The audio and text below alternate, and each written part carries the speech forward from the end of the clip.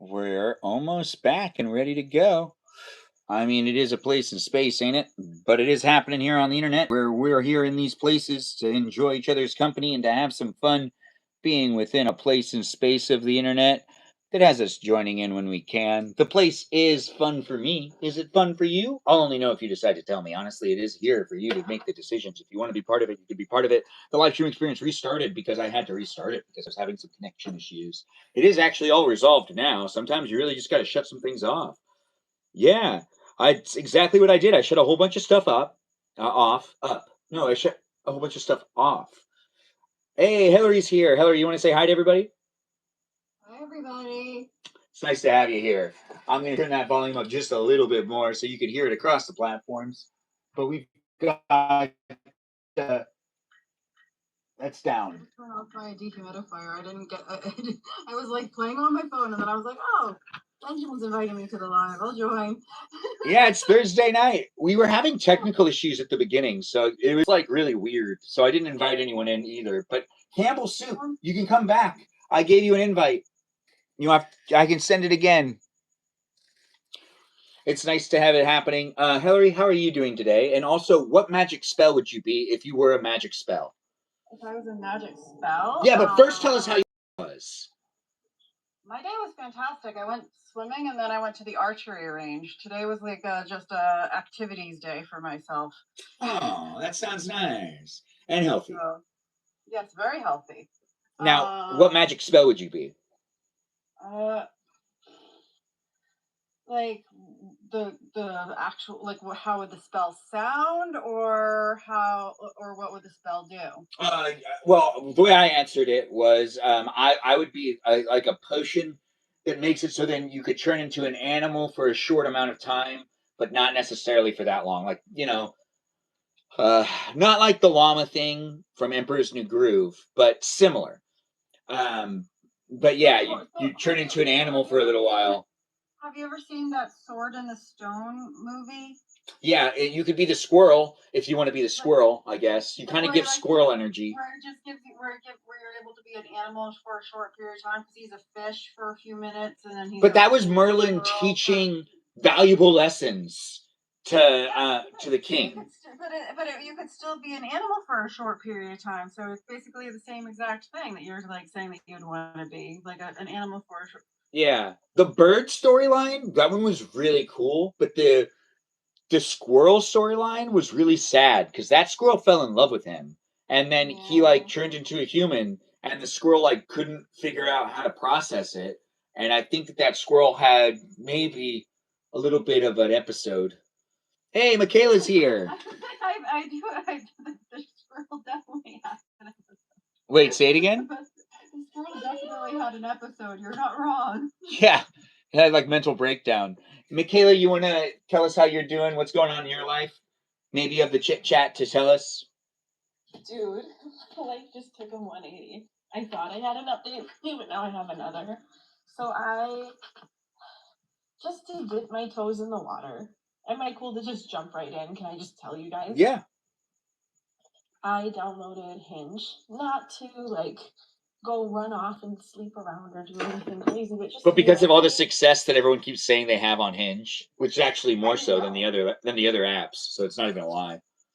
I just googled like wholesome, or I asked ChatGPT like what a wholesome was,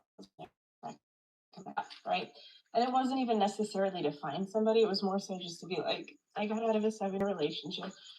What faces like my faces? Does that make sense? Yeah, faces on faces. What can, and I understand personality means much more than looks, so please don't get me wrong when I say I was just curious to see what type of people do you kind of get what I'm implying? Absolutely. I hear you. You're good. What can I say? Sweet, and I'm a very slow burn, grounded, pace yourself, don't rush into anything type of person. I don't romanticize things. I don't go, oh my gosh, this next person's it. Like, I'm very cautious, and for good reason. Makes sense. I started having just delightful, normal conversation with a guy. He's an electrician, has been in that industry for 7 years. And I understand you don't truly know the person, so I will say that. Just a very sweet, seemingly down to earth person.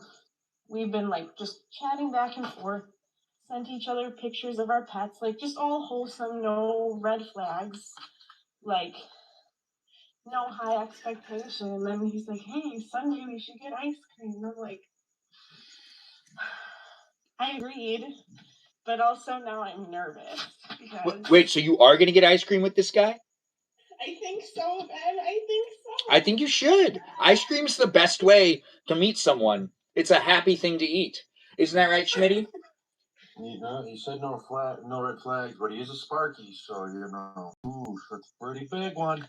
Yeah. So no, tell me more. Give me the whole stereotype, because again, It's cautious. just a joke. It's okay. Yeah. AIDS people hating everyone. It's fine. Yeah. Well, I know, like the stereotype with, for instance, firefighters. Yeah, I agree with Liz. I agree with Liz in the Oh. comment. There's no way that Wherever- Michaela doesn't already share her location with someone. Doesn't everybody share their location with at least one other person right now? Everybody. I do, but I don't know if everybody does, so it's better to like share that idea and be safe than sorry. Actually, yeah, you're right. I just assume everyone does it now. But yeah. We can't assume things, because if you assume, that just makes an ass of you and me. Don't say that. Ah, dang it. It's okay. I've had a college professor that said that. He said my college professor said this, and I hated that he did because it always came up, but it's so true. And then he said the stupid quote that I feel like everyone else continues to say. You hear it once, and it never goes away. Yeah. It never goes away. It's like I worked with this guy that I really didn't like a while ago, and he would always use the quote like, "Not my circus, not my monkeys." So when I hear that now, I'm just like, oh. Can I use? If I start to use it, would you like it again?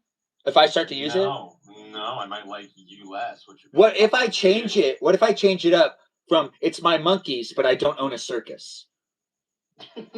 Would you be okay with that? What are you doing with your monkeys? Yeah. Why? Why the fuck would it be in a circus? I don't have a circus. So if I start saying that saying, do you think you'd think less of me and stop watching my live stream? 100%. No. Okay, because like it's my monkeys, but I don't have a circus. I don't love her any less, but I still always tell her like I hate that. So back to the story of this ice cream. So even though monkeys are great and everyone loves to talk about monkeys, when it comes down to this ice cream, when does this happen for you, Michaela? Do you have anything else to add? Place where monkeys are serving ice cream, I get out of there pretty quick. Oh. No, you got to trust monkeys. You got it. I don't trust E. coli or like fatal diseases and bacteria, man.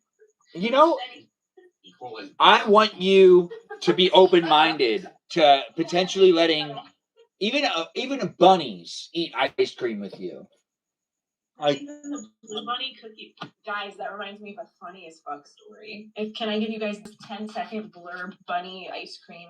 Yeah. Go ahead. You got the floor. As a teenager, used to be able to do really good voice impressions, to the point where my mom, who grew up a little bit in the local entertainment industry, was trying to get me her old talent agent, because she used to be like a model, whatever. Anyways, I would whatever.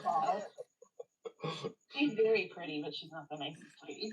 Anyways, I didn't inherit the genes. I got my dad's women's side of the family. Cute, but not model-like. My mom's tall, that kind of. You don't need to do that here, girl. You're fine. You are great.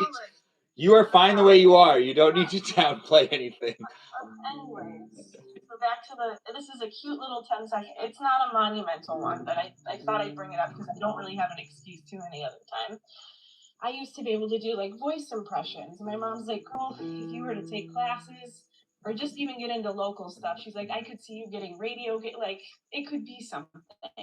Not saying I go to Hollywood, but like I had a little knack for being, So I would. This is the end of my basically 10-second story, but not actually 10 seconds. He said funny ice cream. I would prank call places and put it on YouTube and pretend to be a confused toddler. And one of them was me calling Petco and saying, I can't do the voice anymore because I'm not 15. My voice has dropped significantly. But just picture an extremely convincing toddler voice, how a toddler will start and stop and stutter, combined with like high pitch, just really convincing. I go, my mom's bringing a bunny home and I want to know what food it wants to eat. And then this old lady at Petco answered, said, let me transfer you. A teenager picks up and I go, same spiel. Higher pitched voice, of course, very convincing. My mommy said she's bringing a bunny home from the store. I want to know what food bunnies like to eat. And the teenager goes, she hangs up. Oh, you recorded this and put it on YouTube? Thank you. The joke was supposed to be that I was a confused toddler. The skit was that my mommy, I'm putting up quotation marks, said she's bringing home a bunny, but then blue bunny cookies and cream, which is a brand of ice cream. Oh, Yeah. I don't know what that is. No, I got that. Yeah, Schmurdy. It's not a brand that they sell in Canada, I think. Oh, that would make sense. That does make sense. I had a friend. She called like a photography studio, and was like, she was probably like 14 or something, and she was like, "Do you take pictures of like undressed kids?" And hung up. The police showed up at her house. Oh no, what happened? Yeah, that's crazy. You know how pissed off as a parent I would be? My kid was pulling crap like that. You're an idiot, dude. I would not be like really hard on them. I would make the other parent be hard on them, and then I would be like, I'm really proud of you. Like, You know what? Like that was actually really funny. Next time, like go to a payphone or something though. Like don't use a home phone. remember, if you share a secret here, it's public, so it no longer is a secret, Michaela. Share a secret. Kind of defeats the point of it, I think. Hush. It's not a real secret. Ben can quietly read it. Oh yeah, I guess I could do that. No, not you, Benjamin. But you don't want me to read it? No. Okay. I thought you were saying you could do that to my comment. You want me to read it out loud? No. You can, I guess, but. Well, we can keep secrets here. Secrets? Not from you, from the guy I'm getting ice cream with. Oh, small kisses. When are you getting ice cream? Sunday? Oh, have fun, girl. Sunday is the official ice cream day. That's the best day to get Sunday. That's the best day to get ice cream because of hot fudge Sundays. You know why they call it a Sunday? It's because Sundays are the days that the ice cream was fresh. Are there gardens in your eyes tonight? Is that what you're saying? What? Nothing. An ice cream sundae got its name, the ice cream sundae, because you know what? I don't even know if that's true. My dad told me that when I was a kid. And back in the 90s, when I was told things, no one could ever look anything up. We literally just believed whatever we were told in the 90s. You and I are the same age. Yeah, so I was told that the reason why they're called ice cream sundaes is because ice cream was only fresh on Sundays. And it became more of a thing because ice cream would only be fresh once a week. That's kind of like, I don't know. I don't know if that's true. But, you know, the world's a big place. There's a chance my dad told me the truth. But my dad also told me something about somebody inventing something. And, well, it's not just him. Or was that Michaela? Is Kevin here? No, Kevin doesn't like being here unless he gets summoned. Like someone has to tell him to show up. He won't show up unless you force him to come. Hang on, I can send him. Yeah, he's still loved though. Our Kevin. But he knows I'm here because he sent me a message. I know he knows. He's on his phone. All right. Yeah. I just sent him the live, and I told him to show up in all caps. I mean, Joe Black here in the live stream experience now. Joe Black, you want to introduce yourself? Something I can't remember. I thought ice cream Sundays had something to do with like liquor stores or something are closed on Sundays, so like. Whoa! Is this something that you heard from your parents, or is this something you heard from someone else? I can't quite remember. Let's stick to what our parents told us that might not be true. If you grew up in the '90s. Told me like Santa Claus. No, that doesn't count because there's still a debate that he might actually be real. No, it counts. Santa Claus is 100% real. He visits me every night and he gives me a kiss on the forehead. Yeah. Do you mean the guy who lives in my closet? You like? Strangely like my neighbor. Yeah. There's that guy who always visits me at the windowsill every night. Yeah. Or like, there's stories of that happening to kids, which scares me. Like, Can I ask one more self-centered? It's the tiniest, teeniest question. I wouldn't want it any other way. In fact, you want the center stage? Let's give you the center stage, girl. We're gonna give her the center stage, everyone. She's gonna be able to talk, and it's gonna be fun. We're gonna be here with each other for at least a while longer. Why not have it be a fun place in space where we potentially give the center stage to the one and the only? Wait, why won't it let me do it? It says bring on talents, and it won't let me do start show. No, we don't have to. It's a very well. Then I want you guys to be able to answer this teeny tiny question, and that'll prevent it because it'll be like a locked-in story time. Wait, what are we talking about? Stories or time in stories? Hey, what's up? Hey. It's nice to have the people in the room coming in with the words and the phrases. Yeah, do you want to introduce yourself? Say hello to everybody. Oh, hi guys, it's me, Kenna. Nice to have you here. Yes, hi Benjamin. I hope you're doing well. Hello, everybody. I'm doing well. It's me, the one and only Kenna. Oh, now I know. Yeah. I recognize you now. Yeah. We all recognize each other to some extent, don't we? Yeah. Anyways, Michaela, you had a story you wanted to tell? Oh, no, just a teeny tiny, cute, funny blurb. Right. Yes. Okay. So, my daughter, because me and my husband are, or my ex-husband, he has her for the weekend. I'm not asking this seriously. I'm asking it, one, as a funny thought, and two, a semi-serious thought. He won't tell me everything he does with her over the weekend. We're not obligated to report, but she'll come back and be like, Dad likes to take me out for ice cream.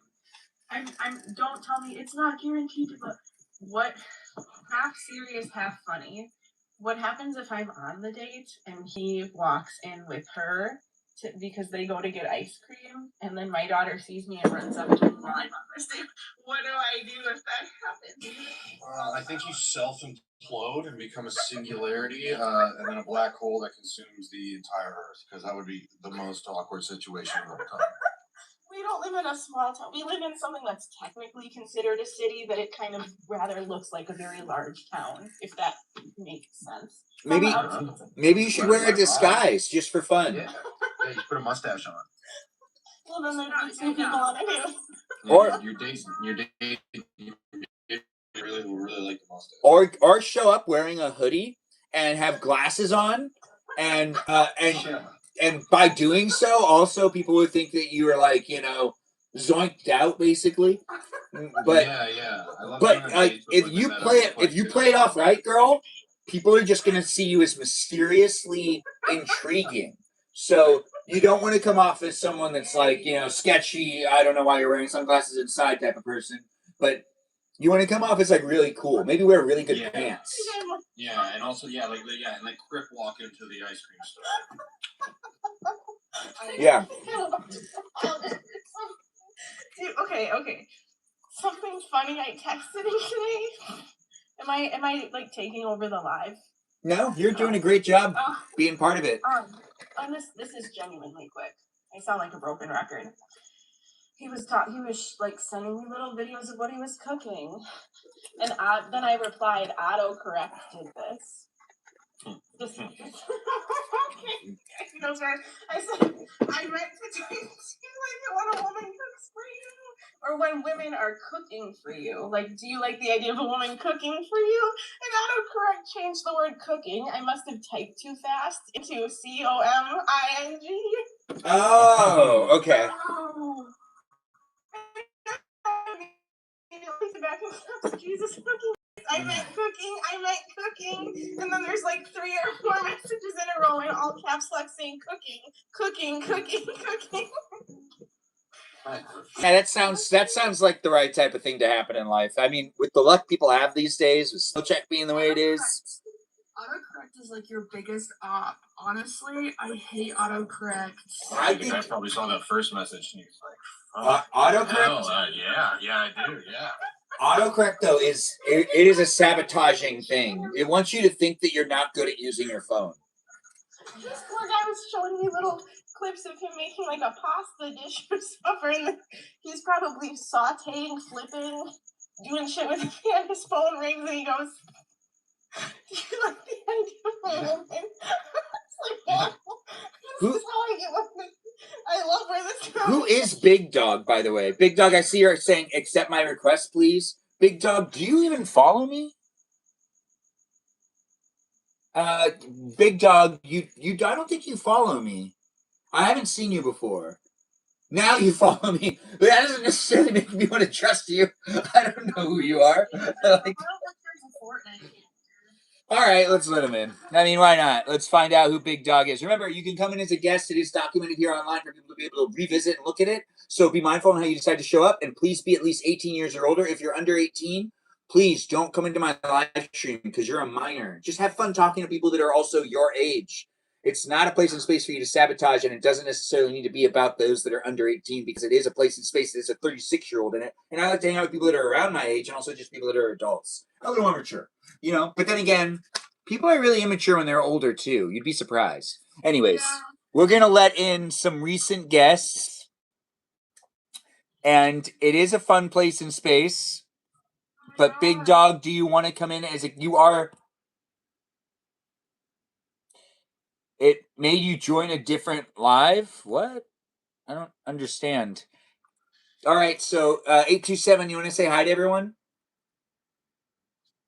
Hey, you guys. How's everyone? Good, how are you? I'm good. I was cleaning all day and I'm just irritated. Well, welcome to it. You could be irritated in here, but I'd prefer you have fun. But, That's you know, true. you do what you want. I'm not going to stop you. I'm irritated of cleaning. That's valid. Well, now you can relax. And now we have Big Dog in the room, too. Big Dog, you want to say hi? Yes. Hi, you guys. My name is Jeremiah. Nice to be here with you, Jeremiah. When it comes down to the place to be a space, it is fun to see you guys come and be within it. It has been here for a little while, but we'll be here for a while longer. It's documented on YouTube, so be mindful how you decide to show up. But when it comes down to the question of the night, I don't believe we had Schmurdy or Kenna or 827 answer the question, or even Michaela answer the question. It was, what magic spell would you be? What was that, Kina? Benjamin, I didn't even answer the question. I was helping you answer your own question. Well, I thought you did answer the question. No. I thought that you said, you're right, you didn't answer the question. I don't have your answer. Get over me, bro. I believe you.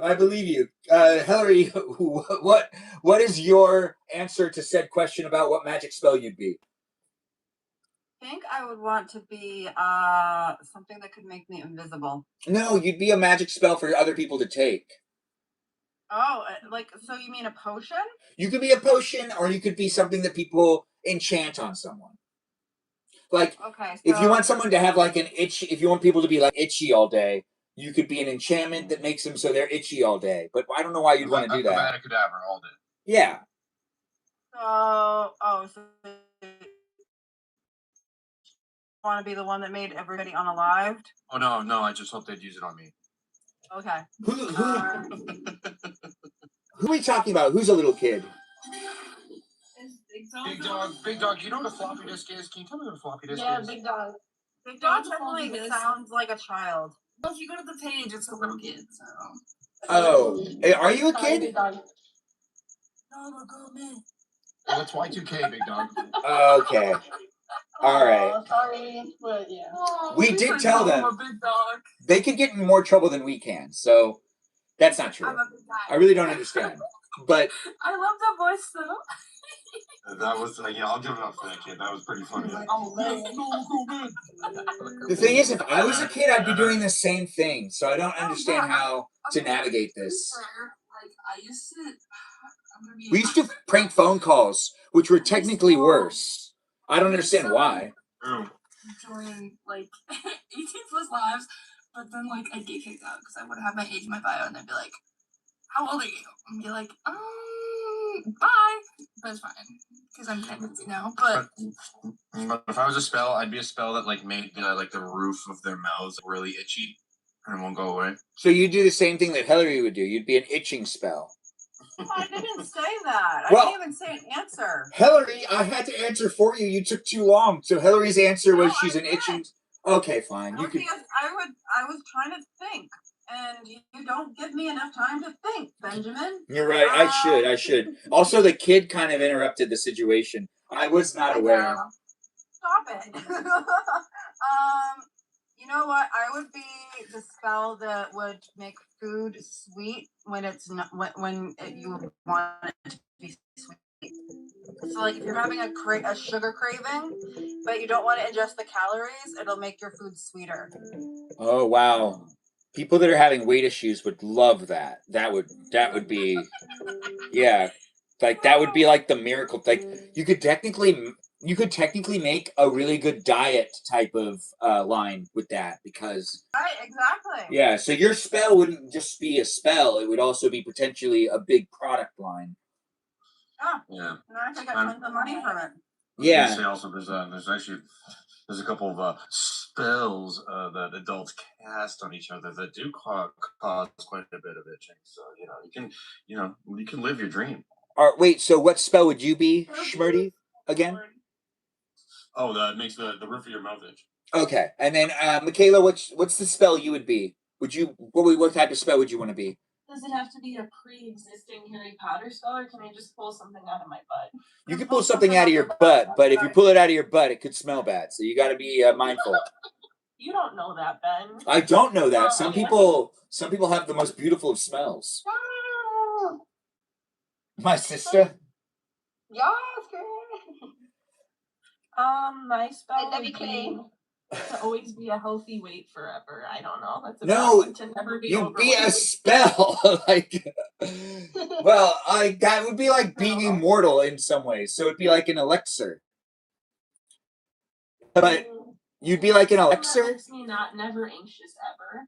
No, it's not for you to take. It's for you. It's like you are that spell. You aren't consuming it. You are blessing people with it. So like you can help other people. But in this situation, you are the spell. Oh Lord, I guess I don't know, to make everyone know their sense of worth and to encompass. So a that confidence spell. So you'd be a confidence spell. Confidence. Ooh, yeah. Self-worth spell, because self-worth is more grounded and consistent. Confidence can come and go with circumstances. But having a solid sense of Self-worth and confidence are very. I think our self-worth is tested a lot, and if you have a strong, confident outlook, you can keep your self-worth in check. But you know what, I changed mine actually. Mine would be Engorgio Extendo. You named it? Whoa.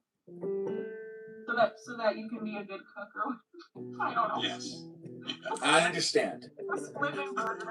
Engorgio Extendo. You'd be an antidepressant? You'd be an antidepressant spell. See how that makes it? So a happiness spell. We have a clarity spell. You know what? Let's move on to Kina. Kina, what's your spell? Oh, I don't know. I think Kenna would say music. All right, Kina. It's okay. That's okay. I think I would say music. I don't know, because I'm a very musical person. That's my answer. So you would cast music? I would cast music, but like if it's Make it so things could become musical. Well, no. If it's like people that I hate, I could like make them listen to like. No, you are a spell in this situation. Like, Oh. so you're a spell. You are the spell. Yeah, you so are the Would spell. you make it so?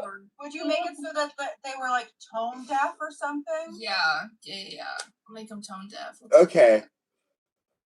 I love this question because it seems like people can't get it right, so it's making it more fun. I want to make people tone deaf. Okay, so yeah, you'd be that spell. You'd be a tone deaf spell. Like I cast tone deaf. What would you? What would it be like? Would it be a potion? Would it be a wand spell? Would it be an incantation? I don't know. Would it be a card? Hey, Peaceful Kevin's in the room. Peaceful Kevin, we're asking questions that you could answer as well. But, we'll get around to you. We have 827 also that needs to come up with a spell that they would be. Remember, you are the spell, not you take the spell. I would say I would be a spell that makes your butt grow uncontrollably. Oh. So like excessive, grotesque. Okay. Yeah, it's a BBL curse. Yes. And would it be lymphedema? Would it be possible to sit down, or would it be like impossible? It'd be impossible to sit down, or would it be impossible to stand up? Possible. You would practically be on your butt the whole time. Okay. Your legs would be up. Yeah, your legs would be up, so you can't walk anymore. That makes sense. Just bouncing around like those. My legs be up all the time, anyways. All right. Oh. That's just how it is. Peaceful Kevin, what type of spell would you be? In what context? So you're gonna be a spell, and in this way, you could be casted on someone. You are not being casted on. This spell does not benefit your life. You are the spell, and you can make someone's life better. You could be like me. I picked. I'd like to be a potion that turns someone into an animal for like 15, 20 minutes. I believe Hillary said that she'd be an itching spell, so she would make sure that. I was sad that Benjamin, you're actually getting on my nerves. Stop it. I'm sorry. I would be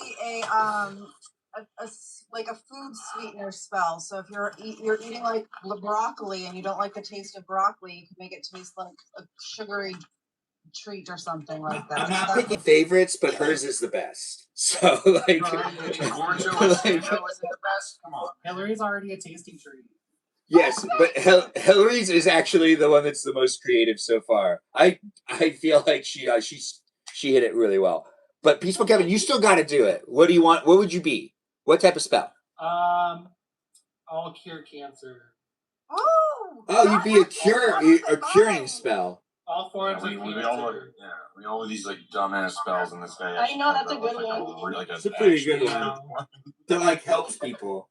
Mine helps people lose weight, but his cures people of like illnesses. So that's badass in the best way possible. I cannot. That's amazing. So there's an observation that this is reminding me of. Wait, what? We don't have to compare trauma. We could, but not in this live stream. Different live stream. In this live stream, let's just have some fun being in it with each other and hanging out. It is here with Tiny Chef coming into the live stream. Tiny Chef, we haven't seen you in a while. Hello. Hi. How's it going, everybody? It's nice to have you here. It's going well. Are you doing well? And do you want to answer the question of what type of magic spell would you be? Not what magic spell would you cast on yourself? Like, what magic spell would you be? Would I be? Yeah, if you were a magic spell. Be that essence of that spell. Get rid of the 1% spell. Oh wow! So you'd be like a Thanos spell. You'd be like an overpopulation spell, but just an overpopulation of rich people, right? Yeah, but then like divide that kind of wealth equally amongst everybody. I don't know. I kind of feel like it could just get erased. It could just be erased for the time being. No, I say like no, divide all the wealth equally, and that way nobody has to worry, and then everybody is okay. Okay, we'll be here for you, Michaela. You come back when you can. I do think it'd be more fun to just kind of restart it, though. You know, like everyone starts from zero, and but you not know, everybody take it will from have a there. mission, though. Yeah, be a bit of a bloodbath. Well, I don't think it'd be that much of a bloodbath. I mean, if we all agreed upon, actually, it would be a bloodbath. Be a bloodbath. Yeah. Everybody has nice cushy cushion. I do. I like that idea, Emily. That's awesome. Yeah. Thanks for being here, guys. Thanks for being part of it. The live stream experience does have 3 open slots for guest night. Come in if you want to come into it. It is being documented on YouTube. We're here in these places and spaces where we did have a technical issue earlier. That's why we restarted. It's not on Twitch, but it is on platforms that you can see. I'm here behind me, and my guests are behind me as well, and you can hear them, and you could be part of it, or you could just observe it, or you could say things in the chat. If you say things in the chat, this is a new live stream, and I already restarted it for my previous live stream. I didn't thank my moderators in this one, actually. That's right. I do need to take the time to say that I got moderators in the room. And we also have bots, programs, algorithms, and AI that are analyzing the live stream. I don't think I said that either. So do be mindful of how you decide to show up, because you are being muted or potentially not muted by bots that are analyzing the live stream. That we're trying to make it a fun PG environment for people to come in from all over the world. So robots, I thank you for being here, and I do hope you enjoy it as well. It does have moderators like Mikey Milwaukee, Joe Javier, Bubba Gizmo Grant, that goes by the name Space Cheese. We also have Peaceful Kevin, who's a guest right here in this live stream. And we got Cake, Juliet, Jamie Lynn, Miranda Rosanna, Mimi Kiki, Just K here, Iris McGrath, and we also have ourselves a Lauren Lilia Jam, and a Noah, and Foxy Tita known as Kajal, and a Lizzie Izzy, a Rem, an Abby, Banana Fan of Fope Abby, and a Watermelon known as Jennifer. Those are my moderators. But it is here in these places and spaces that I do want you to be part of it appropriately and have some fun within it. And do join me in my fan club community experience outside of the live stream experience on the Discord server. You want, read the rules and do show up appropriately. It's an 18+ environment here on guest night and over there on the Discord server. Do join me on Instagram as well, where you can follow me and see what I'm up to over there. But it's all the same all over the place. Just follow me in the places and spaces you want to, and do get to know the others that are in the room. If you want to get to know 827, Tiny Chef, Peaceful Kevin, Schmurdy, or Hillary, now's the time to ask them questions in the chat. They've all answered what type of magic spell they'd be, and some of them, came up with some really good ones. Peaceful Kevin was selfless, which was really interesting to see that. But his name is Peaceful Kevin, so that does make sense. But the live stream experience doesn't have me judging people or picking a favorite, which my favorite was Hillary's, but that's not necessarily important. But the live stream experience is definitely here in these places and spaces for you to be able to engage and interact. The question of the night is, what type of magic spell would you be? Not what type of magic spell would you cast on yourself, but what type of magic spell would you be? We also asked a whole bunch of other questions. Feel free to share, guys. Gorjo Extendo.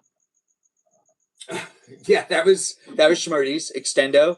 Engorjo Extendo. Mine was basically to make it so food tastes sweet if you didn't like it, if it wasn't sweet. So like if you have like a broccoli and you wanted something like cake tasting, like it would make it taste like whatever sweet food you wanted it to. Ooh. And that way you didn't have to like get the calories, but you could get the taste. And it's going to be a very big brand. It's like you're just like casting aspartame. People want to fly? I don't know if flying would be appropriate as a potion or potentially an incantation. That'd be a rough one as a potion, because what if it wears off halfway through your flight? You're kind of cooked. Yeah. Oh no, it'd be like a drone where it like resets and it goes, "Oh, we need to go back to your place of origin. You don't have enough battery to keep going," and it automatically resets for you, so then you don't you don't like fall to your death. Halfway across the Atlantic Ocean and it resets on you. Yes. No, like automatically is like. And all the reviews online are about how short the flight is, and how you really need to decide like where you'll be landing in advance to keep going, and you need to have a certain amount of potions to make it a certain distance, or you'll never be able to make it there because it'll just keep resetting. Oh, I hope that happens in the future. I would love to see that. Oh my. It's fun to make stuff up, ain't it? The live stream experience is a great place and space for us to have some fun. If you're looking for a political live stream, this isn't that. Even though Tiny Chef loves talking about the politics of cooking, which I still disagree. There are no politics in cooking, but maybe we'll talk about that. Do you guys have any politics in cooking that you think? Tiny Chef, when I say politics in cooking, what do you think? Do I talk about politics and cooking though? No, you don't. You don't. But if you were to, how would you talk about politics in cooking? And be mindful, this isn't a political live stream, so there is a perimeter of what you can and can't say. I did cook a chicken one time, and when it came out of the oven, it said that it was going to vote for Ronald Reagan. So Oh God, There you go. Yep. That works. that's an old ass chicken. Oh. But a chicken nonetheless. I guess any kind of politics would be those who are like, I don't know, equivalent to like celebrity chefs or something like that. That's what I think about, like within politics of cooking, of, you know, if you can be on that kind of level, or how do you get to that level? How do you get to that level? Yeah. Hard work and determination. Yeah. And Exactly. and don't be suspicious stuff. Lots of don't be suspicious stuff. Yeah. Don't you be suspicious. I loved it when that came out. It was so funny. Like, it was. I still sing that with my friend all the time. When it comes to the live streams that people have been tuning into lately, does anyone have any like interesting live streams that they've stumbled across lately? I'm just asking because like, I'm looking for things to watch sometimes. Anybody find anything cool, like a marble race? I seen crazy stuff online. Yeah, me too. I essentially like rage bait myself sometimes and go on like those like insane ones that have like the terrible prompts. I'll go in there and just be mad at people. I don't know why I do it to myself. Yeah. What's It's like cathartic though to like kind of let it out. Not like I go in there and scream, but like I get to go kind of like debate some like some stupidity. So. Yeah. There was this one where I found a bunch of people that were like using that filter, the potato filter. Yes, I love that one. And they were doing where they were all playing the instruments. Yes, where they're all playing the instruments, and then before that, at one point there was also where everybody was using the alien filter, and they were all going. Yeah, the potato one, they're like all it's like listening to like mariachi music, and I was like dancing around. It's so good. I love both of those so much. Those remind me. I know this is gonna age me so much, but like there's those Facebook groups where like you. Like we are ants or something like that. Oh my God, I remember that group. Yes, and it was like, and then like somebody would like would a post giant like a log picture. and then all the has fallen. What should we do? And it's like everybody lift. Yeah. You know what's I've crazy? never heard of that before. Yeah, I've never heard of it before either. That's what I do. Like I'm a potato. Like even my mom and my family, they had to stop me. They're like, you need to stop, Jess. You need to get off of the beat. Stop being a potato. Because I'll get on there. You've been a potato in one of those potato lives? Yeah, and then they even sent me invites like, come on, let's be a potato. Like gear up, let's get ready. And this last week, yeah, we did Michael Jackson. We did Michael Jackson music as potatoes. Oh. I'm gonna follow you, and if you ever get a potato live again, please send it to me. That's funny. I'll send it to you. Thanks for the heart. I love it. I love it. And then we have like a head potato, and she's like, you guys better dance. Like she wants us to go to the right, to the left. Like there's like. I will straight up join you in one of those lives with $3 one of these days, just for shits and giggles. And you know what? Those lives might be one of the purest forms of just joy that a live could have. Everyone's just having a good time goofing around. And then they're like, right. They're like the best. I love those. Yeah, it's like literally everyone's in there just to goof about and have a good time. Potato. Moving about on screen, being silly for a few minutes. And then one time I was in one, and then I was dancing and dancing, and then I smelled burnt because I had put beans to make. And I smelled burnt, and then I'm like, wait, my beans! And then I get up and I go and I have burned my pot and had to throw it away. Oh no. No. I was like, dang. But I was gonna tell you, so Hillary. hot you burned your beans. I burned them bad. I was like, dang. And I was like, where's that smoke coming from? Oh no. Wait, But I was gonna tell you, Hillary, that I'm also on a Facebook moth group where the title is literally we're all moths. Like we're all Oh moths. my god, we're all moths, just like we're all ants one. Yeah, Funny as hell. funny. That's crazy what you said. There's also another one where it's like we're all boomers. I remember the boomers one, and that was like the last Facebook group that I actually gave a shit about being in. That was like not about like buying something. All the posts are just like obvious, like like Google searches. Yeah, and it's like just horrible all caps spelling and mispunctuation. Like, so many emojis, just like the most obnoxious emojis. And it's like the ones that you like have to search for that nobody ever uses. Huh. It's so funny. I love.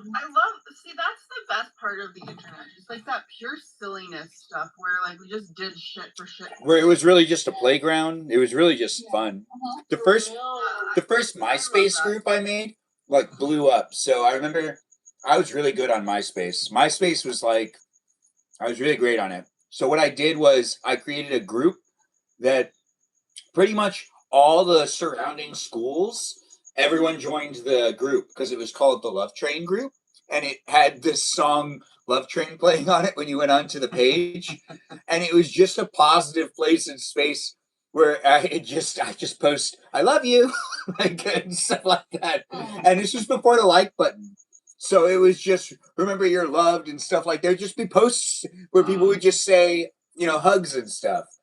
We did that thing where people would like draw something with all of the different what's it called? ASCII.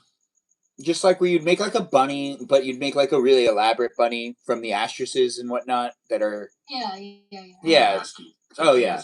ASCII. Yeah, those were really fun. Mikey Milwaukee, we had to cut off that live stream because I was having technical issues on all of the platforms. So just to kind of make sure that the live stream was working and supported across the platforms that they're already on, so we didn't have connection issues anymore, I decided to terminate that one. 3 places is a lot to live stream from. It really is. I'm kind of impressed that you're able to do more than 2. I always think more than 2 is insane. So did you see the ones where I tried to do 4? The what? There's these. Oh, that she said what? Anyways, live stream. I heard that, Tiny. Yeah. It's so there's this one time, or there's multiple live streams that I did 4 platforms at the same time. But the thing was, Instagram really is not. I don't like live streaming on Instagram. It doesn't feel right. It feels weird. It feels wrong. And the people that are talking to me are the people that I know. So I don't. Also, Tiny certified freak since there's more than 2 is too much. So. That's what she said. I didn't say who said it. That's a good point. Yeah, fair enough. Oh, thanks for saying on my shirt. But she always says that. Yeah, it does happen.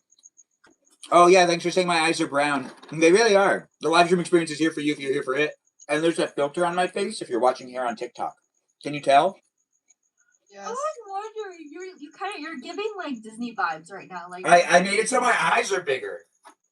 Okay, yeah, you're definitely giving Yeah. the enemy with Disney like Pixar vibes. I mean, I don't see why not. I mean, honestly, though, I'm live streaming across the platforms. I'm on one of those platforms. The filter's not on, but you could see the filter being on behind me. So you can get an idea of how my eyes are bigger. Does it look... I don't know. I can't tell. It's like such a subtle thing. It's super duper subtle, but I can tell. I don't think I like it. I've never done it before. But I understand that people use the filters. And I think that the apps like it when you use the filters. I think that they think that you're trying harder, and they're like, maybe they're a robot. You're using more of their features. They like you for using their features that they put the time and effort into creating, so they want you to be using them. Yeah, that makes sense. Makeup plan now. if you were a robot, how would you be going about living in today's world? Hillary, let's hear from you. If you were a robot today, how would you be feeling about things? I would be both empowered and threatened at the same exact time because right now everybody's using robotic things like chat GPT and shit and they're loving it, but also be threatened because at the same exact time there's a huge pushback and people are attacking it left, right, and center. So you would feel misunderstood as AI or something? I'd be like, yay! But what the fuck? I'm now getting attacked. Okay, well, what if you were like an old iPod? How would you feel right now? An old iPod, I'd feel very, very happy because old iPods are being loved again because schools are banning phones, so people are getting like old iPods again and bringing them back to be used because they want to be able to listen to their music at school. So so those are kind of like selling like hotcakes on eBay right now. Oh, yeah, that does make sense. We have Mikey Milwaukee here now and Jacob in the room as well. We're asking the question of if you are a robot in today's day and age, maybe some obsolete technology, how would you feel today? So that is the question that we're now answering from these other people that are here as well. But I want Mikey Milwaukee and Jacob to say hi to everybody. You guys want to say hi to people? Hello. What up, everybody? It's nice to have you guys here. Thanks for joining in. I believe we'll go down and go back and forth. So Shmurdy, if you were a robot today, how would you feel? Or like you could be an obsolete piece of technology, or you could be an AI software. How would you feel as a robot in today's society? Oh, most of my time I'd probably be looking for John Connor. Really? Like looking for a John Connor? Oh, no one gets the reference. It's Terminator. Yeah, but a John Connor, not the John Connor. Well, they're all you gotta make sure you're thorough. So they're all going out. So would you be a T100 or a T1000? No, T800 was Arnie, right? Yeah, but I think the T1000 is the one from number 2, right? Yeah, but I'd rather be Arnold Schwarzenegger, I think. Okay. You know, honestly, I really like where you took that. You did a great job. 827, if you were a robot today, how would you feel? Would you want to be a robot today, or would you be like, I don't want to be a robot, I want to be a pinball machine? Which would make sense. You kind of get pinball machine vibes. But what would you say? I'd be chirp I've ever heard. Why is that weird? There's nothing strange about that comment at all. I'd probably be like a robot that destroys everybody. Like I want to be big and buff and hit people. Oh, so you'd be happy today? I'd be what? You'd be like a happy robot in today's world. I'd be a very happy robot. I'd be twerking. Okay. All right. Yeah, a robot that twerks people and kills them with their twerk. All right. So we got some pretty good answers right now. We got a robot that wants to do time travel to look for John Carter, and then we also have. Wait, what was Hillary's again? Hillary, what was yours? I said that I said at first that I would probably be like happy because I would be AI, I guess. But then you were like, "What if you were an iPod?" And I said I would still be happy because Oh, right. the resurgence and that. But you didn't pick the iPod. I asked. You thrust that upon me like you keep thrusting upon everything else upon me. But you know what? This one I'll accept. That's another one that's what she said. Yeah, well, yeah, that was a really good. Okay, we've done fantastic so far. We do have some answers already, but let's move on to Peaceful Kevin. We're keeping it PG. It's gonna be fun.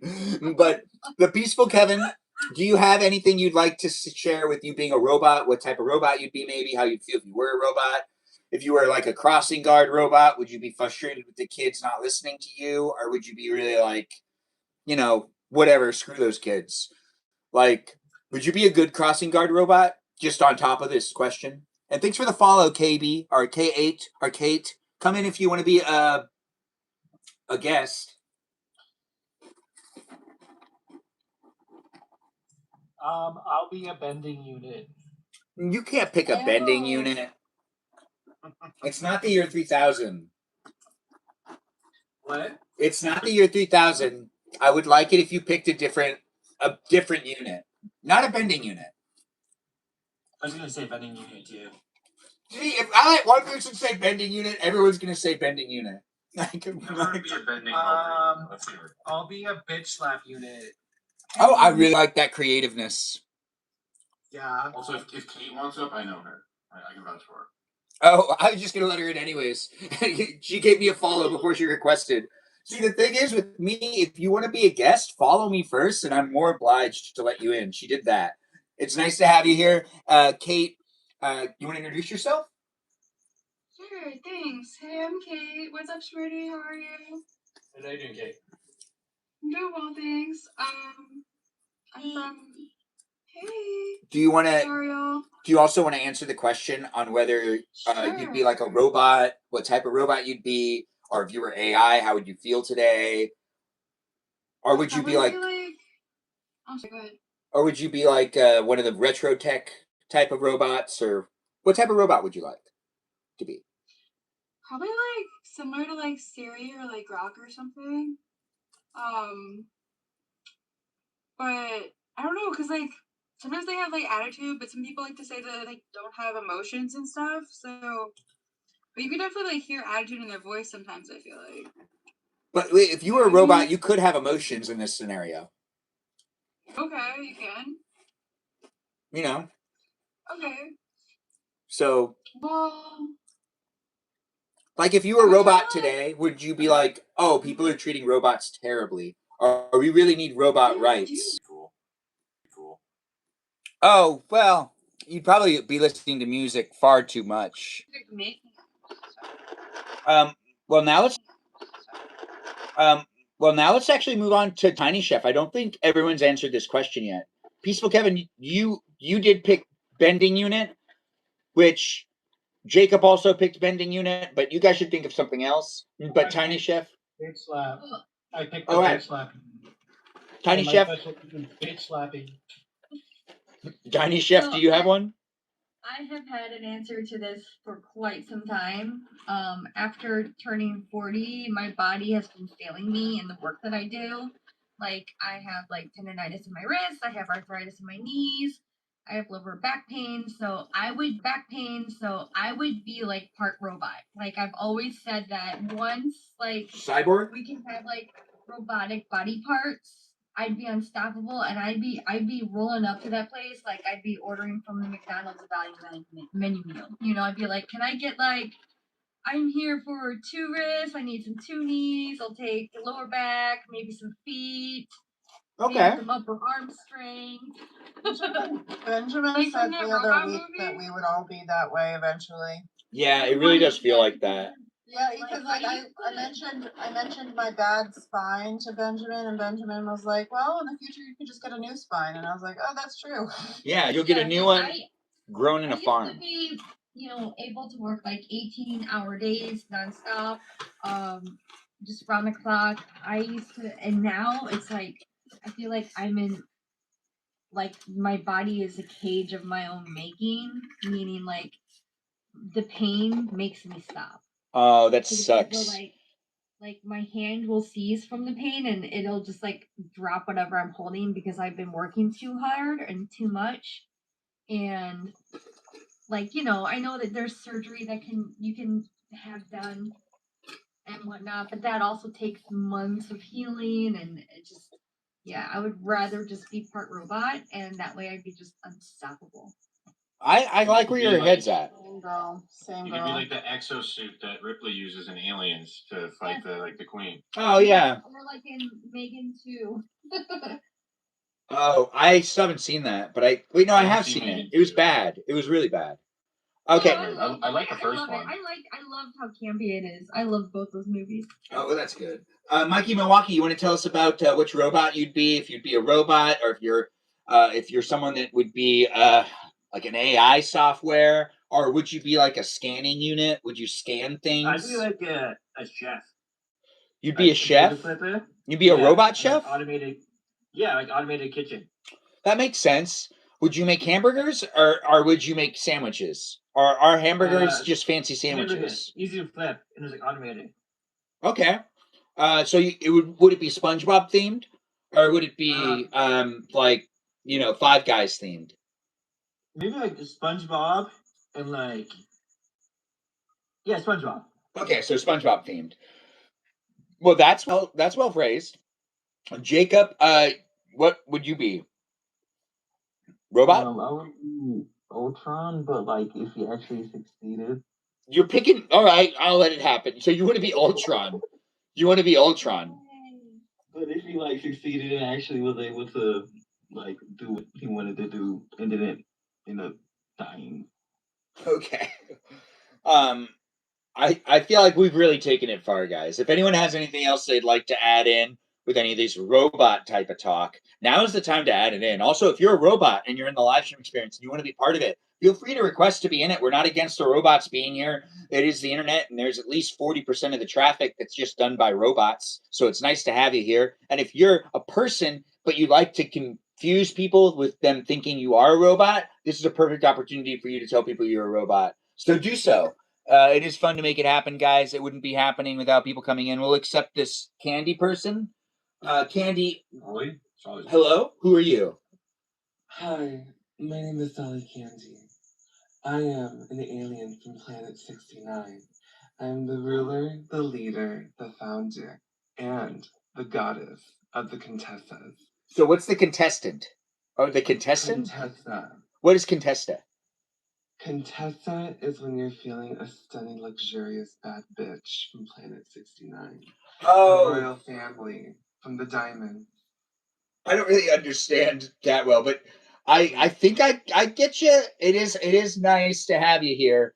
But it is a place in space that's also on YouTube as well. So be mindful on whatever you decide to say because it's documented for you to be able to rewatch it. But it's nice having you here. I'll repeat myself. My name is Dolly Candy, and I'm from Planet 60. Beep!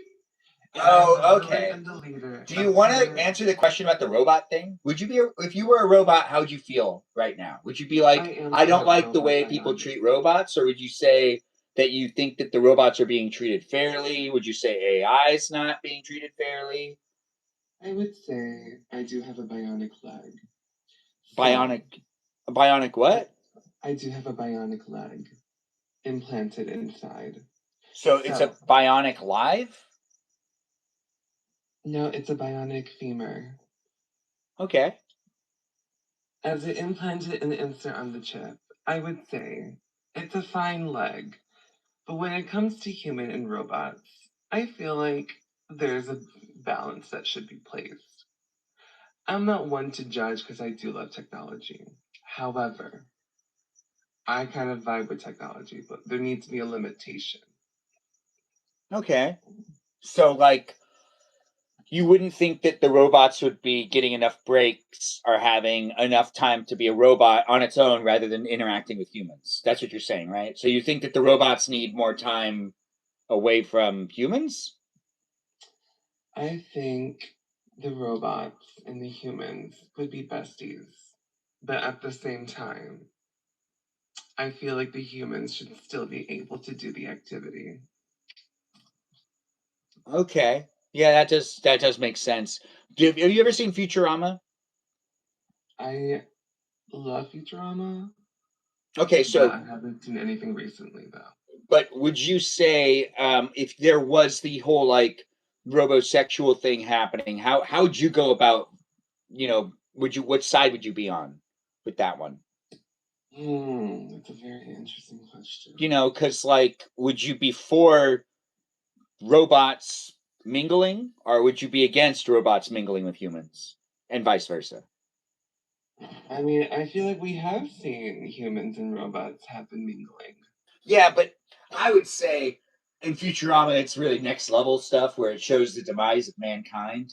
So if you think that that could happen, I guess that's like where you'd lie. Like it could be like they do that little newsreel where that guy Timmy doesn't end up taking his girl out to the show because he ends up making out with his Marilyn robot. So funny. It's such a good episode. I am not promoting Futurama, but in a way I kind of am. This live stream is brought to you by Ice Water, but it also has me mentioning things that are in real life. If you don't watch Futurama, well, why not? We do have guest night happening here. We have Soli, Jacob, Mikey Milwaukee, Tiny Chef, Kate, Peaceful Kevin, Schmurdy, and Hillary in the live stream experience. So be nice to them, ask them questions. We'll be here for a while. It's a PG live stream experience, but it is here in these places and spaces for you to be able to revisit and come back to it. But it does happen to be a place and space that has humans in it. So we're figuring it out as we go along. But if you're a robot, feel free to come into the conversation and have fun with it. And yeah, it's not a wig, but I do appreciate you asking if it is. It's a fun place and space, guys. You get to know me as I do get to know you, and have fun being part of it. Does anyone have anything that's been on their minds today that they do feel like this is a place and space to bring it up? I do. I gotta get going. I just wanted to stop by and say hi. It's been a minute. Well, I'm gonna miss you. Is there any other questions we have for Tiny Chef before Tiny Chef leaves? Tiny Chef, everything's been good. You've been taking care of yourself. Yeah, I'm back at work, running a new special this weekend, and I'm tired. You were able to get over that sickness of yours? I've missed you. It's good to see you. I've missed you too. I missed all of you. It's actually really nice to have you come in. So it's really nice to see you. I love your voice. I love everybody here. Y'all are amazing. And if we were in the ant colony, we'd be lifting AF. So everybody, We really would be. We would be lifting the biggest freaking branch ever. Yeah. That's on the pastrami. Everybody get good sleep tonight and then eat something extra delicious tomorrow. Okay? I think we have one question for you. It looks like we are asking if you make any like snacks. Do you have any really fun snacks? Yeah, I make all kinds of stuff. My special this week at my restaurant is a Korean quesadilla. And What's in that?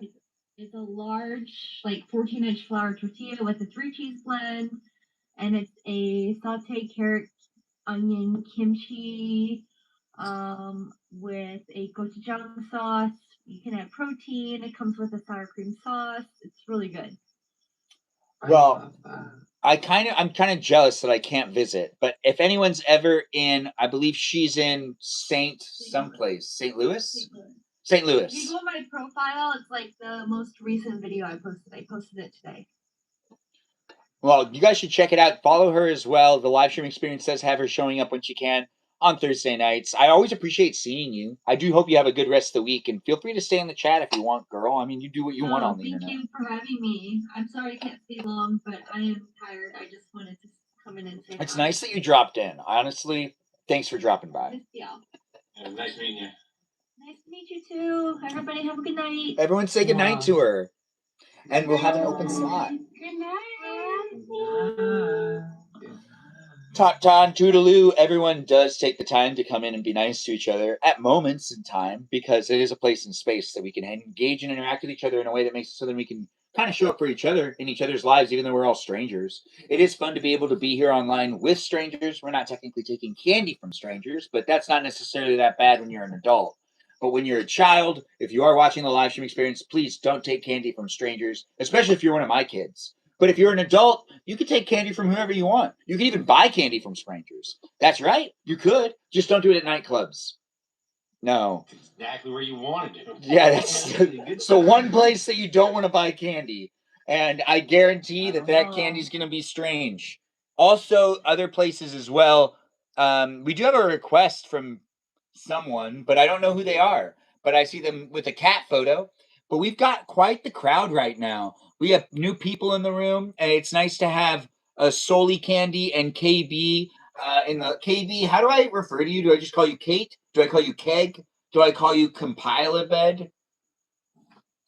You can call me Kate. What? Why does it say Compile-a-Bed in your name? It's complicated. Oh, well, that does make sense, actually. Anyways, Compile-a-Bed sounded cool too, didn't it? The live stream experience has some great people coming into it and being within it. You're allergic to cat sneeze? Interesting. Or cat knees. I don't understand what you're saying. But I do appreciate you being here. Yeah, I do. Even with that cat knee saying. I'm not sure what that means. But the live stream experience has one slot open. Do feel free to come in and be that person taking the last slot if you want to be. It is a place and space for Jessica Cat.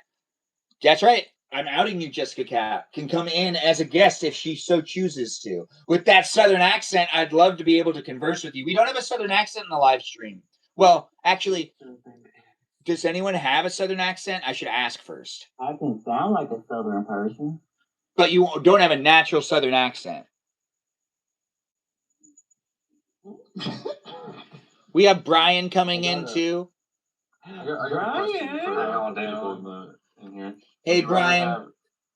Are there sharks for hands or chainsaws for hands? Well, I mean, when it comes down to it, if you have sharks for hands, they are going to have their own personality. So you're going to have 3 personalities. If you have chainsaws for hands, they won't come with personalities, so you won't have to deal with that. So you're not just answering if you'd have that for hands, you're going to answer the question on whether you want multiple personalities or if you'd want to have one personality and just chainsaws for hands. Or if you'd want to have the multiple personalities with the sharks. If you have the sharks for hands, how do you breathe? Like, do they have to have gills? Can you breathe underwater too? Oh, if you have sharks for hands, I would assume that you don't live underwater and that there's going to need to be some medical science to keep you alive. You'll probably be on a lot of pills every day. Okay. I would assume. Like those nose tubes or something with like the water going on or something. Gill tubes, maybe? I don't know. Gills? Yeah, don't sharks have gills? I mean, if you could get gills, we have an open slot, but that's really just because Mikey Milwaukee left. Mikey Milwaukee, where are you? Where'd you go, Mikey? Anyways, Mikey's one of my friends in real life. He has other names as well, but he is a man-child, and that's what we refer to him as. Oh, Jessica Cat, it looks like Mikey Milwaukee has stepped down as the moderator that he is, which is greatly appreciated when the moderators take the time to make sure there's a slot open for others to come into the room. And Jessica Cat, you can now come in, and I have invited you. So you can be here if you want to be here. The live stream experience is here in these places and spaces with Jessica Cat joining us. Jessica Cat, you want to say hi? Y'all are scaring me. Oh, look at that. We scare you. I'm so shy. Like, I'm about to pass out. I promise I don't bite. I'm just levitating in my pink spaceship right now. Look at that. And when it comes to you being in the room, girl, do you want to answer the question if you'd be a proud AI software right now?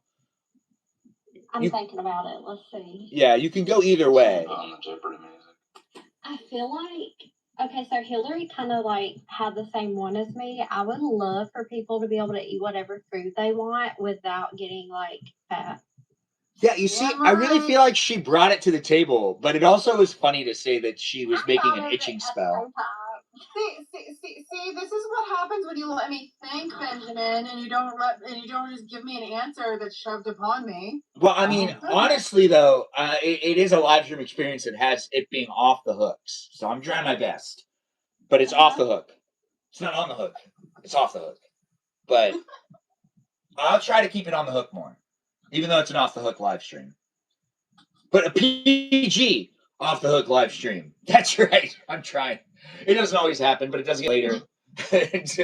But having that be a perimeter makes it easier for us not to get too crazy, because I don't really have the ability to get into the 18 plus type of conversations in general.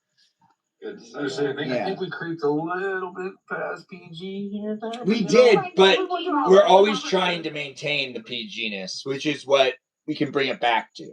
When you maintain, you maintain. So when you maintain, you maintain. And then when you maintain, you make sure to maintain. So that's how you maintain. I mean, yes, if we want to use the word maintain redundantly. I didn't follow that. Yeah. Sully, I vouched for you before you came up, and you're hitting me with this crap now. Like, this is... maintain. Maintain? I was working on my music schmurdy, and I was literally watching the Lady Gaga Mayhem Requiem. So it's also midnight as well. So I'm just, and I'm just levitating. So, I mean, when you see me at 5 a.m, I'm about to turn into Liza Minnelli. Jazz hands! Fair enough. Wait, oh yeah, what time zone are you coming from? I'm in East Coast. Okay. And then, 10:36. Dang, it's only 10:36 for me, but I get it. It is later for people in other parts of the world, especially in the country that I'm within. Yes, I'm actually in between Brian's apartment and another apartment. I'm just looking at the walls right now and I'm talking to the bed bugs. Well, that sounds not bed bugs. Yes. Please don't stay in my apartment. Yeah. It's 10:36 in Alabama. Well, that makes sense. No, it's not. It's 12:36. You're right. You're right. It's 12:36 in Alabama. I read it wrong. It's all right. Late. Mistakes happen, but That's true. it's good to eat steak too because it helps you make mistakes less. It's the best way to actually make it so that you make less mistakes is if you eat some steak. You got a call, KB? Are you going to come back and be with us? Oh, you got to go. Well, we've lost KB. She's saying goodnight to us. It is nice. We didn't get to know her too well, but we'll be here next week for her to be able to join in, and she's a new follower, and I do appreciate her coming in. Whether she's a robot or not, she didn't disclose that, but I would assume... Are you a robot? You want to tell us if you're a robot or not? You can always come back later, too, but if you do want to say if you're a robot or not, I'll give you a follow back. Joe's here saying goodnight. Joe's in the live stream? No way. We got our mods here hanging out, having a good time. Yeah, with 5K likes. It's gotten pretty crazy. So let's all enjoy each other's company. Whether you're a robot or not, I can follow you back. Oh. You're not a robot. I didn't know that about you. You said hi, but I ignored it. I don't know if you said hi. I don't see it. But I don't know when you came in. No, I don't. But I do appreciate you being here, Joe. Normally I see it because my moderators are marked. So it normally shows me, but sometimes it doesn't. You're a bot only in the AM, not coffee. Yeah. Oh, I get what you're saying. Anyways, the questions will come out and we'll have some more conversations today in this place and space. But if anyone has any questions for those that are in the live stream as guests or even myself, the chat is a great place to ask those questions. Just help me keep it PG. Let's not make it political and let's not bring religion into the live stream. It is a place and space that we can talk about robots to a certain degree, but robots have feelings too, so let's not necessarily disregard it. It is nice to have people come in from all walks of life and have fun being in it. Mikey Milwaukee might still be here. If he is, you can get his attention. We have Joe and Mikey Milwaukee potentially part of the conversation.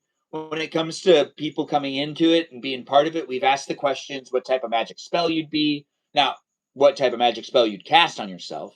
But we did ask that question. And we also asked about the robot thing. What type of robot would you be if you wanted to be a robot? Or if you were a robot, how would you feel today? Would you be like, I hate being a Tesla? Or would you say to yourself, I'm a happy Waymo? I'm not sure. But the live stream experience is a great place and space for you to tell me how you'd feel if you were a robot. Maybe you'd be a simple program. Maybe like a garage door opening program. Maybe you'd be a garage door opening program. I don't know. I'd like to be one of those Roombas. What was that? You'd be a Roomba? I'd like to be one of those Roombas. Do you want to hear Brian's answer for what spell he... Wait, what type of spell would who be? Jessica Cat, what type of spell did you say you'd be? A spell? Oh, right, the spell. Where people can eat whatever they want and don't get fat. Because I want to eat marshmallow fluff every day. Are we talking about Harry Potter? Wait, you don't eat marshmallow fluff? I thought you said you want to eat marshmallow fluff with me. I was addicted, so I had to stop. Can you buy some for me, though? Yeah, I can buy you some, but I can't eat it anymore. But, like, you'd have to eat it for me because I'm obviously not there with you. Okay, I'll do it. Okay, good. Alcoholic, like, hey, can you head to the liquor store for me? Jesus. We've got Mikey Milwaukee back, too. If you haven't answered any of the questions, just chime in and throw your answer out there. If you want to say what type of magic spell you'd be or what type of robot you'd be, now's the time. I want to be a frother. Oh, what? You know those like the mixing thing for like the coffee. Yes. Yes. Yes. That sounds fun. Because I want to twirl and I want to do some dips in the voguing stand. I want to cut to the cut dip, cut to the cut dip. Yep. And just want to froth. Yep. I don't know if I know what to talk about. You know, let me tell you something. A nice iced latte with caramel and cookie dough. Yes. I love Yeah. that. That does sound good. back to Relations of the Frother. Just think about the iconic and the twirl. Thank you, Mari. I love you. I'm alright. So I can't think of much like it'd be like a punishment on your soul to be a garage door opener forever. That sounds Yeah. brutal. Well, to be honest, though, I feel like you'd live a good life if you lived in the right area. Like, if you're a garage door opener for, like, a mansion, you'd see some pretty great stuff. But if you're a garage door opener in, like, the middle of nowhere, you don't see anything at all ever. My garage door opener, you know, really works sometimes in the winter and it's really cold. Well, I mean, like to be one of those lights. you don't have to be a garage door opener, but you could if you wanted to be. But if you were, it would be, how do you feel about being a garage door opener? Like, so if you pick it, you just got to tell people how you'd feel about it. Which I guess you'd feel not great about being one, Schmurdy. Is that right? No, I would not feel great. Okay, I like that. That is great. Brian, the short story, I have no mouth and I must scream. It sounds like that. Brian, I'd like to hear what type of magic spell you'd be. Would you be a puppy dog magic spell where you turn things into puppy dogs? That sounds nice. I'm not too versed in the ways of magic, so if I were to be spell, it would probably be one that got my dad back into my life. He's been gone for a number of years. I'm never vouching for anyone else to come up in any of these lives. We got a question from YouTube. YouTube wants to know who people like more, and all of the guests, do feel free to chime in. Is it Prince or Michael Jackson for you? Oh. So who do you like more? I have to go with Michael Jackson, even though I do like Prince. And yeah, Mikey Milwaukee's answered. I've answered. Anyone else want to throw in their answer? Prince. I like him better. Wait, Prince like the one with isn't Thriller still like the top selling album of all time? Yeah, it is, but it's also the best Halloween song ever. Because my favorite holiday in the world is Halloween, and I make Halloween my bitch. Michael Jackson. Okay. Even though Prince kind of gives off, I'm an always Halloween person too. I go to Salem, Massachusetts every Halloween. Michael Jackson. Michael Jackson is a super common artist for Halloween festivities in general too. When I was in New Orleans during Halloween, it was playing probably every 15 minutes. There was somewhere that was playing like Thriller. You do have to consider Charlie Murphy's story about Prince, dunking on them and then serving pancakes after. So, Prince was a baller in the most literal sense. I do appreciate people coming in and being part of it. If you think you can fly, I don't think that you should try. But I don't know you. So honestly, you could fly.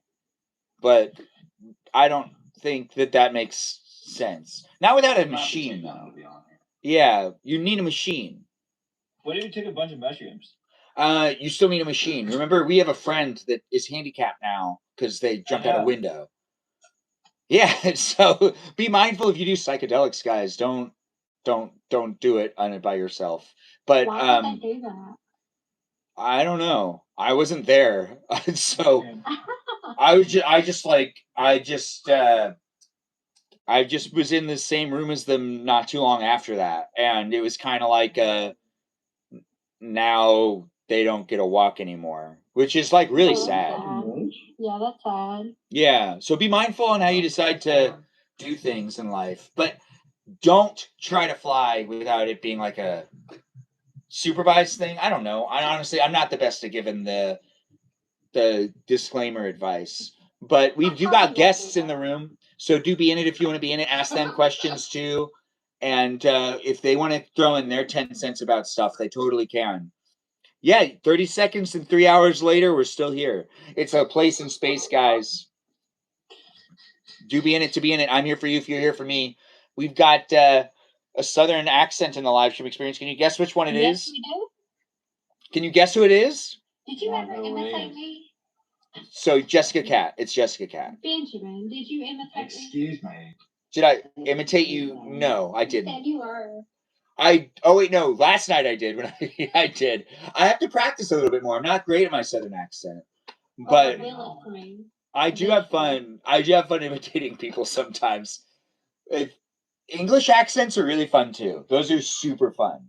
If it And offends me, I'm blocking you. it's okay. You can block me even if it doesn't offend you. You can do whatever you want. It's a free country. But it is also a place in space that I've already found out that you like to block people. You were like, I block people left and right. That person said my purse didn't look good, blocked them.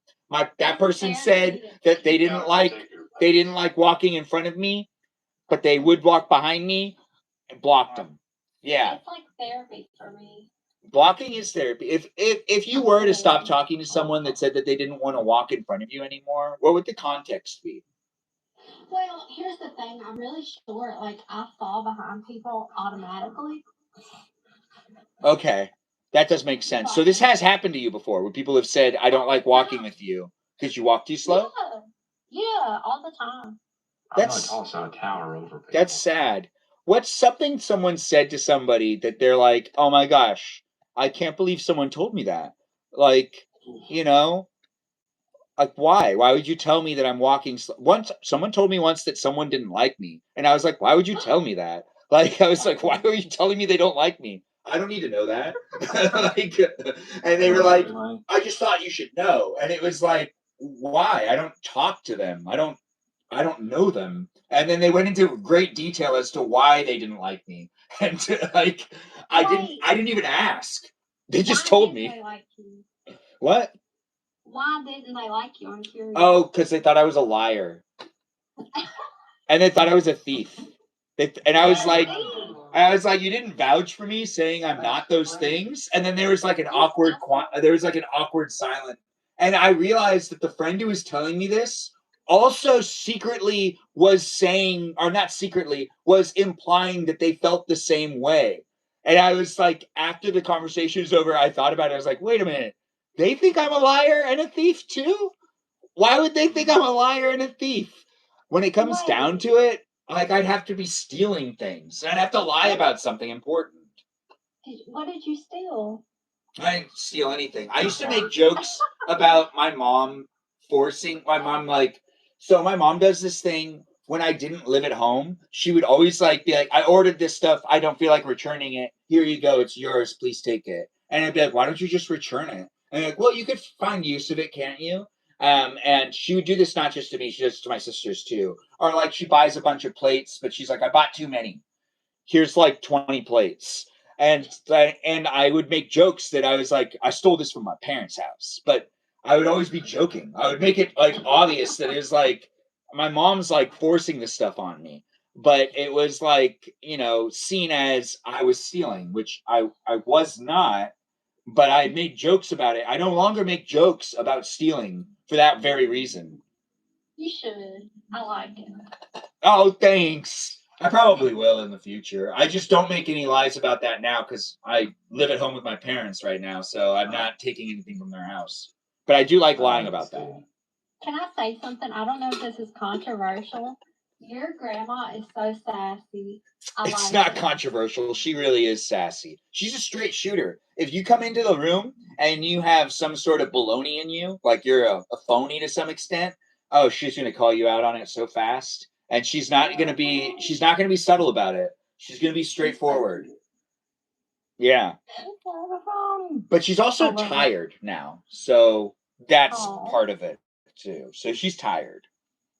So she can't necessarily keep up with the sassiness that she has. But yeah, were you guys listening when she was telling me how I did certain things wrong using garlic when I shouldn't have and stuff like that? What did you do with garlic? I love garlic. You can't use garlic on deviled eggs, is what my grandma says. Oh, Jesus. I've done that before. I love those things. Yeah, but once you make like 5, you realize how easy it is, and then you're like, wait a minute. Why aren't I doing this every day? I don't know. I'm not you. Big brown, smother them a little bit. Thanks for calling me handsome. Well, the place is a space, guys. Do ask the questions. Be within it. If you do want to ask a question about anything Harry Potter related, we do have an expert in the room, so that could be helpful. But that depends on what you're looking for when it comes to conversations and live streams. If you're watching my live stream on TikTok and you're saying that guy's using a filter, I am. I'm using the filter to make my eyes look bigger. Is it looking good? You could see it on YouTube because the TikTok live stream's on the TV behind me. So you can form your own opinion. Do my eyes look better in one place or the other? Here or here? If you're on TikTok, you're looking at it both. But if you're on YouTube, this is what my eyes look like here. That's what my eyes look like there. Which is better? Is it subtle? Is it beautiful? I didn't notice it is beautiful. I think it's beautiful. I honestly don't. I don't see the difference too much. I don't think I like it either, which is weird. It's fun. I think it's fun. It's different. I think it's stunning. It's very couture. Does it mess with my eyebrows? Does it mess with my eyebrows? Little. Wait, do a little like twirl. It does a little bit. I can't do a twirl. I'm sitting in a chair. No, Oh. Yeah, I get you. You want me to do that, right? Oh, wait, no. I don't have long hair anymore, so it's really hard for me to do this. It's like, that's what you're asking me to do? A head twirl? Am I allowed to show, or should I not show? Show? What do you mean? Turkish? No, I'm not Turkish. I'm Armenian. But thanks for being here. Wait, so do you want me to do a twirl? Well, I was gonna say, do you want me to turn on the camera and I can twirl? Yes, you can always turn on the camera. That's always an option for anyone to do. You can do it whenever you want. You can also use your microphone if you decide to use your microphone, guys. That's right. Marsha, can you turn on the camera? Marsha, why are you not? Marsha, turn on the camera. Marsha. Marsha. Sorry, my assistant's not turning on the camera. I do like that movie or the TV show The Brady Bunch. Marsha is in it. Well, it's not that Marsha. Marsha's like my old robot computer. She's like very ancient. Does she have feelings? Huh? Does she have feelings? No, she unalives a lot, and then she comes back and she goes. So are you talking about the robot? Yes, her name is Marsha. Hi, Marsha.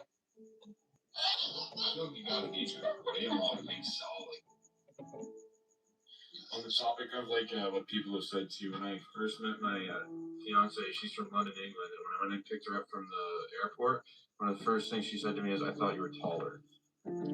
Yeah, well, to be honest, people seem really tall in general, but then people are shorter than they happen to be, but tall still, nonetheless. But short. I actually am taller than people think because I'm 5'10". You're 5'10"? Yes. I would have never guessed that. I'm 6 foot. So How tall did you think I was? What do you want? I don't know, not 5'10". Yeah, I'm very, very tall. I'm a giantess.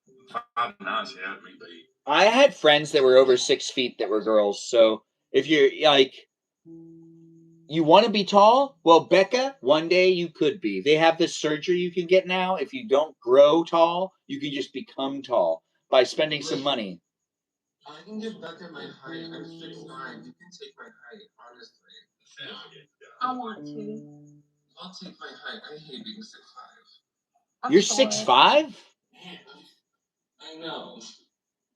6'5" sounds inconvenient. Give me some inches. I'm struggling. It's not great being short, but I'm not going there. If you were able to, Come on, man. you're 5'3". 5'3" is a good height. I think there are people out there that would love to be 5'3". We have someone that was just saying they don't want to be 6 something. I want to be 5'3". Like that 5'2", 5'3" is like my favorite height because you can fit inside. Would you get a height reduction surgery? Well, technically, I can't. Why couldn't you? Because my bionic leg, my implant. But no, if you were to get a surgery that you could get, would you get the surgery to be a 5'3" person? You just modify her leg. But I feel like the problem is I have seen, because I know there's surgeries where you can extend your height, and those surgeries I do not recommend because it will affect a lot of the ability of your walking and your mobility, especially even if you're doing a reduction, that's not going to do well. But if you're rich, couldn't you just spend more money to make sure it's comfortable for you? Rich? Well, there is, wait, because this is the tea that, wait, this is the tea. Wait, what? Sorry, I just got I need to tell you the tea about, I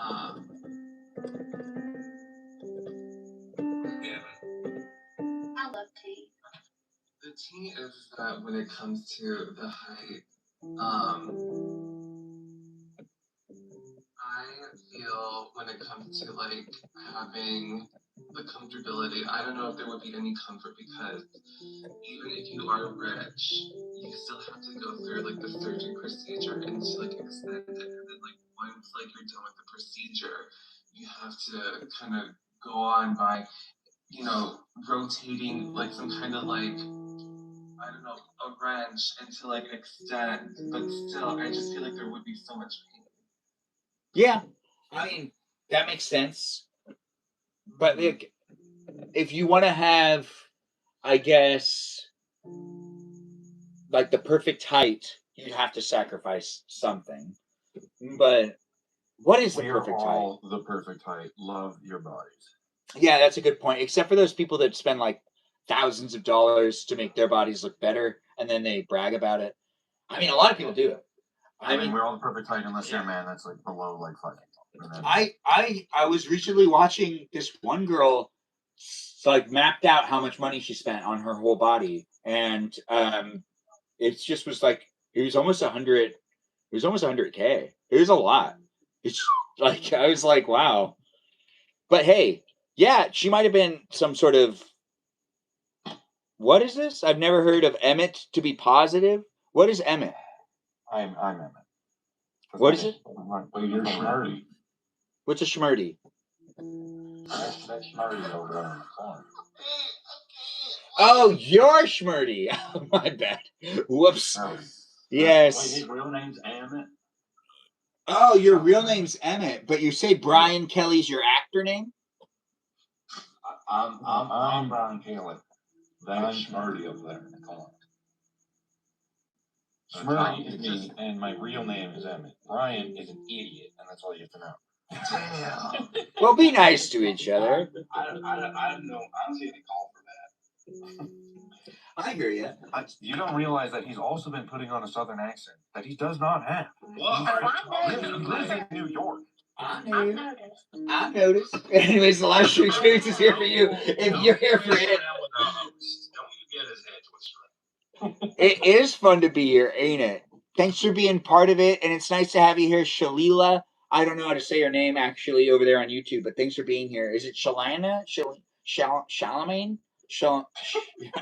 I can't. There's just too many letters there. But the live stream experience is here. Yes, it is nice to have the adorable smart stuff happening.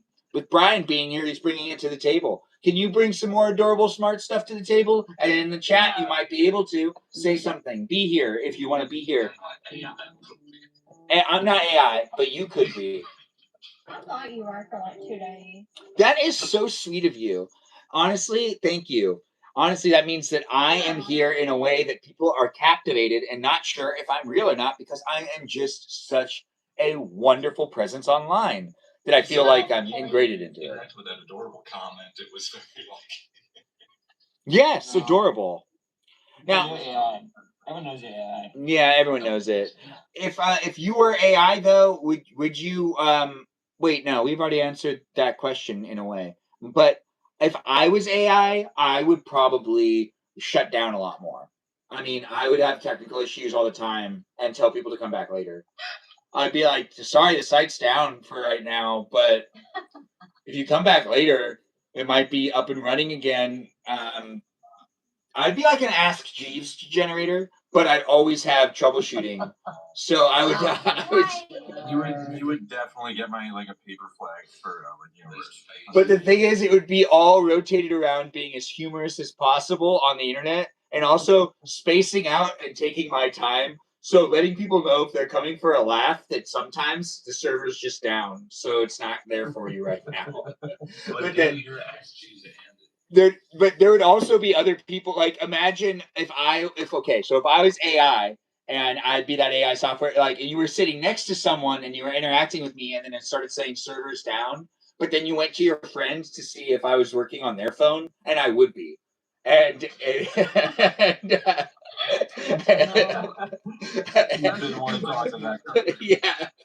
And then they'd be like, wait a minute, what happened? And there'd be some people where I'd like only give them like 2 minutes a day, maybe. And then other people, I'd let them be there all day. 2 minutes. I know 2 minutes. Just 2 minutes of me. Yeah, and you'd be like, wait, I want more. And I'd be like, cannot compute 01001010011. No way. Thanks for the gift. I do appreciate that. It is nice. I know which AI I'm gonna be. I'll be Angie's List. You'd be Angie's List? That is so creative. Ugh. What was Angie's List again? Is that the one that is like a Craigslist? Which one's Angie's List? Girl, we are not like Craigslist. Not in this. Not in this. I'm trying not to cuss. Not in this. Yeah. Oh my god. It's a really long time. Yeah, 2 minutes is a really long time. I've said that before, and he keeps quoting me on it, and I really don't know why. Well, I mean, yeah, 2 minutes is a really long time. Have you ever been watching something and you've looked at your clock twice and realized that not even 2 minutes have gone by? Happens all the time to me. And I go, man, this video must be really boring. If I check the clock twice, it still hasn't been 2 minutes. Have you ever done something for 2 minutes and there's still no reaction? Yeah. Step up your game. I'm joking. My girl would disagree with 2 minutes being a long time. I do want to shout out real quick, Brian. Brian's my homie, and he's a stand-up comedian. So go check out his stuff. He's a really funny dude. He's really good. Oh, do you got multiple platforms you want to promote, Brian? Because you totally can here in this place in space that's documented on YouTube. If anyone happens to be in New York, I have a show at 6 p.m. Look at that, guys. You looking for a show in New York? We got Brian here. He'll give you those details. Also, do you have other platforms you'd like people to follow you on? Just this and Instagram. Brian Kelly was taken on one word. Wait, Brian Kelly was taken, or that's yours? It's literally Brian Kelly was taken as my Instagram handle. Oh. Well said. Give him a follow and come hang out in lives with him. I go to live, any live he's in, I love going to. He's also just a great guy to chill with and talk to. So. I'm red. It's nice to have you here. I can confirm Brian's lives are like the best lives to hang out in next to this live right here. Oh, thanks for saying that. There's tons of people going in there, and then he also lets crazy debates happen every once in a while. Crazy debates. Super similar vibe to this live right now. Well, have you watched my live stream before, or is this your first time you've been here? Liv Smurdy just sent me an invite, and curiosity just beckoned me in here. Well, welcome to it. Have you ever been in a live stream that's also documented on YouTube at the same time? No, I don't think so, no. Well, remember it is. So, don't forget about that. As you know, I've been documenting everything he says on the internet. Yeah. Boy, oh boy, do I got a case. I know, right? Just be careful. You also, those friends you have that you think are looking out for you, they could be just piling up information against you to use it against you in a social situation. So be mindful.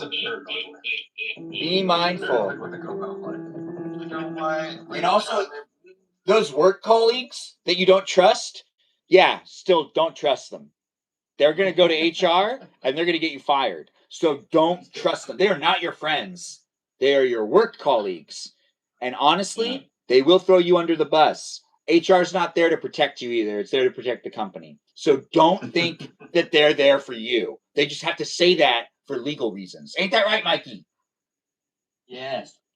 Yeah. I told you that. I'm not even Brian's work colleague, but I'm still going to HR. Yeah, no, Mikey Milwaukee is one of my friends, and I went to HR once, and Mikey Milwaukee's one of the friends that was like, why would you go to HR? Honestly, it made things way worse. Don't go to HR. What? Why did you go? I was being bullied By who? by a superior. And I made my case, and I had so much evidence, and they couldn't do anything. And then they flipped it around, and I was the problem. So like, Sad. yeah, it's all really well documented. So I felt like I was taking crazy pills, but a therapist was like, "No, you were good. You took screenshots of things, you saved emails. Like they made it so you were the problem and like you could have a case." But here's the thing. It's a church, so if I tried to bring it up in like any sort of legal battle, since it's a church, it's really hard to like even win even if you are in the right. Because like Are you a little bad? that's just how it is for churches and Non-profit. religious organizations.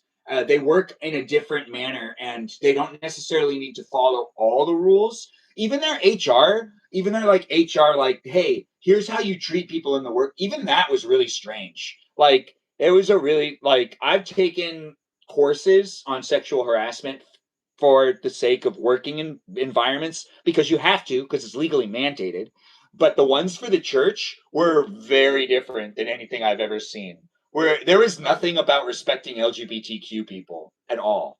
Like that was just not in there at all. It was just like completely out of it. And I was like, am I missing a section? And I was like, wait, no. And then there was someone who was like, wait, how is it different than the ones that you've taken before? And I was like, well, there's like an entire section missing. So it's like that's how it's different. Like it didn't.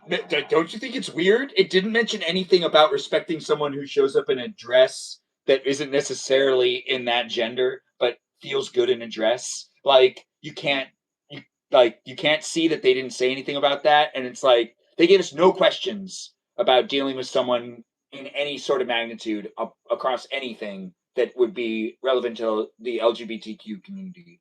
But Kind of it's essentially just whispering at you, like, actually attack those people. yeah.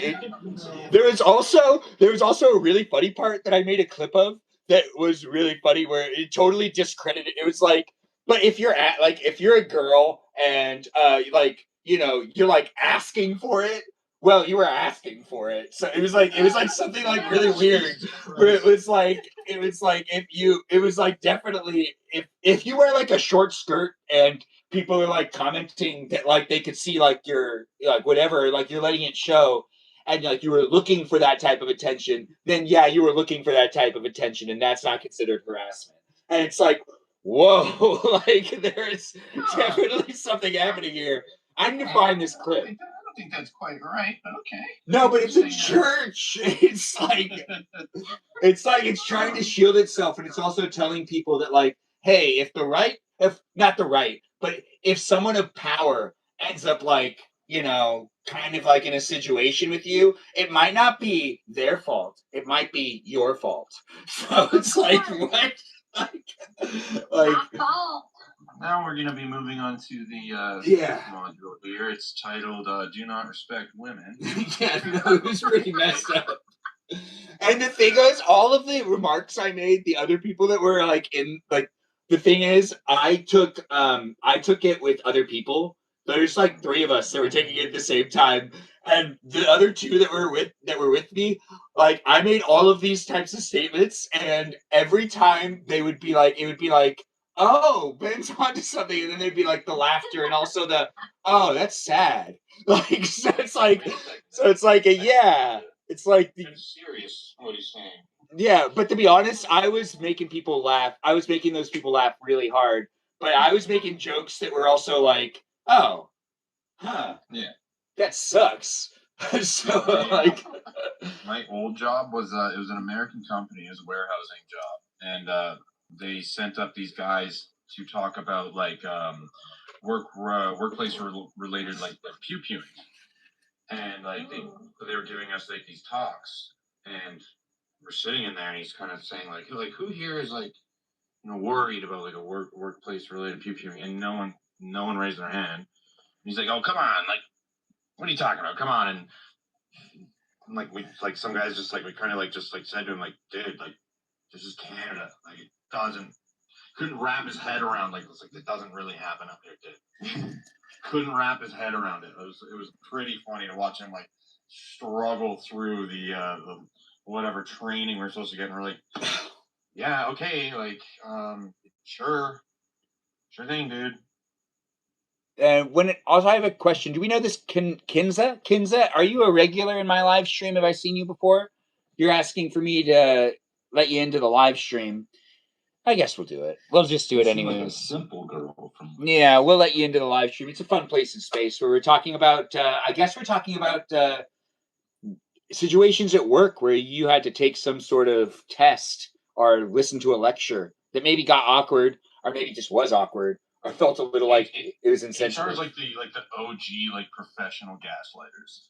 Well, to be honest, they haven't been around that long, but HR only exists because like of men being unreasonable in the workforce when women were like introduced. So it seems a bit like it was necessary, but I don't think it's going to be there forever. I think eventually HR is going to be dwindle out once society kind of merges better with having. It shouldn't be there forever. It really actually says something about society if we need HR in the room. Like, why? Why can't we just be raised to be good people? Thanks for the follow. I do appreciate that. Kinza, do you want to say hi to everybody?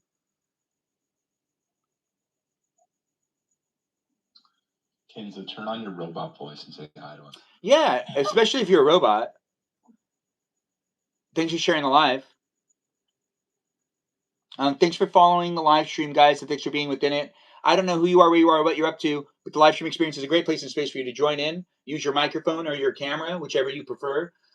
If it comes down to it being a place and space that has me accepting people into it, we got Peaceful Kevin. It's trying to come into the live stream, and I'm having a hard time getting him in here, apparently. Kevin, come back. You're my emotional support. There you go. You have an emotional support person, and it's not me? Your emotional support person? Why can't it be me? I'm really good at emotional support. I'm emotional. It's not. Okay, so like I was really shy to come in here. It's not you, it's the audience. I feel like they're going to roast my accent. Really? Because I'm having a great time listening to this accent. Mikey Milwaukee, how do you feel about it? It's a great accent. Great. It's a beautiful accent. Yeah. Thank you. I'm going to cry. I love that. In fact, I think that you should maybe explain something to us that's scientific. Can you explain to us how gravity works with your accent at its full extent? How does gravity work? Stop, I don't even really know. Oh, okay. Well, if you want, you could just explain how to make a really good omelet. With like eggs and garlic. I love garlic. So you have to use garlic in every omelet? Well, that makes sense. In everything. Me too. I double it. Every recipe I double the garlic. Yeah, you double the garlic. Except for hummus. You can't do that with hummus. I like hummus. Yeah, but if you double the garlic in hummus, it already has a lot of garlic in it. So if you double the garlic, it becomes hot enough to burn your tongue. So you got to be mindful. Really? I didn't know that. That's an Armenian letting you know that there is actually a limit in garlic with hummus. But also use other things too. Peaceful Kevin's coming back, but Peaceful Kevin has nothing to say about hummus because he doesn't make it, but I wouldn't know that. Honestly, the live stream is just here. He exists where? The fundamental source. He's not wrong. But gravity is related to mass and the distortion that it causes in space-time. Yeah, that does make sense. Yeah, that does. That does work. But we do need to give you something to lecture us on, Jessica Cat. Do you want to talk to us about how, like, I don't know, you want to tell us the birds and the bees thing? You want to give us the talk? How would you give someone the talk? You did a good job at that yesterday. In the well, maybe you should. That's your job. Jessica, explain why your favorite animal is the cat. Okay, so my friend gave me this nickname, like, basically, we were in a Discord server to play this game together, and one day she just randomly said it. She was like, Jessica Cat, and I was like, wow, I really like that. I'm going to take it for myself, so I did. Was she like, I'm so honored that I did this for you, or was she, like, forgetful? No, she was happy about it because I really thought she was so cool. She reminded me of like a younger me, and I was like, "Wow, you're so cool. I'm gonna like take that." You remind me of a younger me, which means you're cool. So, Yeah, I really liked her, and I trusted her judgment about things like that. So I was like, "I'm still in this," and now I'm Jessica. I love how you say it. You say Jessica Cat. That's not right, but I like it. what am I supposed to say it again? Jessica. Oh, Jessica Cat makes more sense, though. I like it. Oh, thanks for correcting me, but no, I'm gonna say it this way. Jessica Cat. Like, dude, how did you come up with that? I love how you mispronounce things. I'm obsessed. You like how I read? Thank you. Why do you read everything? Why do you read all my mispronounce messages so wrong? many things. It's ridiculous. Yeah, Like, I had oh a my speech God. therapist, and then she found out later on. She like I graduated from my speech therapist, and they were like, "So a lot of it has to do with how you're reading the words, not necessarily how like you pronounce letters and create the actual." So like you're done. Like you don't need to go, but you do need to pay attention to how vowels work. You don't have a speech impediment. You just can't read. Yeah, no, that was the thing. Yeah, it was pretty funny. Good times. Say paprika. I love paprika. I put it on deviled eggs. I did find out that my speech therapist died not too long ago. I was real sad about it. No. She was the sweetest girl. She was so nice to me every time I showed up. When I graduated, she cried. She cried. She was like, "I'm just so proud of you." And then honestly, you know, I didn't keep in touch, but I found out that there's a bench dedicated to her. I have to go see it one day, but I haven't. But yeah, pay attention to those teachers out there. I know it was Teacher Appreciation Week last week, but it should be every week, right? That's right. Appreciate your teachers. You're not going to learn things on your own. We're going to be stupid without the teachers out I saw there. one of my favorite teachers last week from high school, and that is the funniest thing. Last week it was Teacher Appreciation Week, and I saw my teacher that I liked the most from high school last week. Oh, that's great. I never see the teacher I like the most. Just the weirdest coincidence. The teacher I liked the most, like retired and is like a ghost. You don't see them. A ghost. What was that? I'm scared. A ghost? Yeah. Like I'm scared. His name is Casper. no, it was a she.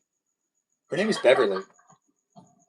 Yeah. Everyone does have though at least one teacher that like altered their like development as a kid in like a positive way. Yeah. And then you also have that one teacher that yelled at you way too hard. like why? Why did you yell at me that hard? Even other teachers saw this one teacher yell at me and were like, that was uncalled for. Yeah, honey, you deserve better. Like they yelled at that teacher after they saw the way that teacher yelled at me. The other teachers did. So I was like, see, I knew I was not in the wrong. There's one teacher that yelled at me, or that yelled at someone right in front of me about something that I also did too.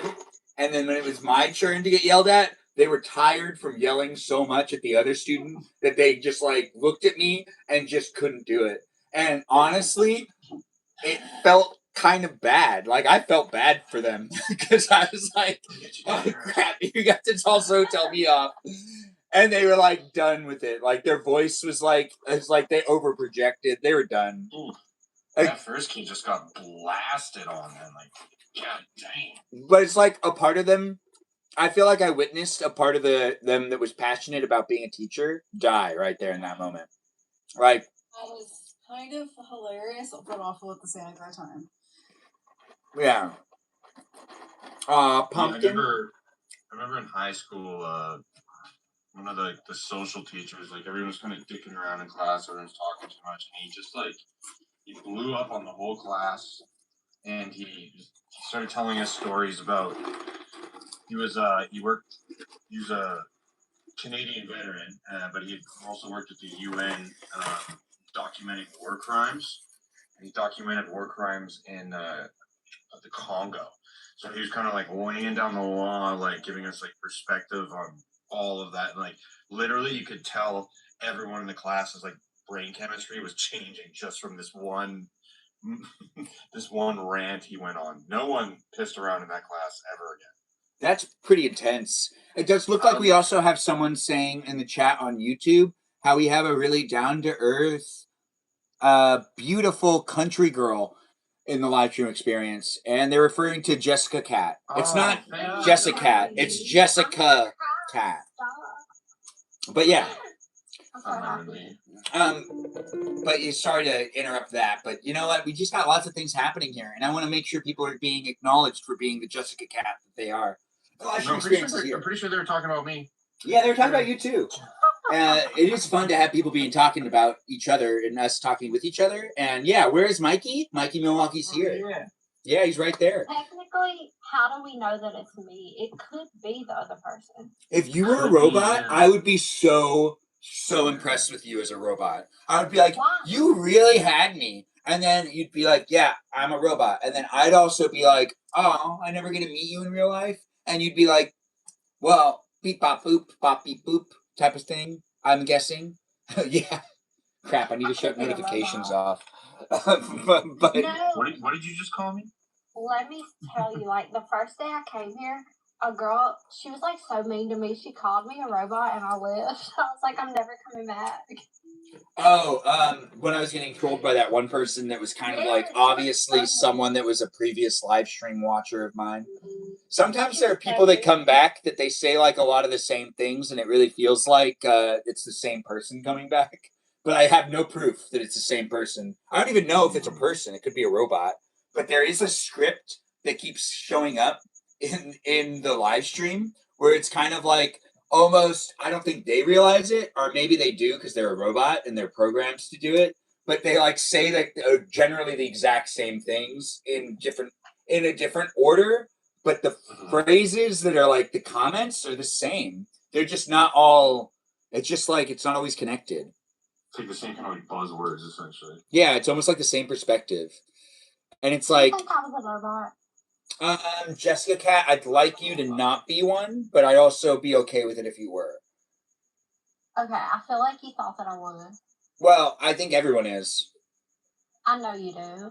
Yeah. I'm not sold yet. To be honest, it's actually the best way to move forward using the internet.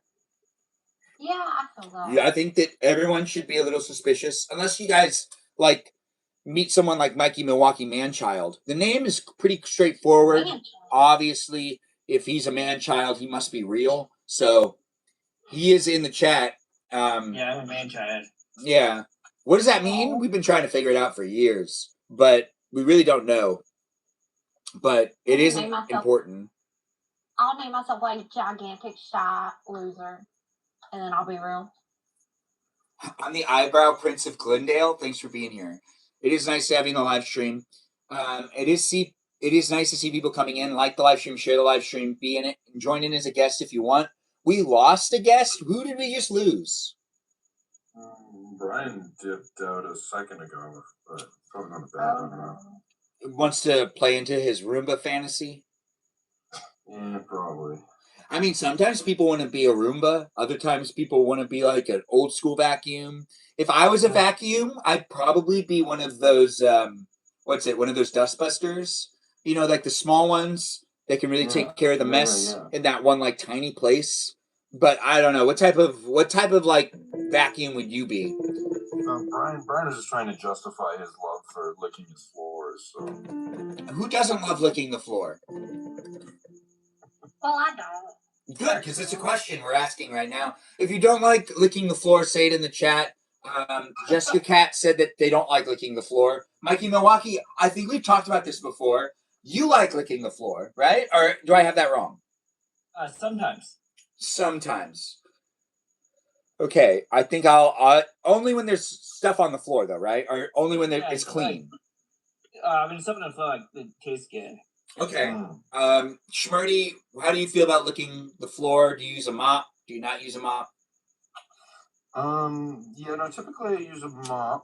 I can't really remember last time I licked the floor. Okay.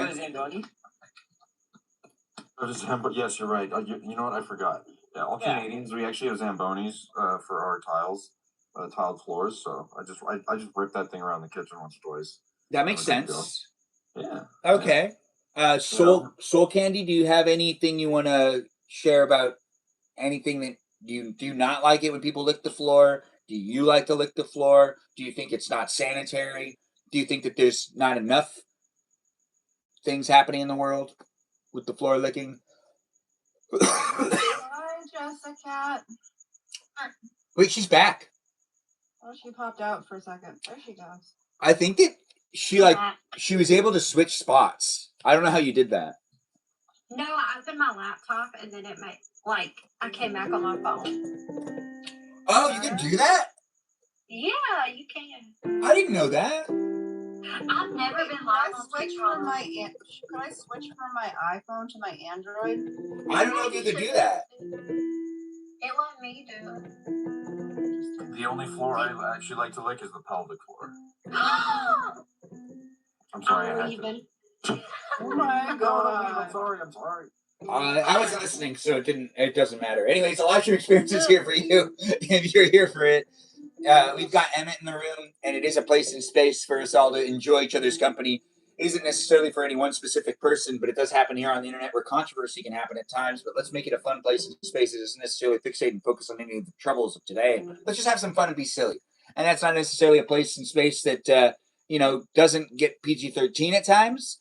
But if you're here on YouTube, I try my best to enforce a PG environment because it's rewatchable. And also, it's really for the chat here on YouTube than anything else because YouTube can get crazy.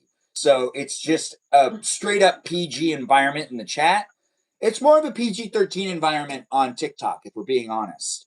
But here on YouTube, you guys have lost your privileges because it can get real crazy over here. But thanks for being over there. You want to go over there? It gets weird. Yeah, it gets weird. It is fun, but I mean, and then with everything happening today, with the way that entertainment works, it's a very fast growing platform. It's only getting more people are getting turned on to it because it's free. So it's well, yeah, I mean, logical, right? To watch you get turned things. on by it? What? You get turned on by it? Yeah, sure. The live stream experience is a place and space for us to, yeah, sure, Mikey Milwaukee. Anyways, it does happen to be a place and space that you can come in as a guest too. We've got Gina here. Gina, you want to say hi to everybody?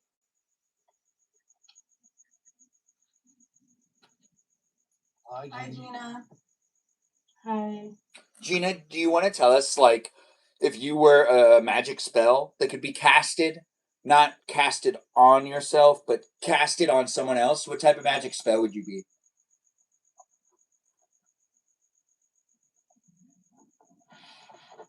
I don't know. Also, if you worked at a magic shop, do you think you'd be a bunny or would you be a pigeon? Good question. I would be a pigeon.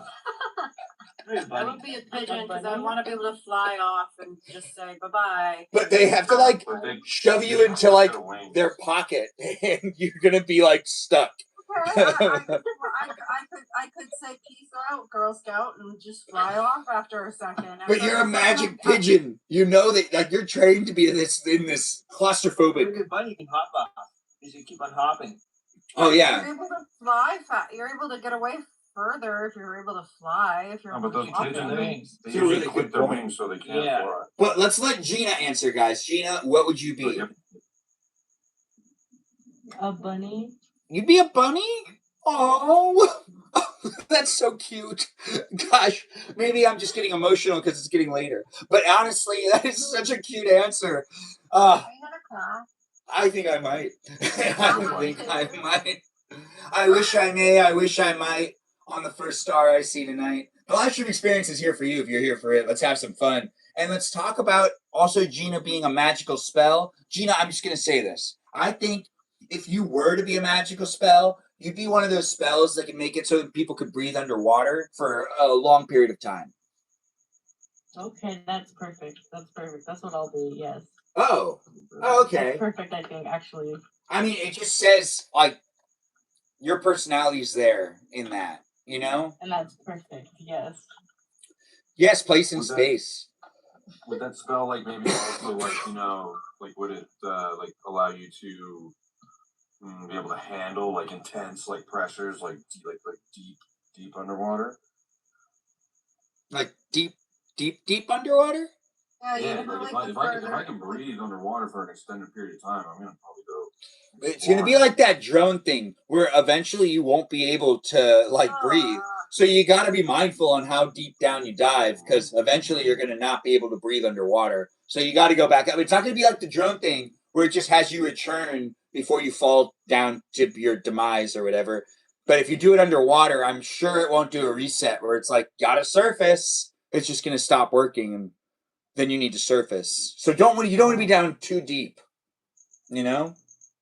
Because then, fun. And you won't be able to explore the Titanic. That's the whole point of why I would want that.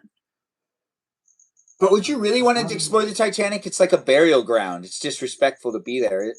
What do people feel? I heard about that was exploring the Titanic. For everybody that died. Yeah, I think that the first couple of expeditions down to the Titanic made sense. But then after, like when they're like taking things from the bottom, it just kind of seems like we're messing with something. I wouldn't want to take anything. I just would want to go and look at it and see it before it disappear from like because it's slowly like decaying and it's gonna not be there at all anymore. Yeah, but that's because of us. Like that's because of us, right? No, it's not. It's because the ocean is naturally decaying it. I meant we put it there. like that's. Oh yeah, we did. Yeah, we did put it there. The ocean's like, hey, this shouldn't be here, and we're like, hey, we have nowhere to put this, so it has to stay here. And they're like, hey, get it out of here. And then what? It'll be gone probably before we know it, but it is interesting to have a Titanic at the bottom of the ocean. You know that the most haunted place of the ocean is where the Titanic is where the Titanic is placed. Yes, it's the most haunted place of the ocean.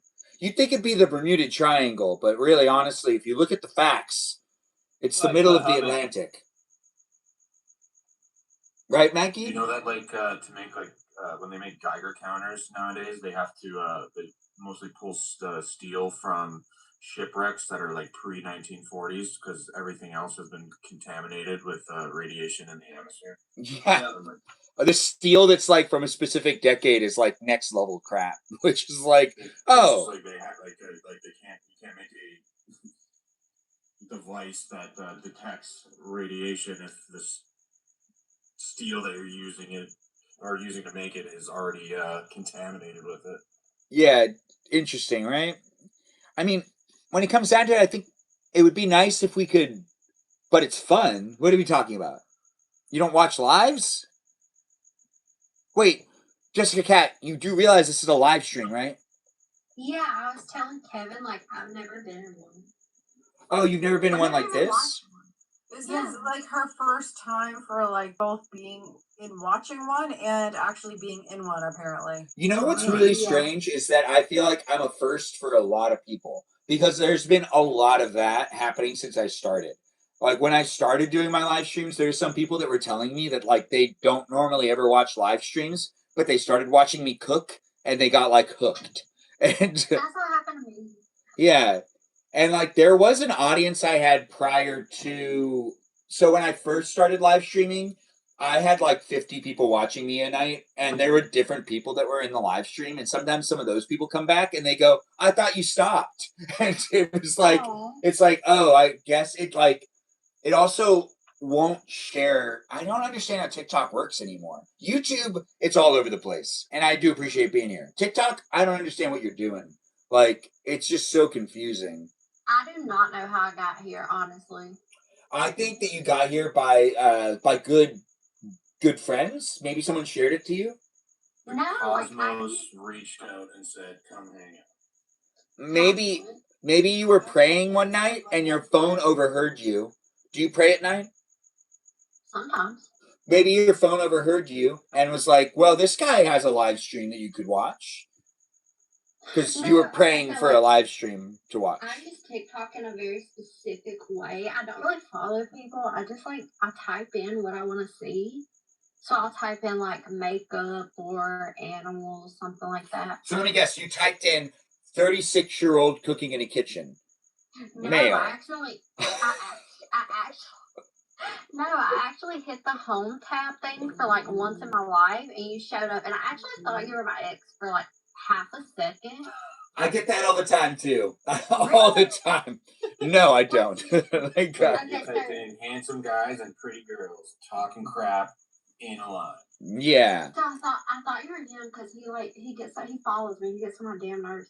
But anyway, I thought it was him at first, but then I was like, oh, it's someone named Benjamin. Let me just watch, and then that's how I got here.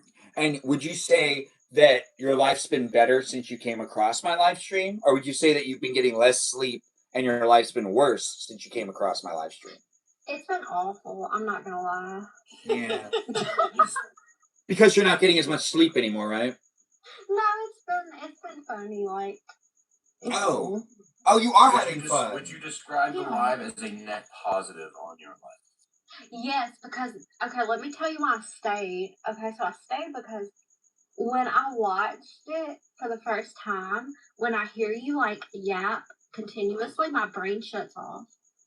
Yeah, that's a good thing though, because like if my brain is able to shut off, then it's finally like at peace because it's always thinking about this thing, that thing, or the other thing that I have to do. So Fair enough. that's a good thing. If you're able to shut my brain off, good job. Yeah, it's like Good bed. his yapping overrides my brain, and I like The it. best that is the best Thanks. compliment that she's giving you. That is the best Yeah. compliment she's giving And to you. be honest, that's what I'm going for. I'm going for I that. don't compliment him a lot because everyone else already does. No, you compliment me enough just by showing up. So the live stream experience is a compliment in itself. If you show up, I'm seeing it as you like staring at me. Okay. Like, I'm gonna block you. you like watching and you like listening to me talk. And in that way, Electric lobotomies. it is like the best compliment ever. Thanks for calling me out with them beautiful eyes. I do appreciate that. It is a live stream experience. It also has Peaceful Kevin helping out with restricting some messages. Appreciated. Hey, is that Alea Ribbon Person? Alea Ribbon Person, come into the live stream. We haven't seen you in a while. It is nice to have the people coming in and being part of it. Alea Ribbon Person was working at H&R Block. Did you get your taxes done this year at H&R Block? Well, she worked there. And it's not an H&R Block live stream experience where I'm promoting H&R Block, but I am saying it. So in a way, it's kind of giving them a free ad. But Alea Ribbon Person is alive again, and she can come in. She's been invited, and I do hope she decides to join us and grace us with her presence, as she is someone that has watched the live stream since, I started. So it's nice to have the Ribbon Person come in every once in a while. You always listen to Ben's live in the background. Like right now, Liz, you should come in as a guest too. Yeah. When do you start doing lives? I know you mentioned the other night, like it's been like a year or two, or is it longer than that? Wait, Liz, you're a private account. I can't request. Oh, you're shy? Well, I still can't request. You gotta make myself a snack. Oh, wait, a Leia Ribbon Person is like, I want to come in, but I gotta make myself a snack, so she needs a minute. So a Leia Ribbon Person, you request when you want to come back in or accept the request, and you could always come in when you want. And we have someone letting me know that they're also really locked in on their nails. That someone is Liz. If you have any compliments or questions, feel free to ask and feel free to give compliments and questions. How many bottles of nail polish do you own? Because I own over 1,000. Why do you own 1,000? Really? I swear to God, I own over 1,000 nail polish bottles. I lost track in the 2010s when I was collecting them. So you collect them too. I own over 1,000 bottles of nail polish, and it's pretty intense. Do you paint your nails with all of them or just some of them? I have essentially used every single bottle at least once or twice. And we have people asking if you're willing to give any of it away. Absolutely not. Well, you got the answer, guys. The only people who will get my nail polish are my niece and my sister upon my unalivement, and I'm going into the ground. Oh, that's not true. What about that thief that steals from you? If I have stuff stolen from me, that's fine, but I won't be giving it to them. They will be taking it from me. Right. Words. Proper words. The question in the comment, well, would you give me some? Yeah, you got me. You did give me good. I will not give you some, and if you stole them, that's different. Social anxiety is a social anxiety. I hear you, girl. You do what you want. Be in it if you want to be in it, and you be here to observe it if you want to observe it. It is a place in space. Chris in the comments saying she got her first magnetic polish, and she took. I think magnetic polish is so cool. Nail polish? I am obsessed with magnetic nail polish. My very first favorite kind of magnetic nail polish was made by a company called Nails Inc. London. That was like the first company that like made magnetic nail polish like big back in like 2012. And when that happened, like I freaked out and I got all of the colors. There's this like one color that has like Buckingham Palace something in the name, and I was like, this is freaking iconic. And Schmurdy, you know I'm obsessed with the UK, right? So like that was up my alley for me to have magnetic nail polishes. Like first of all, I love nail polish, and then I love the magnetic idea, and then I loved the fact that they were named after British things. It tickled everything. It tickled 3 things in a row. I was like, this is my collection. I'm owning it now. Yeah, you should do a nail polish tour. That's being said in the chat. Have you done one before? Max, I promise you I will do a nail polish tour once I reorganize it. It's kind of chaos land right now. If it's chaos, then it's hard to show it off. Yeah, that makes sense. Yeah, I promise you. I have a few Star Wars polishes that are a limited edition. They were made by a company that no longer exists, actually. Now, those are probably worth something then. I know. Yeah, that would make a lot of sense. I mean, honestly, Star Wars stuff goes way overboard with the prices. They really do. It's pretty intense. Yeah, that's why you want to collect things, guys. Collect Star Wars stuff, if anything, or do what you want to do. Collect something that you think will be worth something later. I don't know if it will be though. So stick with the Star Wars stuff. It's really helpful. I like to collect pain and misery. Yes, some people like to collect trauma. Trauma is something you can collect, and if you want to collect a whole bunch of trauma, do it. Don't delay. Get it today. Oh, she has so much, really. No, I showed Gina like literally. I showed Gina literally like a really small portion, like probably a 10th of my nail polish collection, and her mind was blown. So yeah. That's pretty funny. It is nice to see people coming in, guys. Do be in it if you want to be in it. If you want to get mad at anyone in the live stream, please be respectful. These are real people, I think. But if you do get mad at anybody, get mad at me, not my viewers and my guests. But then again, also, if you're a hater and a troll and you do get mad at me, I got some great moderators that help me make it a fun place and space for me to show up online to give the energy that I have. So we do have an ecosystem of conversations and things happening within it. Just be mindful and show up, and I have feelings. So keep that in mind. They can get mad at me all they want. I have 0 feelings. Yeah, but I don't want you to get any hate. Birdie, stop it! You have broken bone theory. Don't. Wait, what's the broken bone theory? Is that the theory that bones don't really break? Because I've heard about this. No, remember the other day I explained it. If you've never broken a bone, you go through some crazy mental trauma because you don't suffer physically, you suffer mentally. But what if you break a bone at like 60? It's different. So does it cancel out anything that you had happen when you were 20? It doesn't cancel out any of that, because like it's like supposed to be like a young person thing. Like if you haven't broken your bones like under the age of like 40, like yeah, it's supposed to be. So I have till 40 to break. I've till I'm 40 years old to break a bone before I have this broken bone theory. Liz is picking up what I'm putting down. Thank you, Liz. Can confirm broken bone theory is real. At 60, it's too late for that. Yeah. So if I break a bone anytime soon, I won't have it has to be before you're 40. Yeah, like I believe like the mental trauma has already kind of been like locked in by the time you're 40. Yeah, I don't know. Everyone has different mental abilities, and they say that men are immature until 40 now.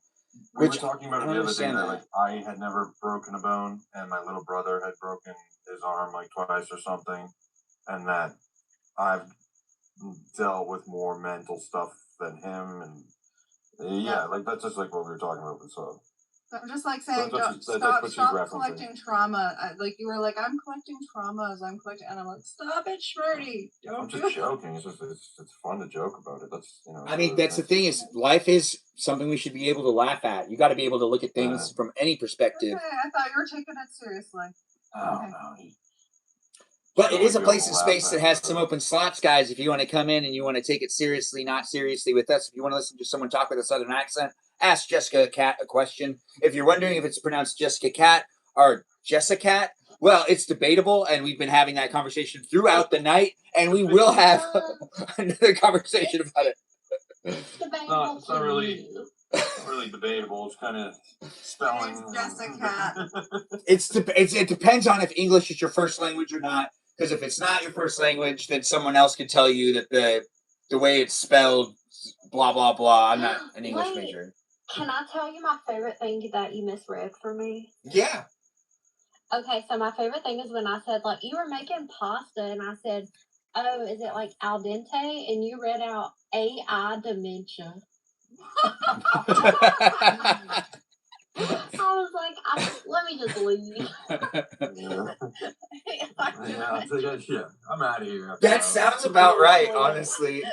I don't think that I was wrong to say that, because If that happened to me, I'd probably be like, I'm just gonna not comment anymore because everything I'm gonna say is gonna be Yeah, he misreads like everything I say, but I'm getting used to it. I mean, to be honest, it makes life more interesting for you, right?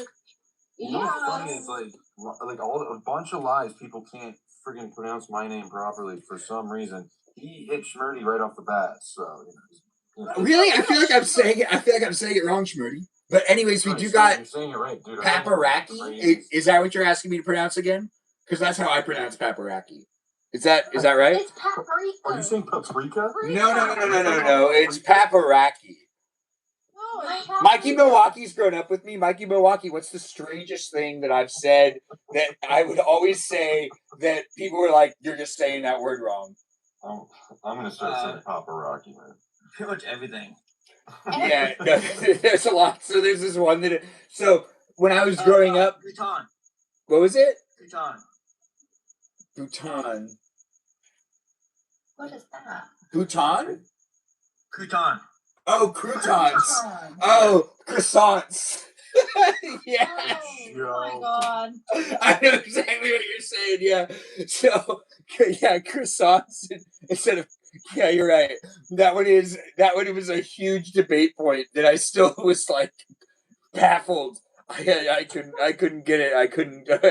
I couldn't process what people were saying. But also, what was it? Churn was the biggest one. When people started to realize that I wasn't saying turn, I was saying churn. But it was years before people caught on to that one. But that one was... You were trying to say turn? No, I kept saying churn like churn butter instead of turn, like turn left. But when people like caught on, the habit was already really like far into my life. And the people that were like noticing it were talking about it behind my back at first. And then someone told me, and I still didn't understand for years. And like, I was like, I don't understand. Why is there a difference? I don't hear it. I don't see it. And I don't speak it. English is hard, guys. I mean, you could speak English and not be doing it right for years, and it could be your only language, and still, you won't figure it out. It's interesting, right? That's very true. That's very true. Yeah. Laughing, there is no reason at all. Well, that's interesting. Well, if you don't want to laugh, you don't have to. I'm not here to be here for you to laugh, but I would like to be. I want you to laugh, but I'm not going to force it. Jessica Cat, on a scale from 1 to 10, how often do you laugh in my live streams? Okay, let me think. I would say 8, but it's usually when you mispronounce stuff. Like oh my god, my favorite thing that you said, I think like 2 days ago when we were playing Mario Kart, you said the live stream experience has me barking, meowing, hissing, and mooing. Wait, what? Say it again? You were like making animal noises, and you were like, the live stream experience has me barking, meowing, hissing, and mooing. Oh, yeah. Yeah. It's true. I'm doing all those things. I do all those things in real life. I was on a call with Mikey Milwaukee where we were playing like Dungeons and Dragons for like 3 hours. And how many times did I meow today, Mikey Milwaukee? 2 times. I investigated them. Yeah, see, look at that. I meowed when we were playing Dungeons and Dragons. I don't think I barked today, though. And cacawing? What is that? A bird? It's a bird. It's a bird. But my favorite thing to do, my favorite bird call right now is Mimi, Mimi, Mimi, Mimi Kiki, Mimi Kiki. That's the best one. That's a bird noise. I feel bad for my grandma though, because she might hear me go Mimi, Mimi Kiki, Mimi, Mimi, Mimi. And I like right now I'm sharing like a room next to hers, so she hears me be hyper. Like Mikey Milwaukee knows what I'm talking about. When I'm going to bed, I am a ball of energy where you think that there's no way that that guy's falling asleep. Well, Mikey Milwaukee, you want to do what you want to do something that you've heard me do? It's Saturday Night Live. Yeah, that's I love that. I do this Saturday Night Live introduction, and I just name all the actors that are on Saturday Night Live, and I do An hour. yeah for a long time. Keep on going. It's super fun, and My then other favorite thing, I fall asleep. I love that. I was being nosy, so I was looking at like your Instagram the other day, and I found like there was like a video of your grandma, and she was like very sassy. You said something about like, what are we talking about? And she said, oh, I'm not telling you. You keep talking to yourself. Oh yeah! Oh god, that woman. I Yes. lost it for like 10 minutes. It was so funny. Yeah, there's been some great videos. She just goes straight up sass. Anyways, we got Lori here. Lori, do you know that you're in the live? Sometimes you request to come in it, and you don't know you requested. But I want you to acknowledge that you're here, so I know that you actually did it on purpose. I like her. You like my cousin? Yeah, she's nice to me. Do you want to be one of my cousins? Yeah. You have to marry one of my cousins. Can I be your grandma? Are they nice? I want to be the grandma, actually. You want to be the grandma? I don't know if Yeah, I can. like I can give you that title. I can give you a cousin title. I want to be your cousin.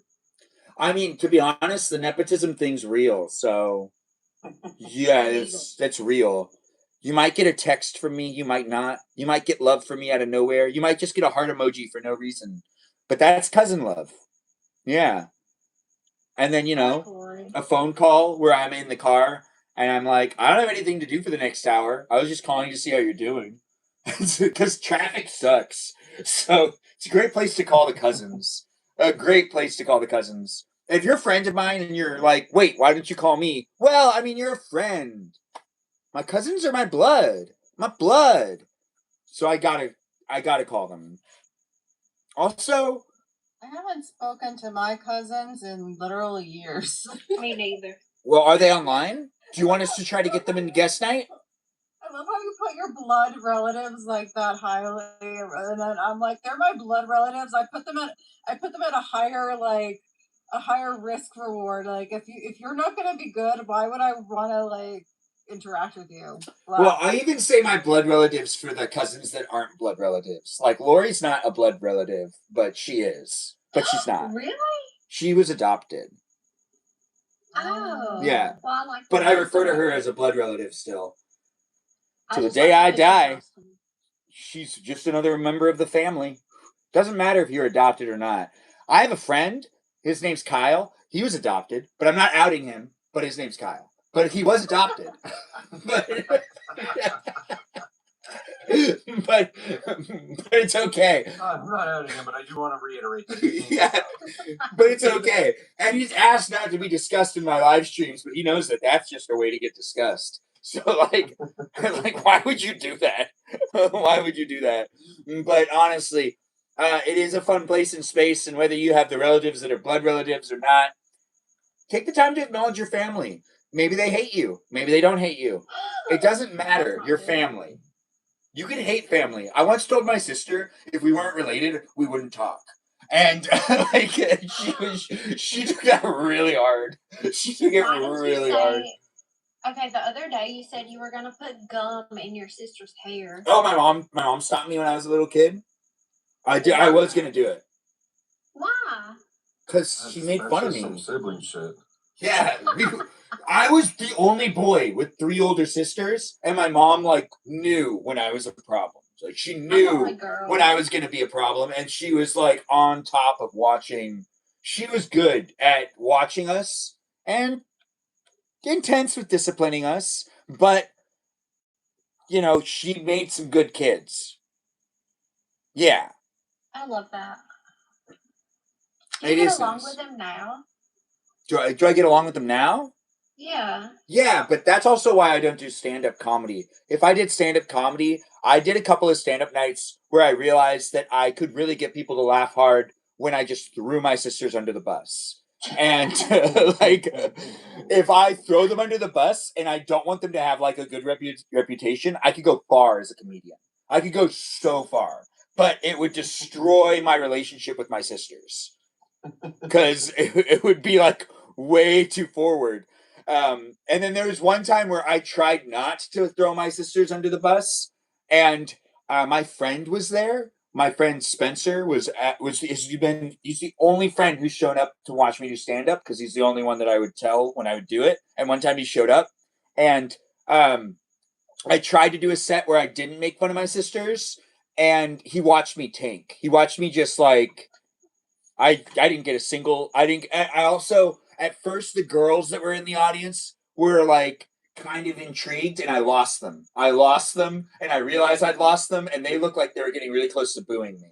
So yeah, I got off the stage. Can I boo you right now? What? Can I boo you right now? No, it wouldn't be authentic. You're right. Yeah, do it later. Okay, I'll do it when it comes natural. Please. I would love to be booed at a natural moment in time in my live stream. But make sure that it's placed in the right time. And don't do it in the chat. Do it with that southern accent. If you do it in the chat, it's not nearly as much fun. So like when I revealed my accent yesterday, I felt so free. I was like, wow, I love that. That is so cute. You know, we have a British accent that shows up every once in a while. Where is the British accent? British accent is I'm napping. Okay.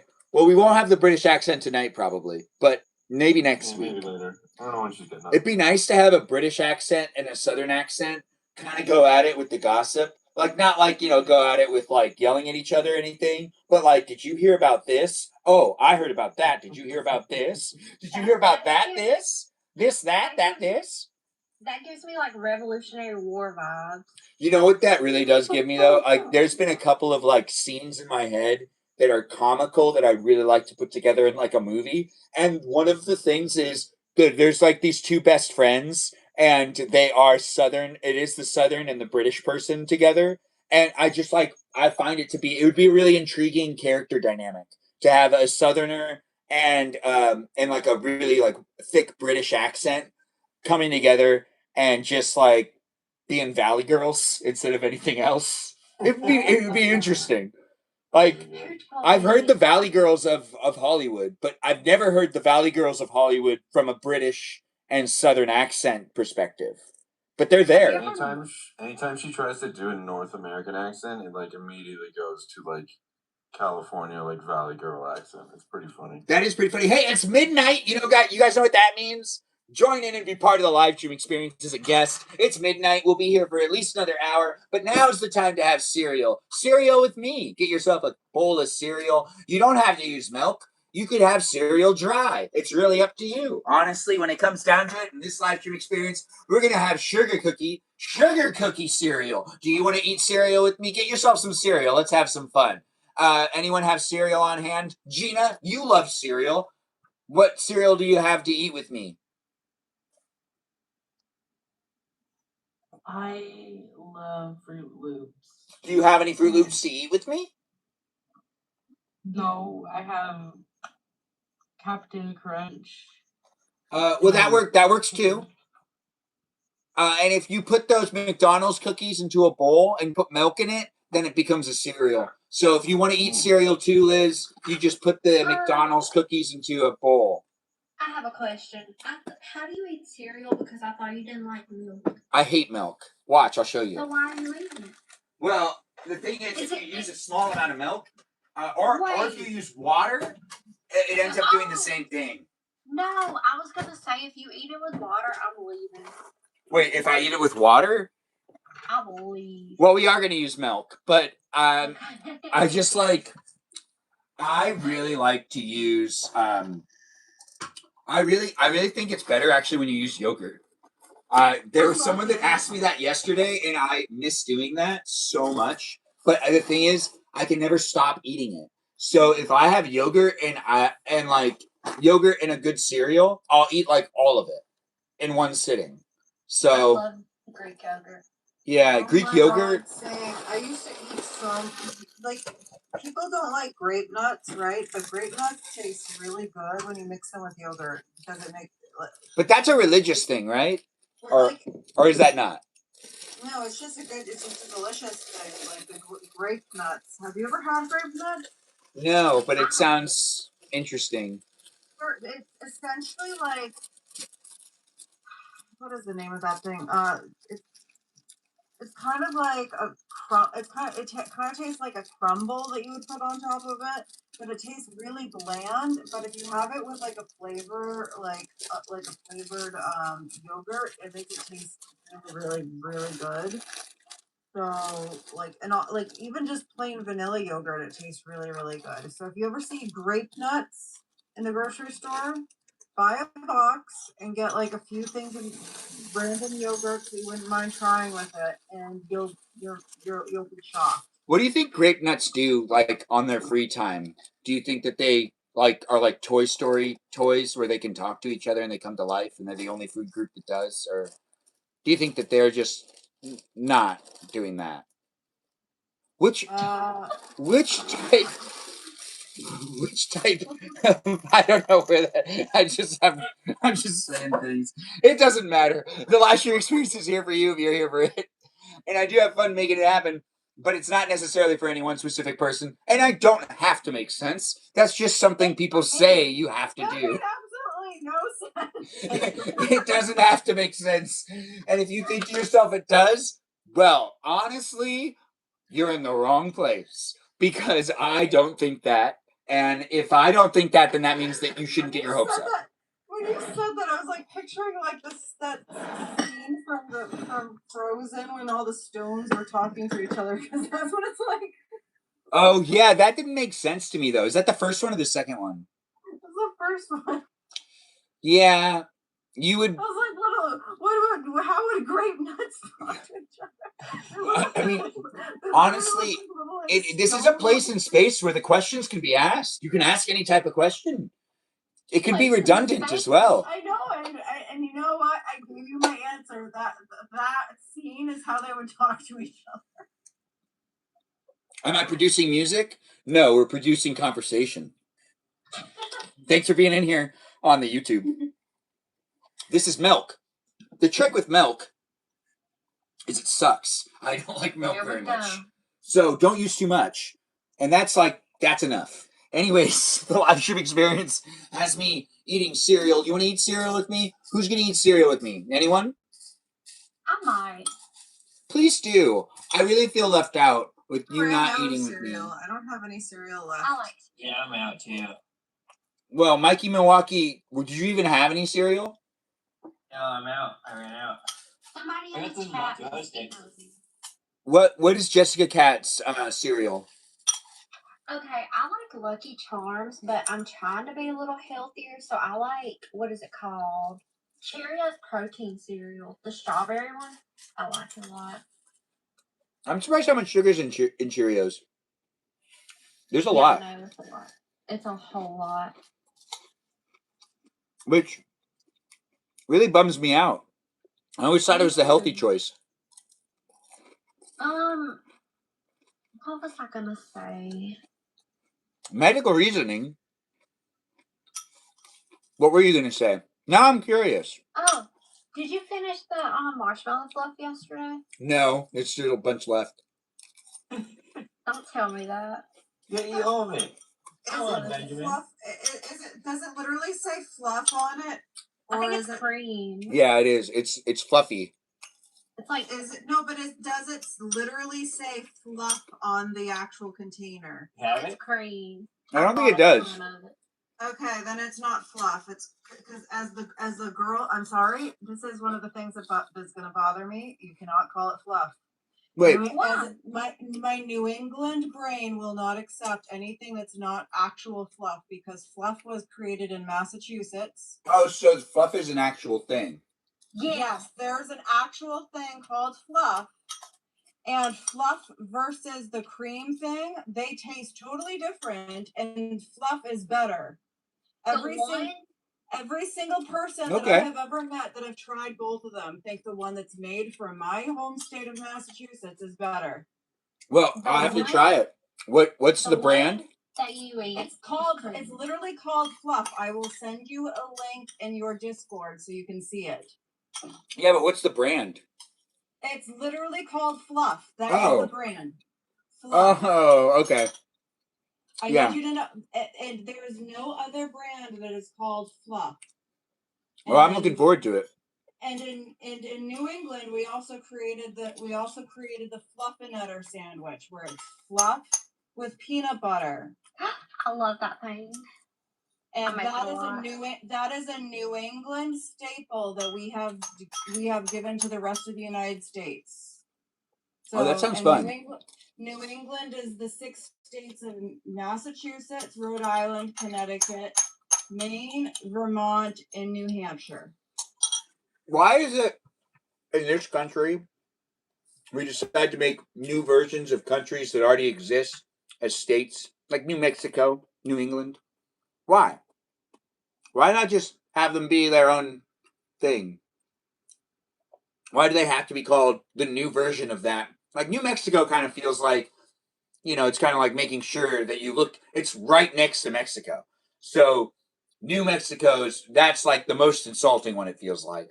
But then the New England one, The New England one was because that's the region of America that England controlled first. Yeah, and that one makes more sense. But New Mexico, that's not the backstory on how New Mexico. That one is kind of dumb. I don't disagree. But New England, those 6 states that I listed is the territory that England had control over first. Yeah, and New England was part of that whole the 13-eyed monster crap. The 13 original colonies. Yeah, yes. the one that was called the monster. We got some bad rep from the rest of the world. They were like, those Americans, who do they think they are? They're monsters. I wonder if they still consider us to be monsters. Good night, Mikey, Milwaukee. Yeah. Yeah, they do. Yeah. Bye, friend, indeed. Who's leaving us? That guy left. Schmurdy left. Mikey Milwaukee's going to go to bed? Mikey Milwaukee, you're in Florida. It's like 3 a.m. for you. You don't have an excuse. You have plenty of reason to stay. Don't leave. Yeah, you're one of my friends in real life. I could guilt trip you.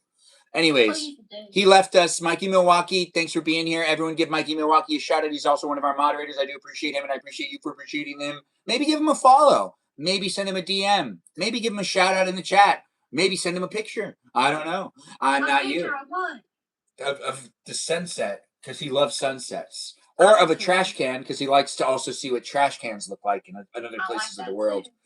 Or It's got good taste. Yeah, or you could send him a picture of a juicy ham leg. I'll pass.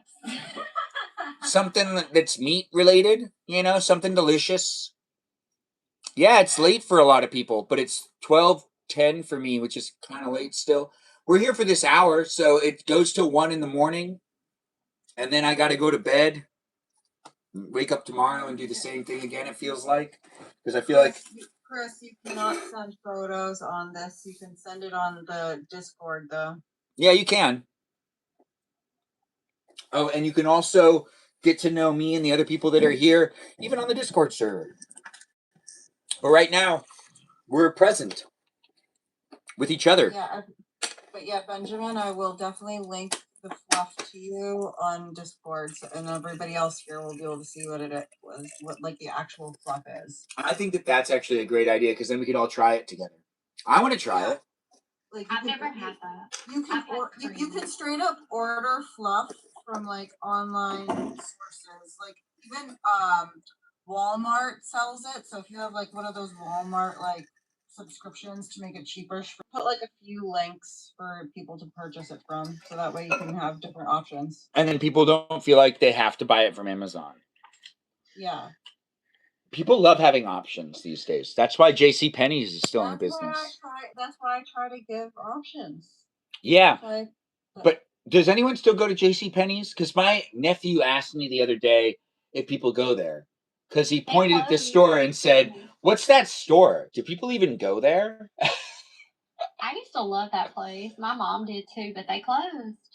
Yeah, a lot of them did. They're still around in some areas here in California, and I have to say that I do miss the deals that they used to have. But it does feel like the clothes they have there are not like what I want anymore. You want to try the vegan version of my live stream? There isn't one. But the live stream experience is a place and space for you to be part of it if you want to be part of it.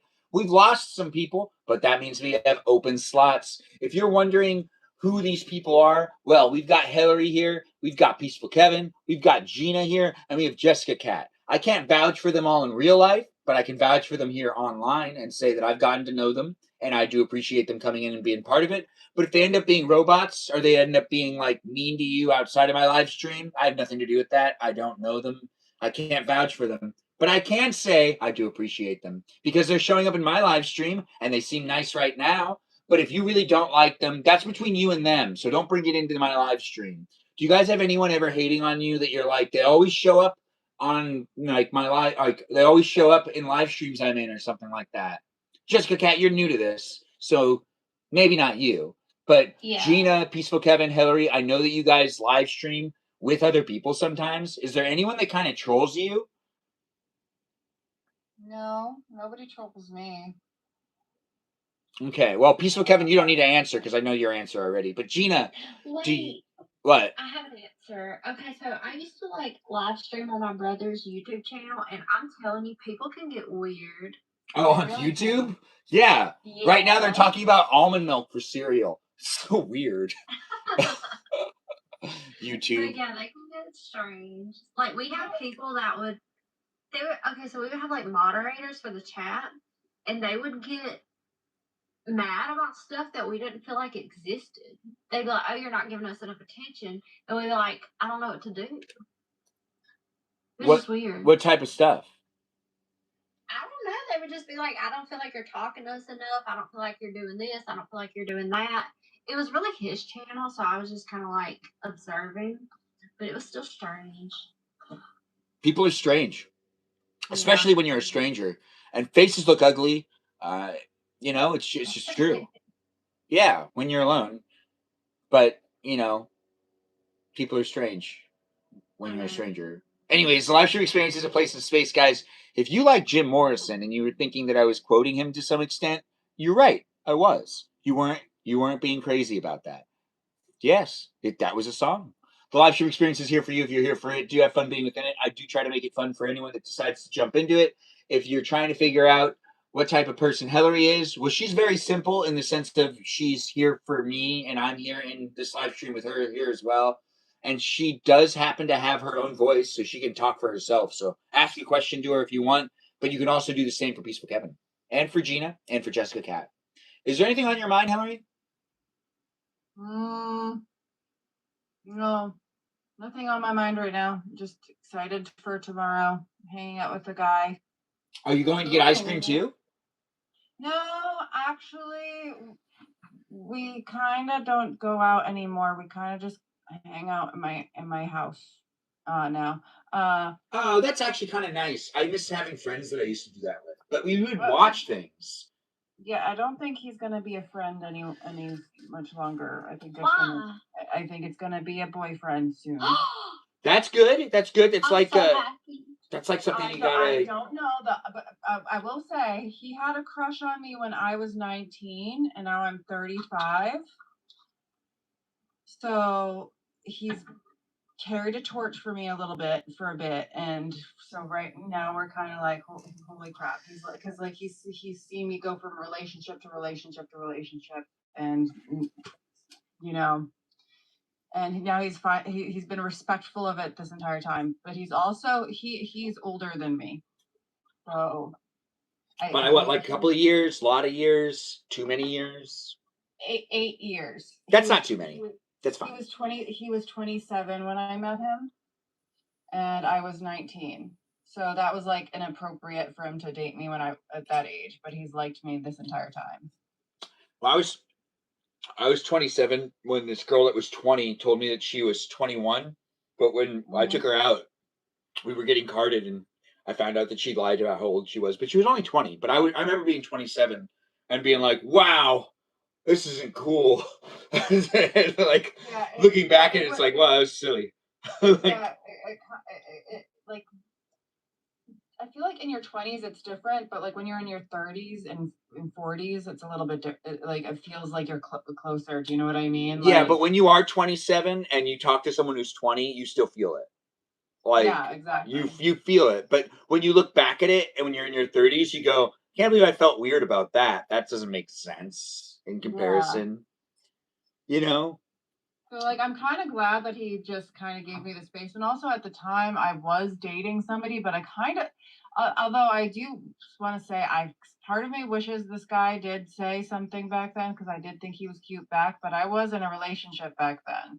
But the thing is, the person that I was in a relationship with back then, I should have probably dumped his ass, because he was very bad and very abusive to me.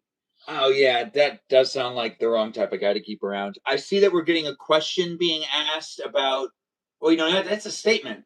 I think you have one person who has it out for you, Ben. To be honest, Chris, who are you talking about? Because I do feel like I have some people that have it out for me. I do. I have stalkers. What? Stalkers? Oh, definitely. Definitely. I have stalkers too. Want to know what happened at the stadium once? Wait, I don't know how any. you told us multiple stories. Is this the one that the guy that followed you home? Yes, exactly. That's like that. Like, oh my God, Jessica, this was crazy. The story, I will retell Well, she said it right. I like the story is really, really. I'll try to say it short. For one night of a concert, a guy followed me almost all the way home from my work at a stadium, and after, like, because I worked the concert all night, and I'm like one of the first people there, and I'm one of the last people to leave. Like, I open and close the stadium, and when I left, I had to leave from an unsecure parking lot. And after this situation, I told my boss the next day, and he was like, okay, that is not happening ever again. So now I'm on a special list where when I go in, I have to show my ID and like my work badge ID. And they're like, okay, you're able to park here, because my name is like, and like I literally park where like the players do for that team that plays in the stadium now, because they want me to have safer parking, because I was stalked. I straight up parked outside of a local my police station before I went home, because I was like, that's so scary. I think you did the right thing parking at the local police station, though. Yeah, I was like, I'm gonna drive to my police station, and I'm going to stay here for 2 minutes, and then I'm going to drive home. And then when I got home, I was like, okay, thank God. I didn't have them follow me the other way around, but yeah, it was terrifying. That is so scary.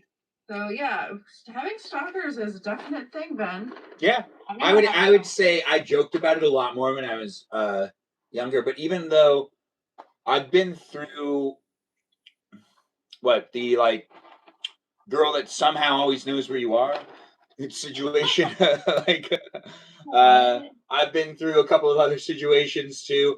I think I fantasize sometimes about getting like a stalker that I liked, but that's just not how that works. So like, You don't want a stalker that you even a stalker that you liked, because a stalker that you liked, it becomes too close. yeah, if a stalker you like isn't a stalker. A stalker you like is someone you have a crush on. So that's not the same thing. Like they're just completely different. You know? Yeah, it's no scary.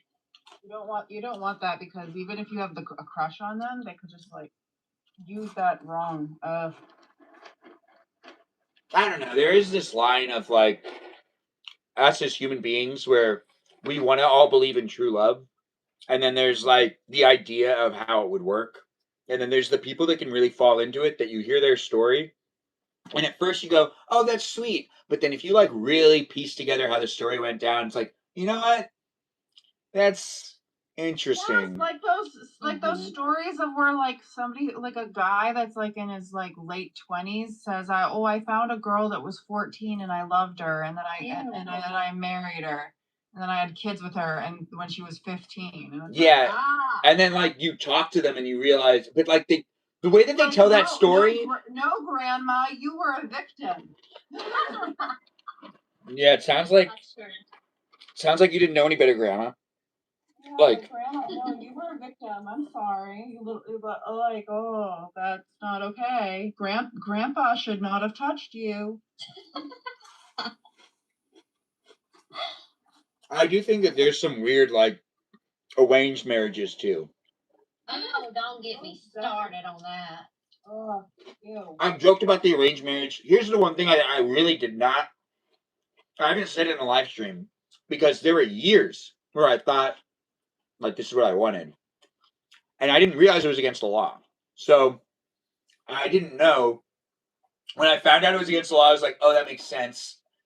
And it now makes sense why everyone would always laugh when I used to tell this, because people thought I was always joking, but I was actually really serious until I really realized that you can't do that. A part of me thought that it was going to be fine with me not getting a girlfriend throughout college, because I was like, I'm just going to build my company. When I'm done building my company, I'll just get one of those mail order brides, and I'll just like get a mail order bride, and I found out that like my strategy to keep myself focused, to make sure I like, sacrificed going out at night to like work really hard and build a company to then eventually get like, because like I don't know why I thought that was like legal or something, but a part of me kind of felt like that's kind of how that, you could just get someone from a different country. Oh my God. And they wouldn't really speak English, so it'd be easier. But then they'd learn English as like you went along. So like, I don't know. But yeah, it was seen as a joke. I was serious for a couple of years about it. But yeah, I was sad. That is no good. I mean, to be honest though, I still don't understand how I got the idea that it would be okay. like, I don't understand how you got the idea that would be okay either. Yeah, like I still don't, like give people their green card or something. But then that wouldn't be like a long-term marriage, right? Would that just be like a short-term marriage? It would be. So, Chris, I see you're saying Hillary is on the team. But when it comes to people who are for me or against me, there's a couple of friends that I've blocked in real life. And every once in a while, I get a phone call from them from a number that I don't recognize, and a voicemail from them asking. And I'm good at calling it out, I guess. But they normally are like asking to reconnect, apologizing again for whatever they did. And like, if you get written off, you get written off. It's just something that happens. Honestly, it's because of your attitude. Well, honestly, I don't need to put up with it. The live stream experience is a place in space where I'm a person showing up, doing person things. That's right, I'm not a robot. You could be, though, and I'm not going to think less of you. Unless you're a robot that teases and makes fun of people and you're a bully, then I'm going to think less of you. Which, I'm surprised how many robots there are that are actually doing that in the world. But hey, it's a place in space of the internet where we've got all sorts of people coming in with those feelings, too. So, you're a robot? Well, thanks for letting me know. She's on the stadium sports team. She is on the stadium sports team. Who are we talking about? The live stream experience does have us saying things and doing things. Hillary, Peaceful Kevin, Gina, and Jessica Cat are here. If you're wondering if it's pronounced Jessica Cat or Jessica, it's Jessica Cat. It's Jessica. According to you, it's Jessica Cat. All right. I'm so sorry. I got that all mixed up. It's not. It's not Jessica Cat. It's I mean, it's not Jessica Cat. It's Jessica Cat. The I is Jessica Kitty. Jessica Kitty is pretty good actually. That's cute. I like that. I read your comments out of context. Well, what do you want me to do, Chris? Read them in context? Because that's asking a lot from me. No, I'm just joking. I'll try. I'll try. You want me to give you one? Okay. Well, the live stream experience has you doing what you want to do on the internet because you have control. I'm not forcing you to stay in it, and I don't want you to be here if you don't want to be here. So the live stream experience is here for those that want to be part of it. If you don't find it to be a fun place in space, don't, drag me into your sadness, whatever that may be, but pick up on my positiveness and let me drag you into a positive mindset. But if you're one of them drama seekers, you're going to have a hard time dealing with me because I can't necessarily go into that boat unless I know you in real life and we can meet up and you can tell me about the drama in your life. But here in this live, not in life. No, well, in life too, and in the live. We can be part of it with each other and give a little tea. But remember, it's documented. So what you do say is here for you to be able to look back at and for others to be able to look back at it too. Like, we have Jessica Cat here. And if she starts talking about all those guys that really treated her wrong and how much they suck, well, they're going to be able to look back at this and see that they suck. And then we're all going to say that we also believe her and that all those guys do suck. So if she names them and gives us real names, well, we're going to be giving them a real piece of our mind. Do you want to out anyone? I was kind of worried one might come in here. You were worried about it? Yeah, like I was worried he would see that like I'm on here and he would come in. Do you think that he would come in with like good intention? No, I don't think he'd say anything. I think he'd just be nosy. That makes sense. Does he like keeping track on what you're doing? Like, does he follow you on Instagram and stuff? Yes, he looks at my story on TikTok because sometimes I put like selfies on there. He looks at my TikTok story every day and likes it. And he's the one that was like in the arranged marriage behind my back. And I'm like, literally, just leave me alone. Oh, right. Can we hear more about that? You had an arranged marriage, girl? No, I didn't. He did behind my back because he's Indian. So it's like common in their culture. And, which I'm okay with. Like, I accept that. Just don't bring me into it. Yeah, but they were trying to pull you into the arranged marriage? No, it's the other way around. He was in one and did not tell me for a long time. Oh. And he I told him oh God, it's been dragging out for like 3 years. So I told him a few months ago, I was like, just let me be, go be with her. And he still does not leave me alone. I'm going to block him. I love to block people. I don't know. Do you get anything out of the attention? I know you like to block people. I heard you say that earlier. But you must also like getting attention too, right? Not really, because I blocked him over and over.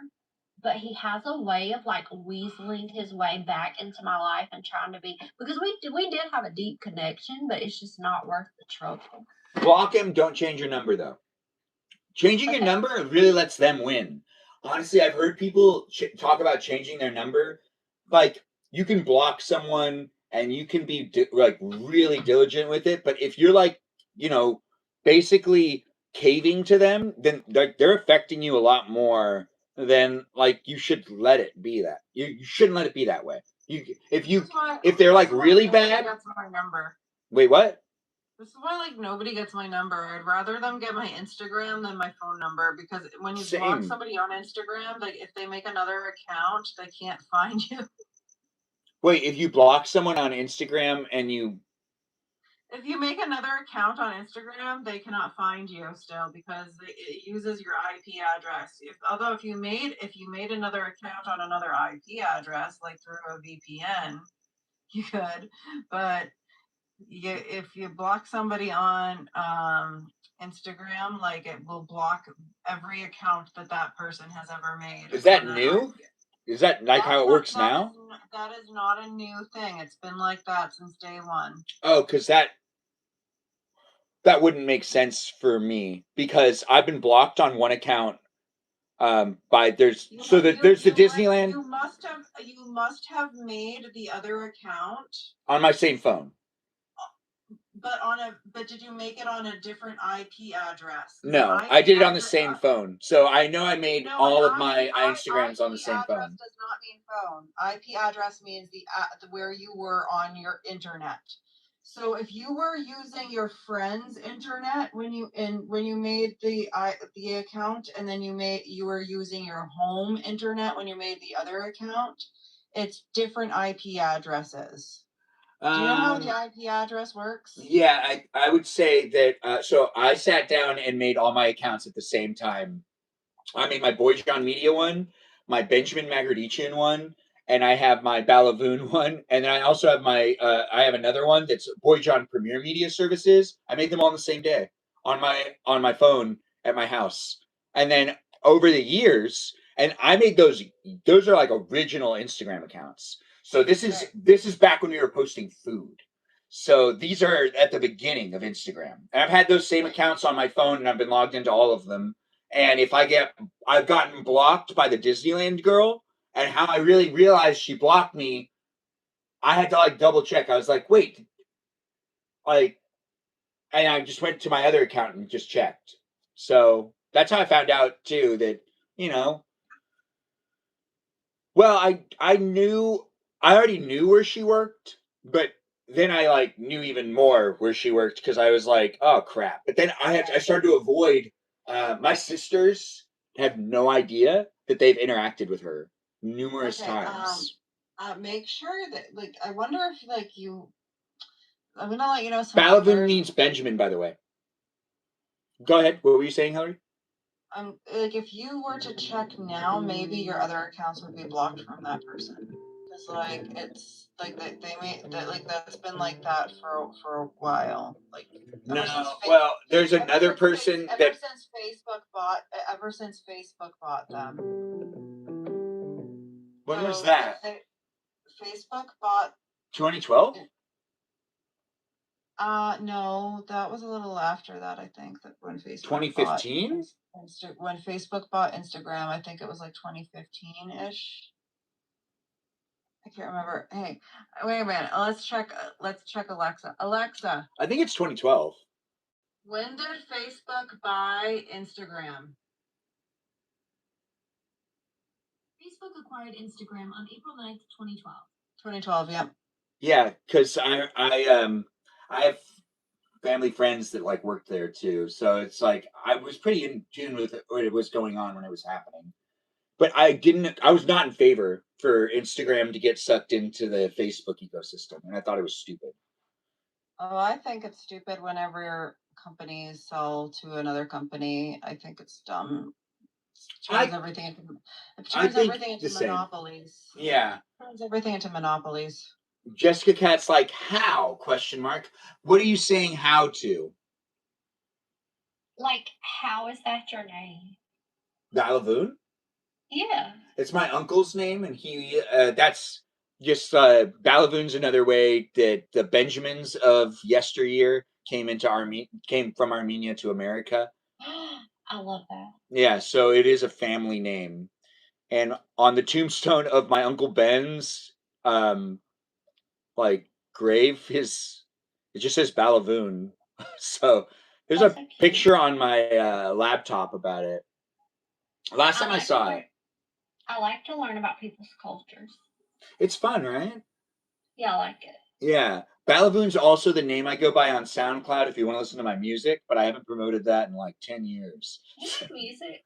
I haven't promoted it in like 10 years, but it was all Oh my electronic. God, It's all electronic music.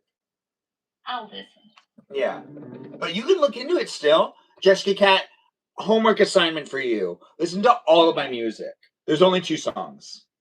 Okay, only 2. I was like, if there's 30, then I'm not coming back. No, there's just 2. And it should take about 6 minutes. So and I bet you could do it in 5. I'll do that. Yeah. Fast. I'll do it. I know it's 6 minutes, but I bet you could probably actually do it in 4. You know what? You could probably do it in 2 minutes. Just push the fast forward button. Listen to it as it is. It sounds better fast, anyways. Okay. I was wondering why that was your name on Switch. I was like, what's this about? Oh yeah, because Jessica Cat and I are now friends on the Switch, guys. If you want to play Mario Kart with us, we play Mario Kart not every day. I won. Yeah, and she's so good that she lets me win all the time. But I have to because you're really bad. Yeah, and honestly, it affects my confidence, and she can tell. And when I get my confidence affected in negative ways, it's hard for me to like show up, even in my live streams. So I'm a very delicate person. Can I tell them what you did to me? He copied my character. Oh yeah, yeah. See, I want to be just like Jessica Cat, so I always try to like mimic her. You're being parasocial with me. Yeah, so parasocial that it's unhealthy. I know. Yeah, it's so unhealthy. And you know who's really jealous about it? Mimi, Kiki, Mimi. Anyways, She likes me. yeah, she does. I just like doing the Mimi thing. Mimi. Anyways, the live stream experience is a lot of fun. Yeah, it's a calling sign. She hears me even when she's asleep. She might come in here.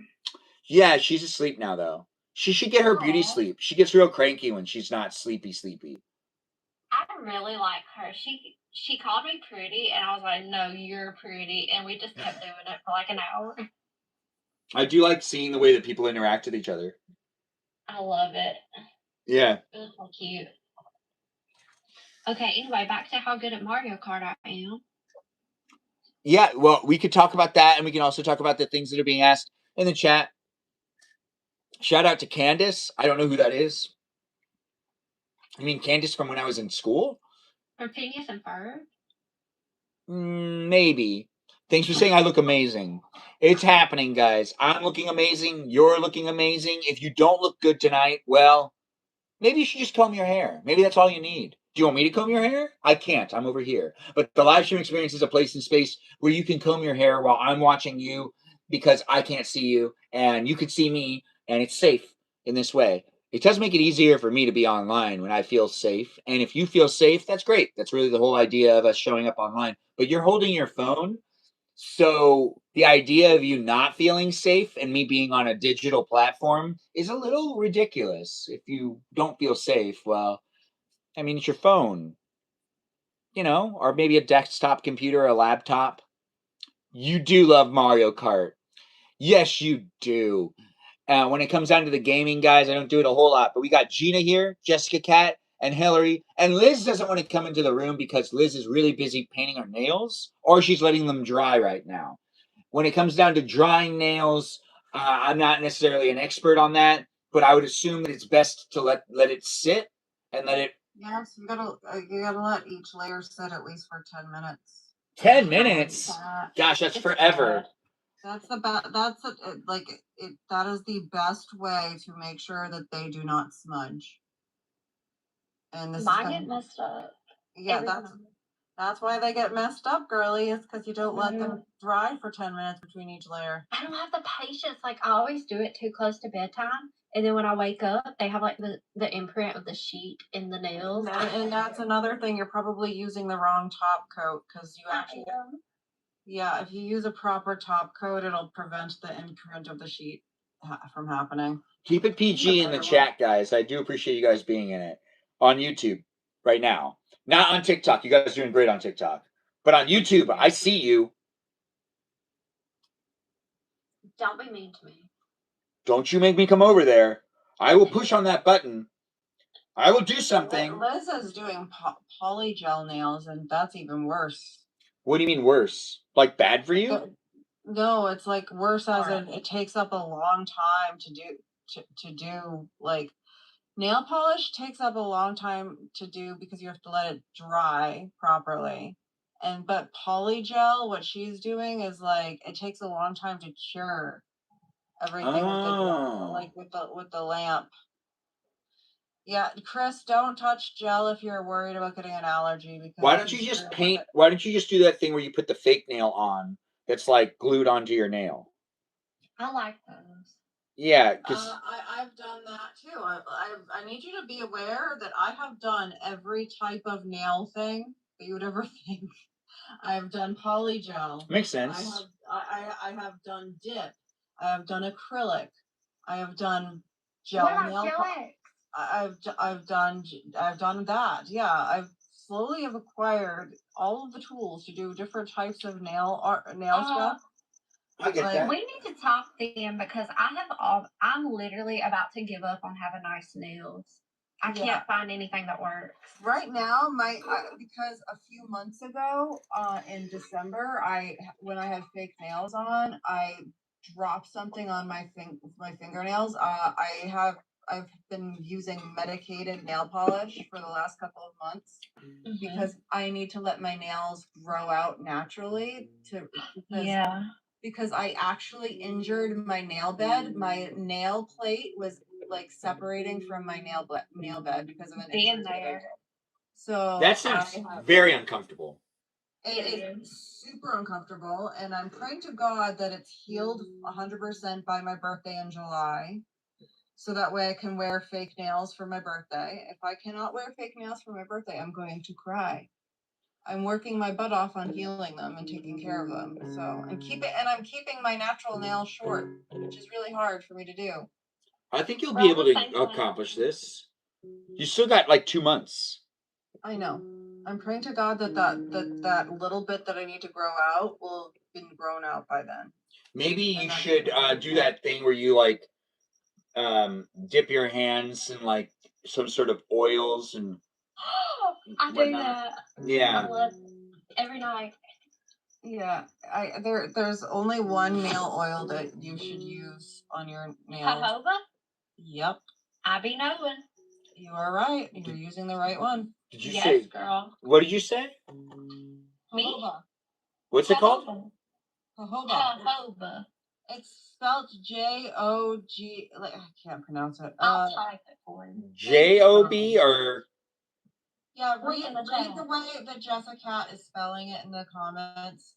That's the type of oil that you're supposed to use on your nails. If you do not use that, Is it like it's closer to the molecule of the natural oil or something? Exactly. Oh, look at me, Noah. Yeah. Now, and see, you're teaching us stuff in your southern accent, just like we asked. We just didn't realize what you needed to talk about. You needed to talk to the girls. You needed girls to talk to her about girl shit. That's how you get full on knowledge out. Oh yeah. Well, I mean, I hope that's not how you get full on knowledge out of, because like that's. No, that is because the only way you get knowledge out of people is if it's something that they're genuinely interested in and love. And girls like to talk about girly shit like nails. But I mean, like also at the same time, I don't want to just be like putting people into a box. So I have a lot to say all the time. I do think that that's always a good way to get people to talk too, is talk about the things they're interested in. But you know, like there's tons of things. It helps start the train. Yeah. Yeah, let's all jump on board. You cleared your fake nail? And now I'm adding gems. Interesting. Well, that does sound fun. If I was a nail style, what type of nail style do you think I'd be? What would my nail style be? If I was a nail style. Not I have nails, not a nail style on my hands, but if I was a nail style. I think you would be a tortoise shell with like with a Baroque accent nail. Like every nail would be tortoiseshell except one the nail would be a Baroque accent nail. Okay. And I feel it. Do you agree with that, Jessica? No, I think, well, I do, I can see that, but I feel like he'd be, I almost feel, this is so bad. I almost feel like every nail would be a different shape and a different color. Ooh. Oh, I like that. Yeah. That would be. So he would be kind of like an ultimate. What is it called? An ultimate. What's that thing called? Skittle manicure. He would be like Yes. the ultimate Skittle. The ultimate Skittle manicure. Yes, because I feel like there's a lot of I layers. once painted my nails when I was in college, and I was told that I couldn't do what I did because What color? it was like a time frame where when you if you painted your nails that way, it like it was like making a statement on what type of person you were, and I didn't know that it was associated with like a fetish thing or something like that, or I was told that at the time, but I really didn't know. And the person I was talking to, they might have just not necessarily been. This is 2010, little different with how things were working back then. Not everyone was always fact checked. People were basically talking amongst themselves, and it was kind of like bubbles still, where it's like the internet wasn't where it is right now. So there's a lot of stuff. Benjamin, what colors did you paint? It was Let's guess. I think it was just very girlish. It was just very like none of them were. It was just me having fun. I just was using all of like the girliest colors I could pick, but none of the same colors. All of them were different. Oh, kind of yeah, right. I can understand. So it was like more of LGBT, but it wasn't like a trans thing. It was like a trans thing, but not a trans thing. I forgot exactly what I was being told I was doing. Where it was kind of like I was into some sort of thing where I was like, why does everything have to have a label? I just want to have some fun. I was just me having fun. It wasn't me trying to be part of anything. Just to do things. Just vibing. Yeah, just to have some fun. And also, I don't think that it was well, except this person. I don't think it was at all like, something I should have gotten. Oh, well, they dropped out. I shouldn't have gotten like lit up about it either. Someone was like not really happy with me. So it didn't really make sense. Thanks for saying about my beard. What is it? Would you let me think. Would you let like your wife do your makeup for fun? I used to. So I have a beard, and my niece does makeup on me every once in a while. It's not possible to do my makeup with the amount of hair I have. I have to shave. So I have hair right here right now too. So you think that like you'd be able to put like a good amount of makeup on? So if I show up to set and they do makeup on me, I have to be completely clean shaven, and if I'm not, they'll get pissed, and they'll help me touch up a little bit, but it's really hard to apply even makeup on me in general because I have so much hair. And it's just better if you like fantasize about putting makeup on me, fantasize about painting my nails. Because you can't put makeup on me really. It doesn't really work. You can put glitter on me though. I like the idea of putting makeup on a man's face, but I do like the idea of painting their nails. I mean, to be honest, like my nails, Can you put your nails up to the camera as close as you can? well, they don't look good right now. They don't look good. Still shiny. Yeah.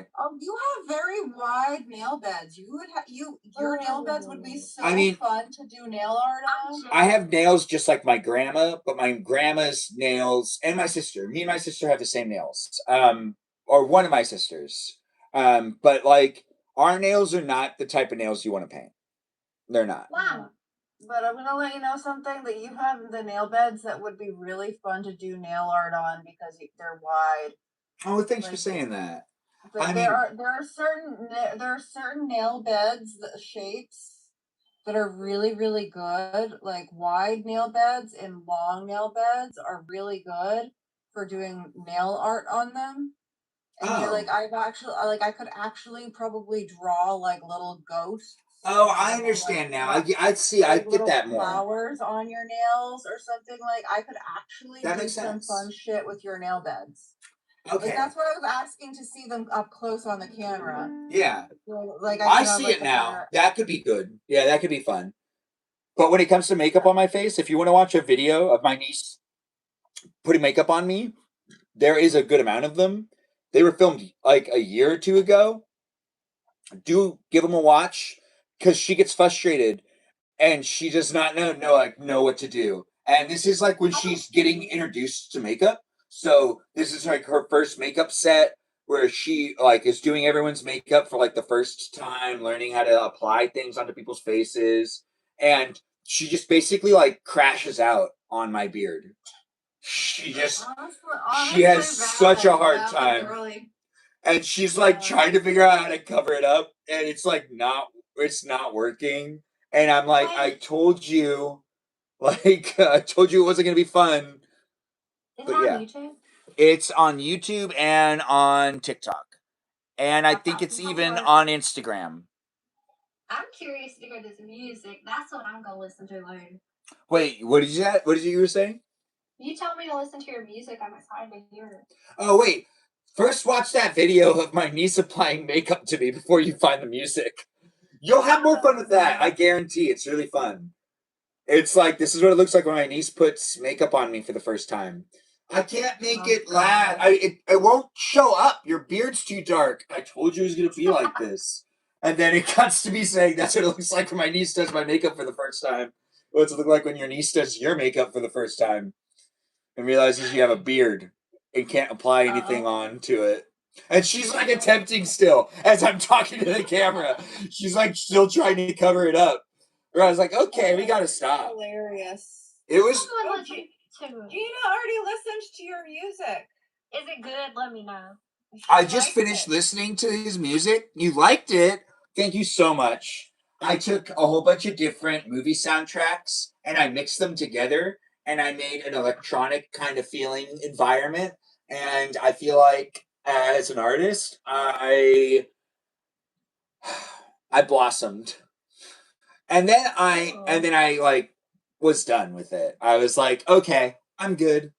That's like, I'm not saying that you have ADHD, but that's very ADHD of you if you would do.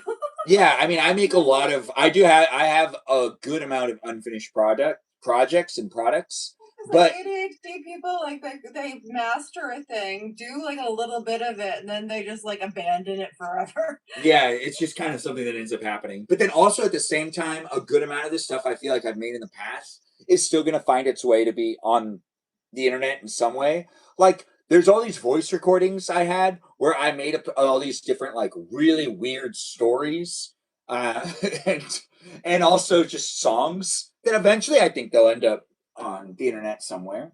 Also, there's a whole bunch of different TV show stuff I've conjured up over the years. You're not Ada, but you maybe am. Well, we'll find out later. We can give you a test. Anyways, the live stream experience is a place in space where I could answer you if you want me to, but it is a place in space where we can be part of it if you like to be. Do I like Hollywood as an English actor? That's interesting. I've never been asked that question before. I guess I'd consider myself an English actor, but really I'm a Middle Eastern man that's typecasted as a Middle Eastern. So am I an English actor? I don't know. I have no idea these days. I don't know how to clarify it. But am I a British actor? I'm not. I can't technically be one because I'm not from Britain. But I guess I could be. Am I Pakistan? No, I'm not. I'm not a country. I'm a person. But thanks for being here. It is nice to have you in the room.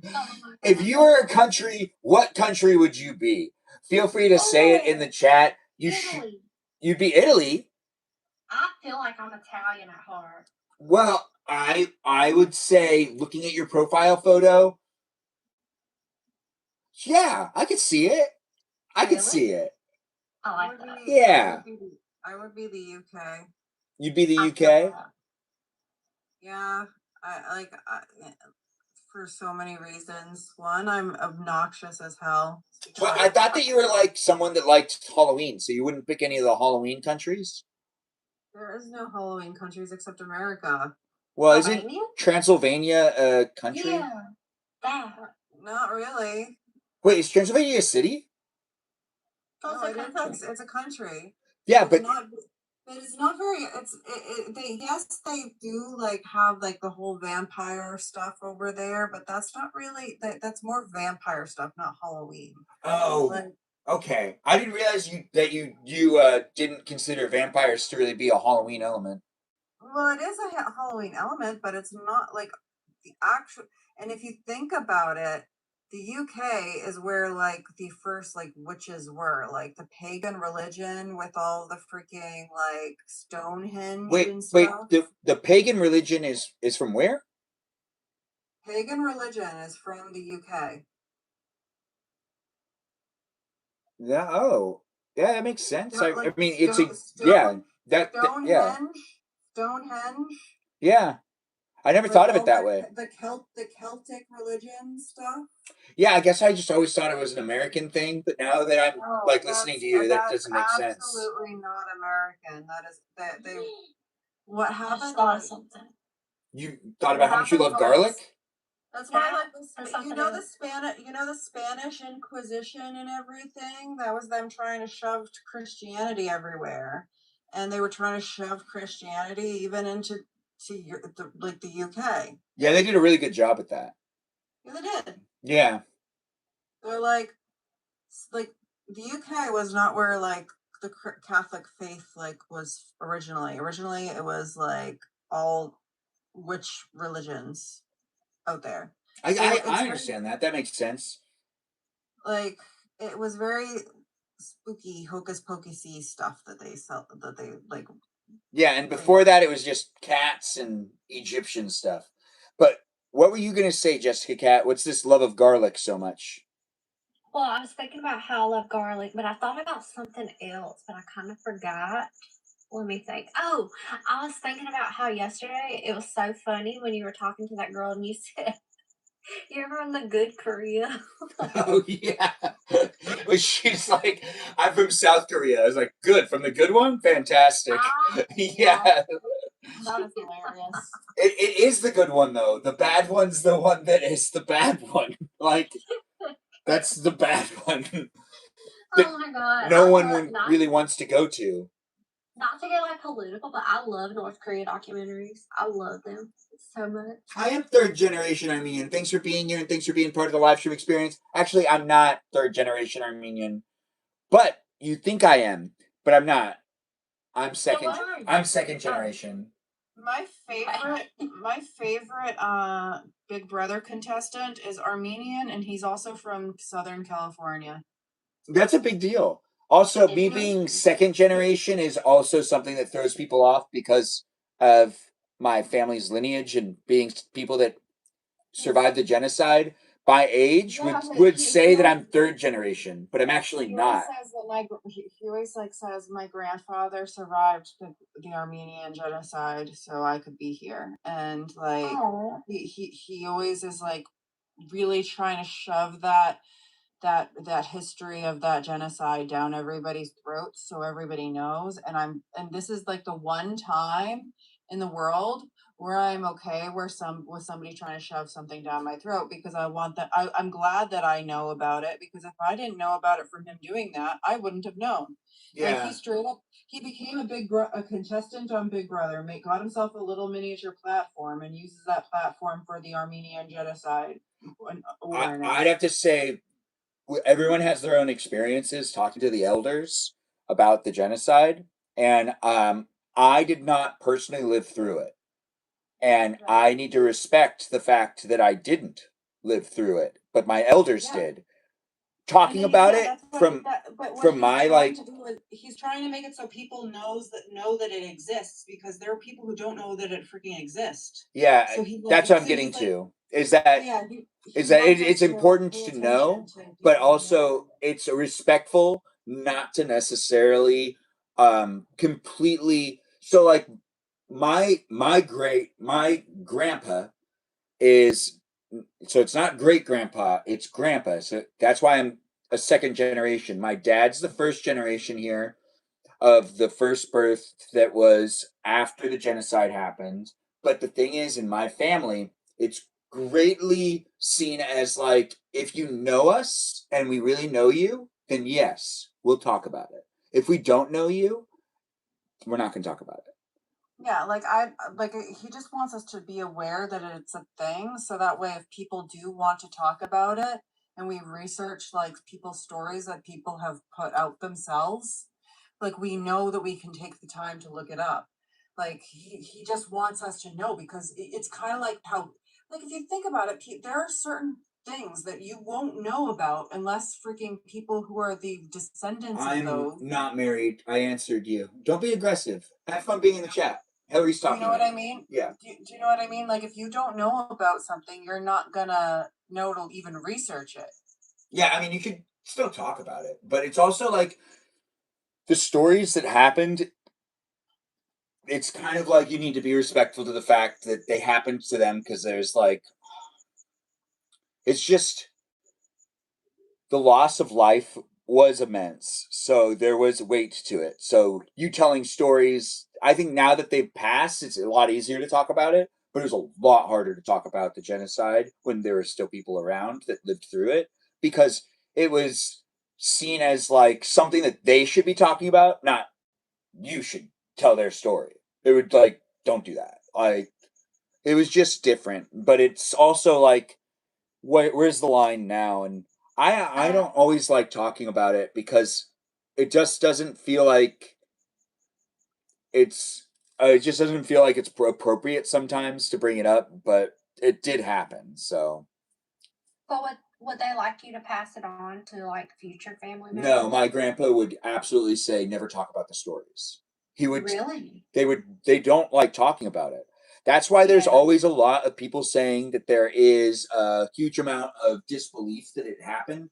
Because it's not like so you guys know about, well, there's some people that don't believe in what happened with the Nazis and the Jews, but really honestly it's pretty much like pretty obvious it happened. But I get it, there's people out there that are like naysayers. But when it comes down to the Armenian genocide, more people that were involved in that really didn't want to talk about it. Whereas in the well, the numbers are actually drastically different. We have to be first saying that the number of Jews that the Nazis ended up killing was much higher than the Armenian. But it's not a competition in that way either. But it's just like one of those things where uh, they didn't want people to be having a conversation. They just wanted to move on. Everyone wanted to move on, and everyone wants to move on. And there is a story that my grandpa ends up disclosing a lot in a video, and telling the story on what happened. But you can tell it's kind of like we're not talking about this again, and we don't need to talk about it again. It's in the past, and we're going to move forward, and we're going to build our families to be bigger. But then again, when it comes to history, sometimes talking about the history makes sure it doesn't repeat and also gets people on board. But I could tell you for a fact, even when it comes to my grandpa serving in World War II, my other grandpa served in World War II. And he was also like 10, almost 20 years younger than my other grandpa, which is kind of interesting to see that because my dad's like the youngest in his family and my mom's like the oldest in her family. But that's not the point. But really, both of them ended up kind of having the same thing where, hey, let's not talk about what happened in the past. Let's just make sure to live like thinking forward and not necessarily reminiscing too much about the past. Because one survived a genocide, never wanted to talk about it. One survived war in the Pacific and didn't want to talk about it at all either. So it's like, let's not talk about those things. Let's just, like say some things, but move forward and not necessarily fixate on them. Yeah, I respect that. Yeah, I mean, I know that my grandma would be more my one of so one of my grandmas was born here, and I'm third generation on that side, I guess. But the other grandma that was born in Armenia, then the genocide happened. She lived in Russia for a little while, and then she came over to America. And that story is rags to riches, or riches to rags to riches again, because it was like everybody needed to like get out of Armenia with your stuff, without your stuff. It didn't matter. There were temporary passports assigned to people. We have them. We have a lot of that stuff. It's actually really interesting to look at, and they're all like really like thick pieces of paper that you could tell have some wear and tear. Like they're folded so many times over, and they went through Ellis Island and stuff like that. And it's like good history. It's beautiful stuff, but also stuff that they like didn't like to talk about. I feel like it's so important because I think I said this the other day. I feel like older people are walking history, but at the same time, if they want to move on, you have to respect it. Yeah, I think that mainly it was the pain of losing so many people. My parents, my grandparents had to witness family members dying in front of them and also hiding under bodies. So they had to deal with that. And I don't really know what it's like to hide under a dead body, nor do I ever want to find out. But I understand that there are family members that had to do that, and I don't necessarily want to give them any sort of like nudge that they have to tell their story or that they had to tell their story. Because for us, it's history and it's important, but for them, it's like real trauma. Yeah, and you can hear it and you can see it in videos that exist. So those videos aren't necessarily things that I'll share publicly, I don't think. But if a child of mine in the future ends up taking one of those videos and sharing it and parading it around, I wouldn't even feel like I'd be in a place to tell them they couldn't do that. So, because they didn't know those relatives, they're gonna just do what they're gonna do. But at that point in time, it'll be so many generations have passed that I won't know how to navigate that, anyways. The person that I was telling you about, he doesn't do that. He just says that I am a descendant of an Armenian genocide, survivor. we're all on this like the same page. I think he's on the same page as me. He definitely knows what he can't do. I guarantee you, if you met him, he would be like, "Yo, brother," and you'd be like, "Yeah." Probably have like. We all kind of end up having that thing. It just ends up happening. But you'd probably be on the exact same wavelength of how to function about that type of history. Yeah, I wasn't joking when I said like it's basically an unspoken rule amongst all of them that you just don't talk about it. So it's like if he had any relatives that were alive, he had the same talk that I got, because all of them they all ended up being stuck on Ellis Island together. They all came over, and everyone basically situated in the same like sanctuary city type of feelings, where it was like you either stayed in New York or you went to Sacramento and Los Angeles. I mean, Sacramento in California, and then either ended up in Los Angeles or you stayed in Sacramento, or you went to San Francisco, and that was it. There's like nowhere else that people were going, because also climate. So when that happened, it was kind of like if you want to live in a climate that's similar to how it was in Armenia, you'd go to California, and so that's usually what ended up happening. So we accumulated in our climate because it's like our home climate. So it's like, hey, it's how it is in the home country. For all I know, I really don't know though. But one day. Do you feel, I think I asked you this before, like, would you like to visit Armenia, as in, do you feel connected to it? I mean, I do, but I don't feel like I'd go there and necessarily flourish. I don't feel like I'd go there and be like, oh, my peeps. I would be able to meet my family members that still live there. So what ended up happening was, after the genocide did happen, there was this period in time where people were in America waiting to go back to Armenia after everything had subsided and the borders had been redrawn and Armenia was much smaller, and Turkey was like, we've always been this big. What are you talking about? And it's like, no, you weren't. Like, what are you talking about? What are you talking about? You didn't have Mount Ara. You guys have it now. And it's like, oh, yeah, I guess. I mean, we just drew the map for the first time. It's always been like this. And it's like, sure. It's so I do know that there's family members that got relocated back to Armenia. And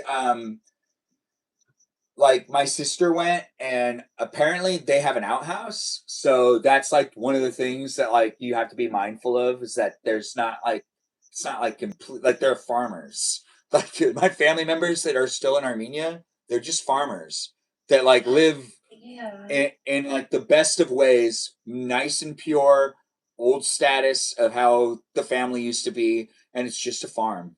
So I'd love to see that, but I'd have a hard time communicating with them because I don't speak English. But then again, robots. I could have a robot friend that speaks English and Armenian, and then all of a sudden, hey, it's me and a robot companion adventuring Armenia and having a time of my life, basically. I don't know, maybe I'll make a TV show about it, about how me and a robot go and visit my homeland.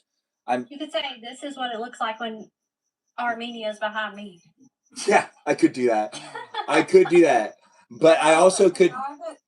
The guy that was on Big Brother that got a little bit of a platform.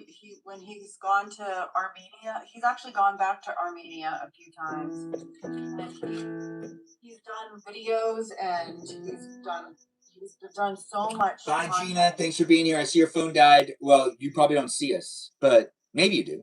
But continue, Yeah, Hillary. he's done so much content on that. It's ridiculous. And he talks about how beautiful it is over there all the time to try to like show off what was taken from some families. Yeah, I mean it's sad. I'm not good at making sad content, but No, but he's very good at like doing it respectfully too. yeah, Like, I love it, and I'm glad that he does because I wouldn't have known about it unless this conversation had happened sooner in my life, or that guy had done it already, and it's brilliant that he's used his platform from Big Brother to do that. yeah, that is good for him, and I'm happy he was respectful and thoughtful about it. We have 827 joining us back in. 827 is also known as the pinball machine of the live stream experience. They are here to hang out with us and be part of it. And it's nice to have you back, 827. Where did you go off to? Oh my god, I went to this crazy live. I don't know if you guys want to hear the tea. Wait, what was it? Okay, so in this live, like I know some of them personally, like I know the creator personally in a way. So we all kind of get drunk, like we drink. Anyways, so he's like a player, you guys. He's like let me tell you, he's a rapper, producer, but I mean, like local in Albuquerque, not really like big rapper, right? Right. Like he's like a friend that we support because we want him to get big. Anyways, so he's a small creator, way even smaller than you, Benji. Very, very small. So there's this girl who would join his lives, right? She's 33. She has like 4 kids, and she's a sweetheart. And he would kind of string her along, you guys. That's Like, sad. yes. Oh my god. So then I would see her, like I would jump on the lives like to support him and send him little stuff like, hey girl, whatever. And then I would see her there every live. She's always in every live, whatever. And one night, like I don't know when, they said that she ended up removing her clothes and dancing for him. Yes, on the live. I don't know how he didn't get taken down. And then anyway, so then she's on the live, and then she's like, I love you, and then he's like, no, like there was other guys on there, and they're all he didn't want to claim her. He was like, no, like I'm good being by myself. Like I don't love no one but myself and my kid, because he's like a baby daddy. And then she's like, she got mad because he started not claiming her. And then she said, the things, you guys, he's so different when he calls me. He's so different when he calls me. Like, he's a different person when it's just me and him, like, off the live. And then she said, the things I've done for him, you guys don't even know the things I've done for him, like, everything like that. She has sent him $50 for beer, that she had done stuff for him on the video call. And I was like, whoa, like, oh my god. So that was kind of what happened, pretty much. I mean, there is more, but it was just a lot of drama. I like the drama that I'm hearing right here because it's actually like I'm not involved, so I don't have to deal with it. Exactly. Like I was just like a couch potato, like a person that was just like kind of listening, and I'm like, oh no, but poor girl, I feel bad. I mean, poor lady, because I mean, she's like, I love him, I love you, I don't know what it is about you, and he like brushed her off, and then in the end, I mean, they're still going on, but she left. But she still said, I love him, like, no matter what. But he was being an like, he was being That sucks. That woman needs help. Yeah. Yeah, I agree. They need to log off. That's like sad. Yeah, exactly. And I was like, yo. And this guy, he's known, like, there's other girls that will pop up. And that's why I don't turn my camera on. Because I'm like, I don't want that kind of energy. Because he'll, like, compliment you. And it's like, girl, like, men do that. everywhere you go, men will do that. Yeah, men do that. That's just kind of how that works. Exactly. Like men, like men are just men. They'll just do that to see who catches like fishing. You know. Yeah, well, fishing's very popular in the States. Yeah, and I've never seen that. I was like, yo, this is crazy. I'm 30 myself, so I was like, yo, like I think through all the years that I've gone through, like in experience, I know better, and I feel bad. I was like, yo, I felt so bad. I wish I could hug her, but I didn't know them like that. I don't want to side with anyone because I know these people personally. But that's the tea. I don't know.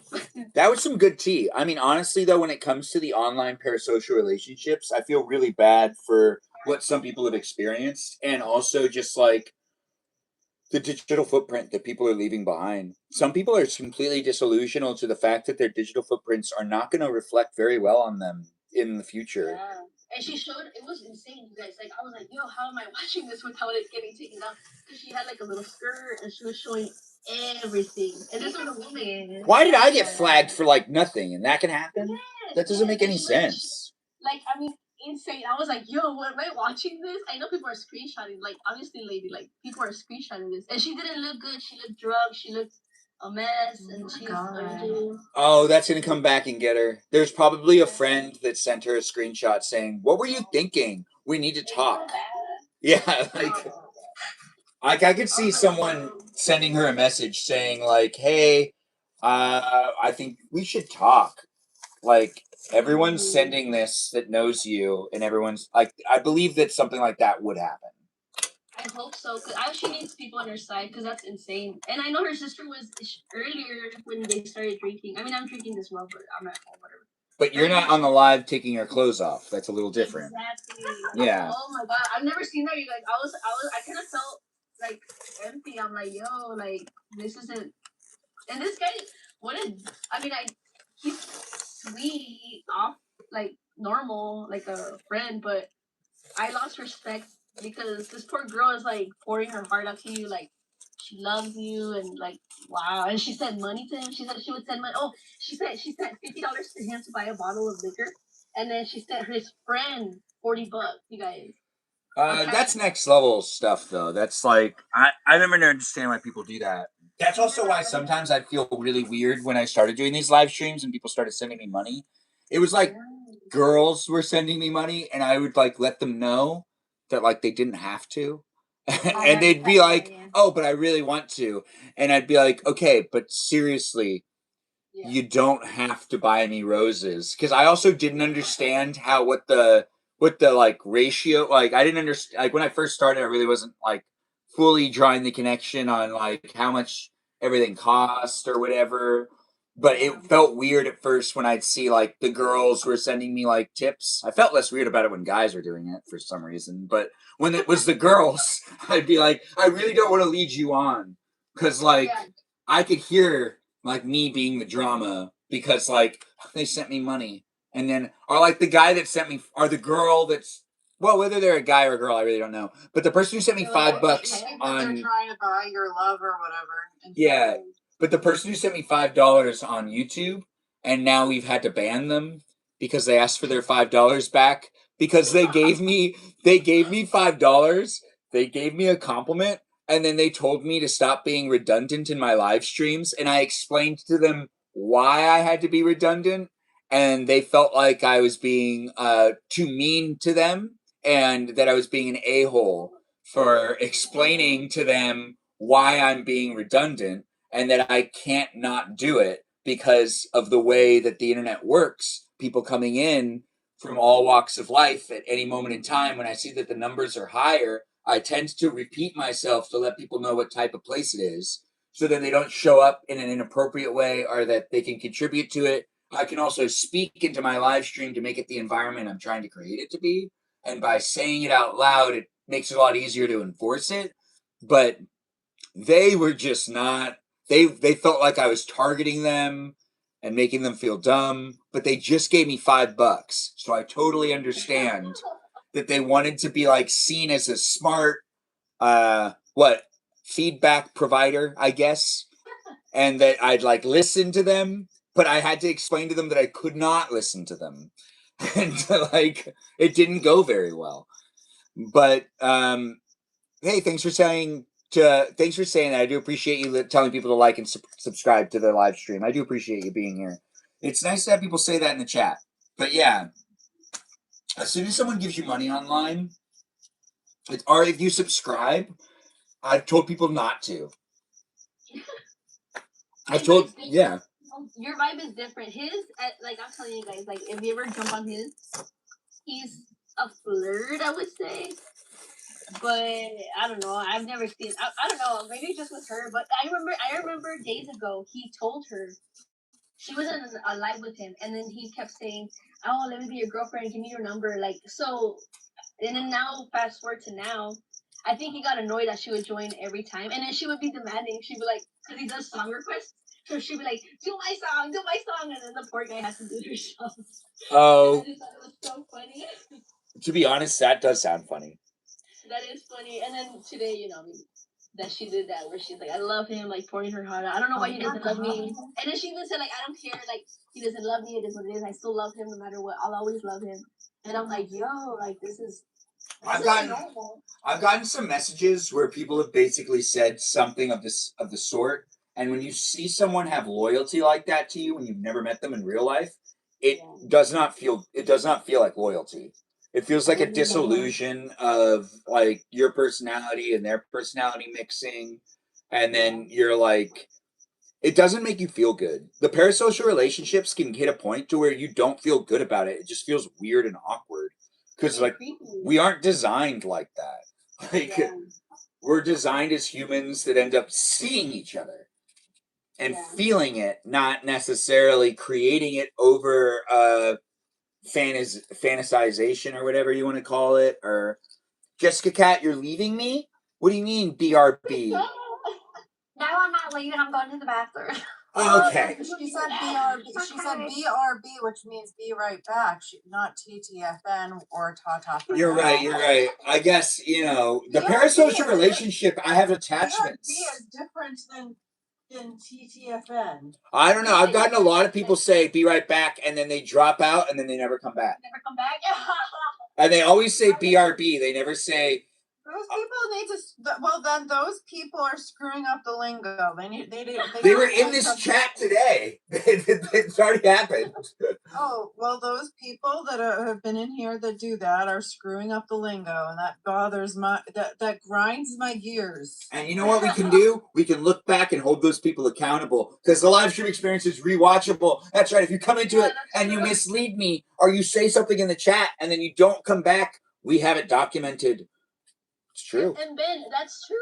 It's like some people could be recording it. How do people do the things they do on live without remembering that it's public? Like anyone can just. You'd be so surprised. There are so many situations I've had already where I've just been baffled by the fact that some people can be so petty, or some people can really put up a fight and be like, why should I have to rewatch it? And it's like, you should rewatch it because you're trying to utilize it as an argumentative point and you're not recollecting it for what it was. You're making it all about your feelings, that I wasn't there on your side. I was there on my side of the live stream, not physically with you. I couldn't see your face. I don't know how you really responded. I just know what you said in the chat, and I gave you opportunity to talk, and you took the side of you're going to feel bad for yourself. You're going to play victim. If you want to do that, you can. On the internet, it's super easy. But you don't have to do that here. But if you do want to do that, there's lots of places to do that here on the internet. And you can play into the fantasy you want to play in, but it's a digital footprint that's not necessarily going to age well. I think there's going to be a lot of people that are going to try to disassociate themselves from previous accounts. They're like, have it as like a backup account. They're like, oh, but I never use it. And then they'll have like a family member look through everything on it and say, this is kind of crazy. Like, it's like, that stuff's going to happen. I'm back. I hope you survived. But I didn't. I was anxious the whole time. You're being parasocial, Benjamin. Yeah, you're right. You gotta get it together. Yeah, you're totally right. Yeah. Okay, anyway. My mom follows me on here, so I can't be doing any of that. I have to be good. Wait, say it again? you were talking about how like people are going to distance themselves from their accounts, and I'm like, my mom already follows me on here. I've got to be like well behaved. I think it's more of, I mean, Jessica, I'm not going to date you, but I know you're 30. So, like, so I'm going to say that you're going to be a little different than the 21-year-olds of today that are not necessarily thinking about how toxic they might look.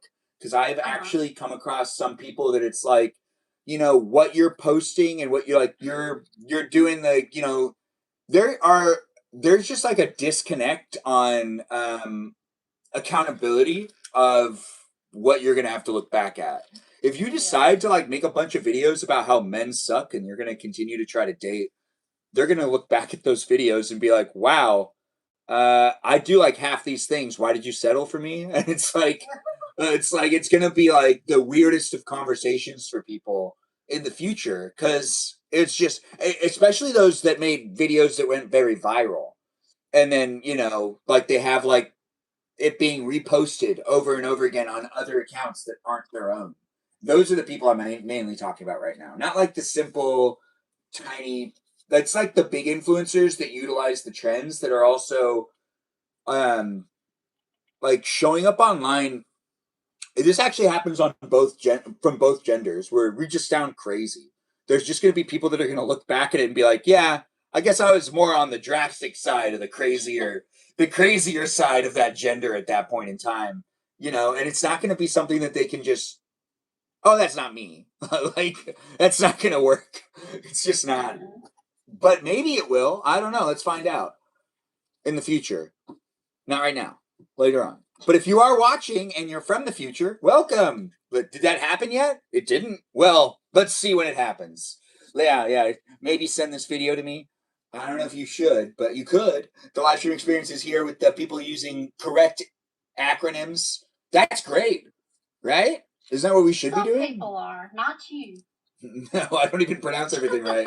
So how can it be correct? Like, it can't be correct if I pronounce it wrong.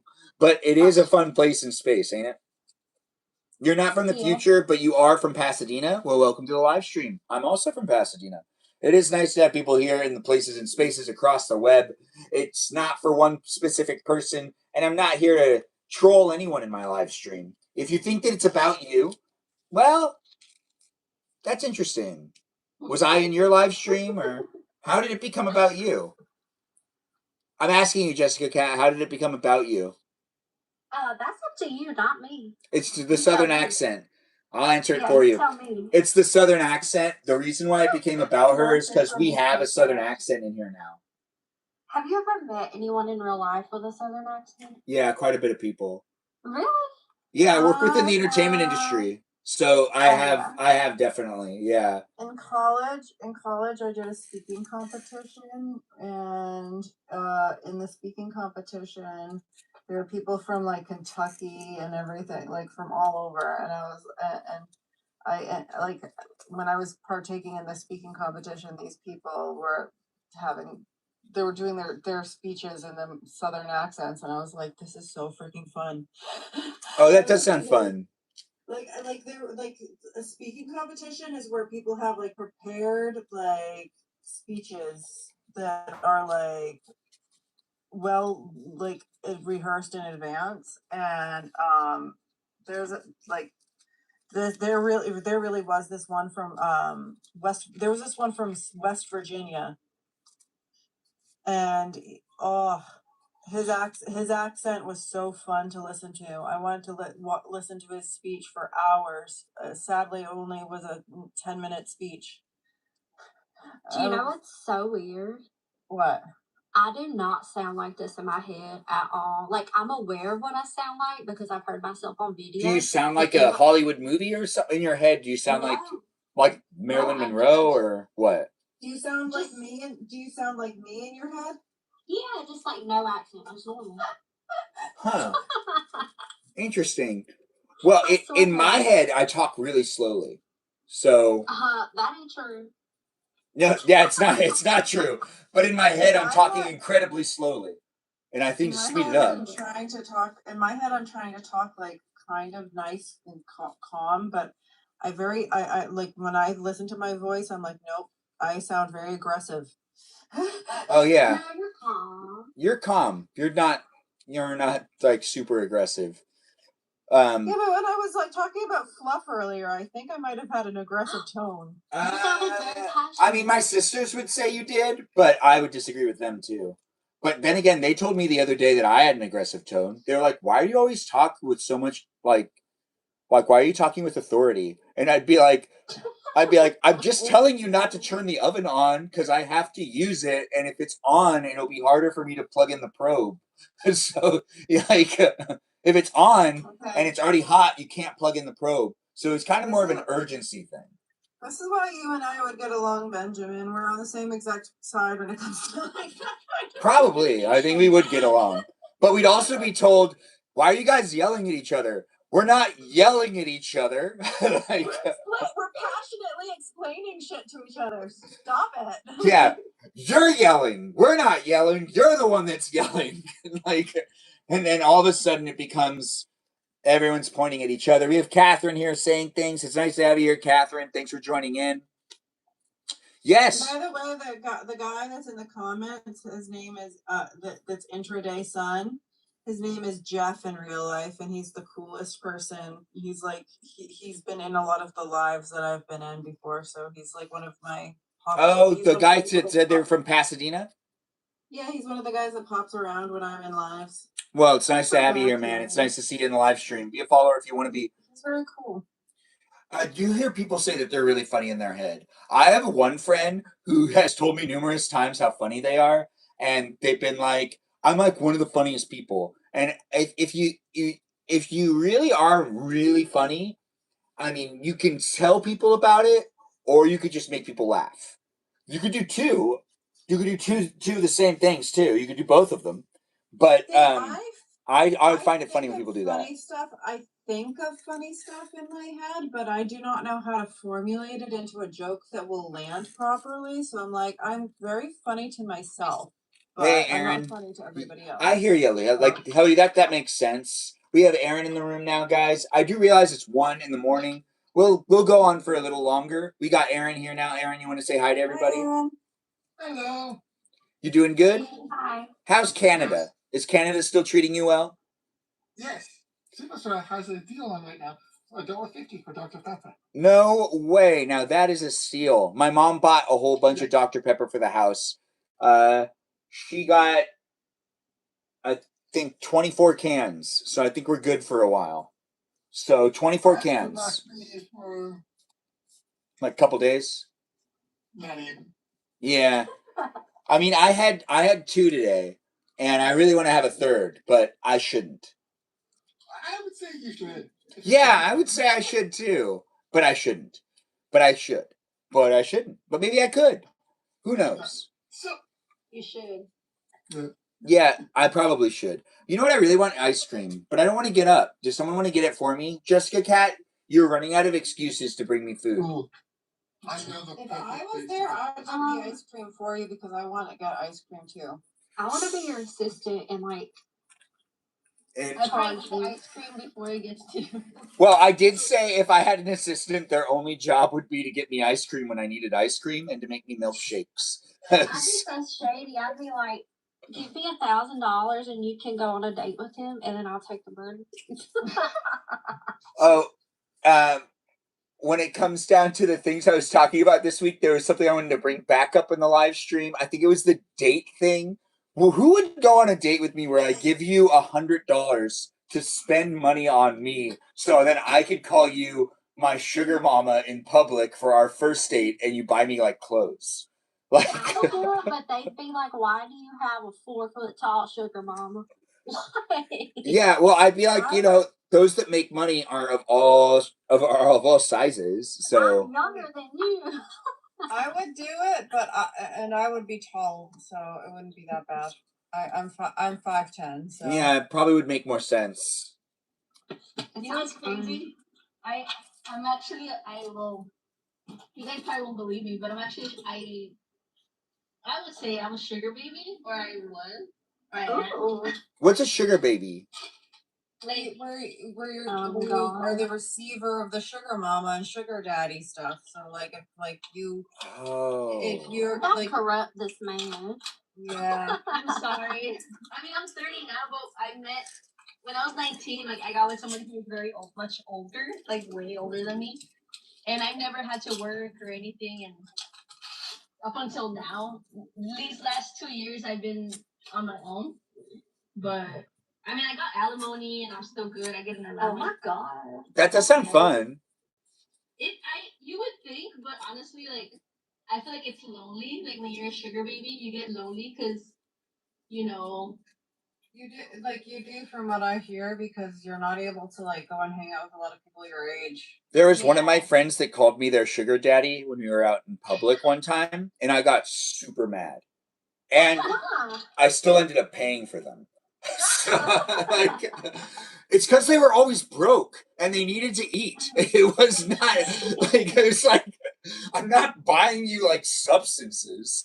Like Bought them like did you just like buy them like a what is it like a cheese? I like at Whole Foods I'd pay for like their little like thing because like they'd feel like when at Whole Foods back when so Whole Foods is You were a charitable sugar daddy friend. yeah, I was, but Whole Foods is a terrible place to try to save money on anything.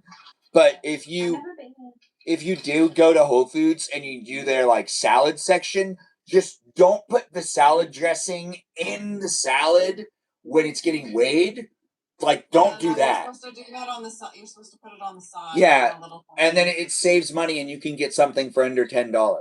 But they don't do that anymore, where it's under $10. It'll be over. I don't understand how kids are able to. I don't understand how people in college are able to afford to do anything. Because like, Nowadays, yeah. I know how. I agree. what? They really don't, from what I know. From what I know, college students literally just hang out, and that's it. Like they don't really like go anywhere to spend money. Like they just like hang out in dorms. But like food, like they can't. Like pizza used to be $2. You used to be able to get two pieces of pizza and like a drink for $2. When I was like in college, that was like normal. Now that's not normal, and it's like $10-15 to get two slices of pizza. When you and I were in college, things were so much cheaper. Yeah, and you could. I went to college. You graduated high school in 2008. Yeah. So did I. So you and I went to college at the same exact time frame, and it was chaotic. We had like so much cheap shit. Yeah. I graduated high school in 2014, and I remember when I went to college in Redwood City, California, Canyon. It was even better back then too. Yeah, and I was able to survive. I mean, it wasn't like I wasn't rich, but I was able to survive. But now I can't imagine getting an apartment, getting a car. I can't imagine. I would not want. I can't imagine paying for gas to just do nothing. So we used to just drive around and go on like little like trips with people. Like we'd like pile into the car. It'd be so expensive to do that now. Like at 2 a.m. you could just drive to a Walmart and just buy like a pack of straws. And the 24-hour things aren't necessarily open anymore. Barnes and Nobles also isn't open as late as it used to be, so you can't hang out. I remember my first date was at this coffee shop that was in Venice Beach. So there's this coffee shop that was a coffee shop bookstore, which was 24 hours. You can come and you can work on your papers. There were people that were like there that were like writers in Hollywood that would like write there because it was a famous spot. This place has closed down since COVID. It does not exist anymore, but it was one of the most fun bookstores to go to because it also was a coffee shop. It actually was it's a coffee shop that had a bookstore attached to it. So it really was just a coffee shop that was like really good coffee. And the first date that I really went on, that like I really asked the girl out, it was scheduled for 2:30 a.m. at that coffee shop because she was a painter and she needed to get her project done in time, and she was down to go on a date, but she was also on a weird sleep schedule. So we had our first date at like 2:30 in the morning, and I remember I got home at 4:50, thinking that was like one of the best dates I ever went on. And it was a good one. So in Vancouver, there's a 24-hour cafe that I've been in only once or twice. Just walk in, check it out, then walk out. That's 24 hours. And then there's a cafeteria in Vancouver that's only about $3 for dinner. $3? Yes. Dang. Wow. And they had salmon on some nights. Oh, salmon? Well, Jessica Cat, you're a cat. Do you like salmon? Let me think. I've actually never really had it. Huh. All right, we'll let Aaron keep talking. Aaron, what else were you saying? The salmon size was like this size. But it was delicious, right? Oh, yeah. Yeah. Oh, Priscilla, it is late. How's everyone up? Because we have energy, and everyone's kind of feeding off of each other's spirits. That's right. We're feeding off of each other's energy. And Dr. Pepper. Yeah. Yes. Do you guys remember in Barnes and Nobles how they used to have chairs and now they don't? Yeah, they don't want us to sit. You can still sit. They want you to sit on the ground now. They don't care. Like they won't tell you to get up. But before, when you used to sit on the ground, they used to tell you couldn't do that. Now you can do that, and they won't tell you not to do it. I remember getting in trouble one time because I sat down on the floor to read a book, and I was sitting there for a while, and someone came over to tell me that I could sit, but like I was sitting in the middle of the aisle, and it was like not really like they were like, "There's chairs for a reason," and now they don't do that. They don't tell you to stop. Like there's a couple of times where I've been there and I've been like, I had to ask someone to like get up because I was like, I want to look at the books that are right here, and like, oh yeah, and it's like I remember there was a time where like the staff used to be there to tell people to sit in the chairs, and now they don't want you to do that though. They want you to sit on the ground. That's sad. It's because it's not comfortable, and eventually you'll get up. But you know what? They're idiots because I find the ground to be incredibly comfortable. So I like to lay on the I ground. still remember going to Starbucks. This would be about 15 years ago. And spending about 8 to 10 hours at Starbucks. they used to be more okay with that too, I think. Yeah. I don't think they like that anymore. No. But McDonald's wants you to do that now. So McDonald's actually wants you to come into their store and just hang out and use their Wi-Fi. They want you to do that because you're more likely to spend money. Except for in Canada? Basic Canada is a 30-minute time limit. What? That's not enough. I think that's fair. That's like a restroom break for me. Give me an hour. I'm just kidding. An hour at McDonald's? At the toilet. I'd say the best. Oh wait. 45 minutes. The best amount of time to spend at McDonald's is probably between 45 minutes and an hour. Yeah. Exactly. No, they're mean now. Like the customer service is so mean now. Like the kids. All of the fast food restaurants have mean customer service now. They don't have any incentive to be nice, which I actually think it's one of those weird things where it's like when we were growing up, it was cheaper to go to the fast food restaurants. I think people got paid less. I'm pretty sure they got paid less. And it was nicer. So it's like a really weird scenario. That was us working those jobs. We were nice and we got paid nothing. Yeah, it was super weird. Yeah, my peers, my friends sometimes would work at these jobs, but everyone that worked there wasn't working there to like pay to be like, it was like an in-between job. It wasn't like, I do see that there's a lot of people that it's like, that's their main job. And like, that's not their in-between goal. That's just where they're going to be. And like, that's not necessarily smart, but I get it. But it wasn't designed to be that way. So it doesn't work. But yeah, I think that we as a society have expanded and grown so much that the system's too colluded. So it's like there can't be a job that is like paying less than a livable wage in any degree anymore. It's because no one sees it as a progression, a middle ground type of job where it's like they won't stay there. I think that Dr. Pepper needs a lot more love from what I'm seeing in the world. It's not in enough fast food restaurants. I totally agree. Yeah. If you own a franchise, restaurant I really like going to, it's called Boston Pizza, and they have Dr. Pepper. Boston Pizza? Yes. Never heard of it. It's a Canadian restaurant. But Boston's not in Canada. No. Who did we just lose? Did we just lose our 827? 827, good night to you. Thanks for being here. It was fun to see you come in and be part of it. I can't wait to see you next time. Take care of yourself and get a good night's rest. Everyone say good night. What I find freaking hilarious is that there's a Boston Pizza, and as the person from the Boston area, I've never once heard of a Boston Pizza until I met Aaron, and they don't have a Boston Pizza in New England. Like, really? It's the funniest thing, and I'm like, oh, okay.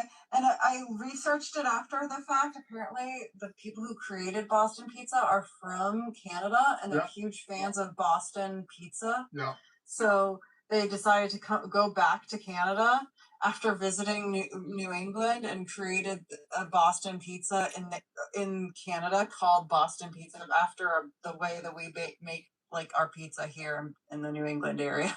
Oh, and Boston Market has closed down. They were filed for bankruptcy years ago. I miss them. Yeah. I miss them too. R.I.P. Boston Market. Boston Market was next level. I remember my mom used to say we were having Boston Market for dinner tonight. I'd be like, yeah, yes, life is good. This is going to be so much fun because their chicken was so delicious and they had great mac and cheese and they had good mashed potatoes. But then they started messing with their menu and we noticed and stopped going, and then they went out of business. There is a Chunky Cheese about 30 minutes away from me. Wait, did you say Chunky Cheese? Yes. Where is this Chunky Cheese? Hey, Dangerous Pumpkin, thanks for joining in. You want to say hi to everybody? Cool. It works out. The live stream experience is here, guys. What were you saying, Aaron? So, Chunky Cheese is in Canada. The town is called Langley, BC. Why is it called Chunky Cheese? I have no clue.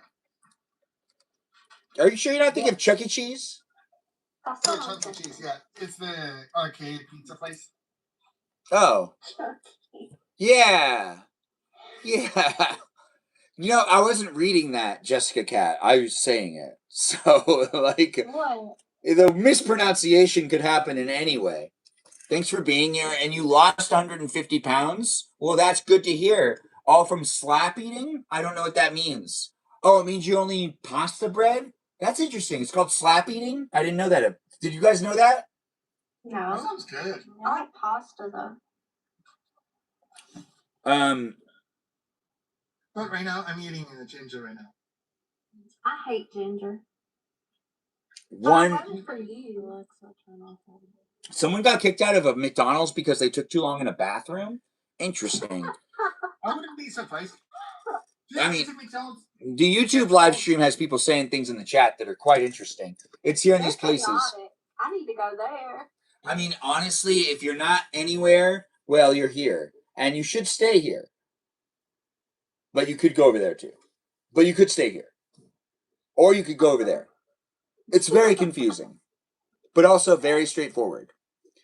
They're chaotic. Oh, pasta and bread. Well, that makes sense. That does make sense.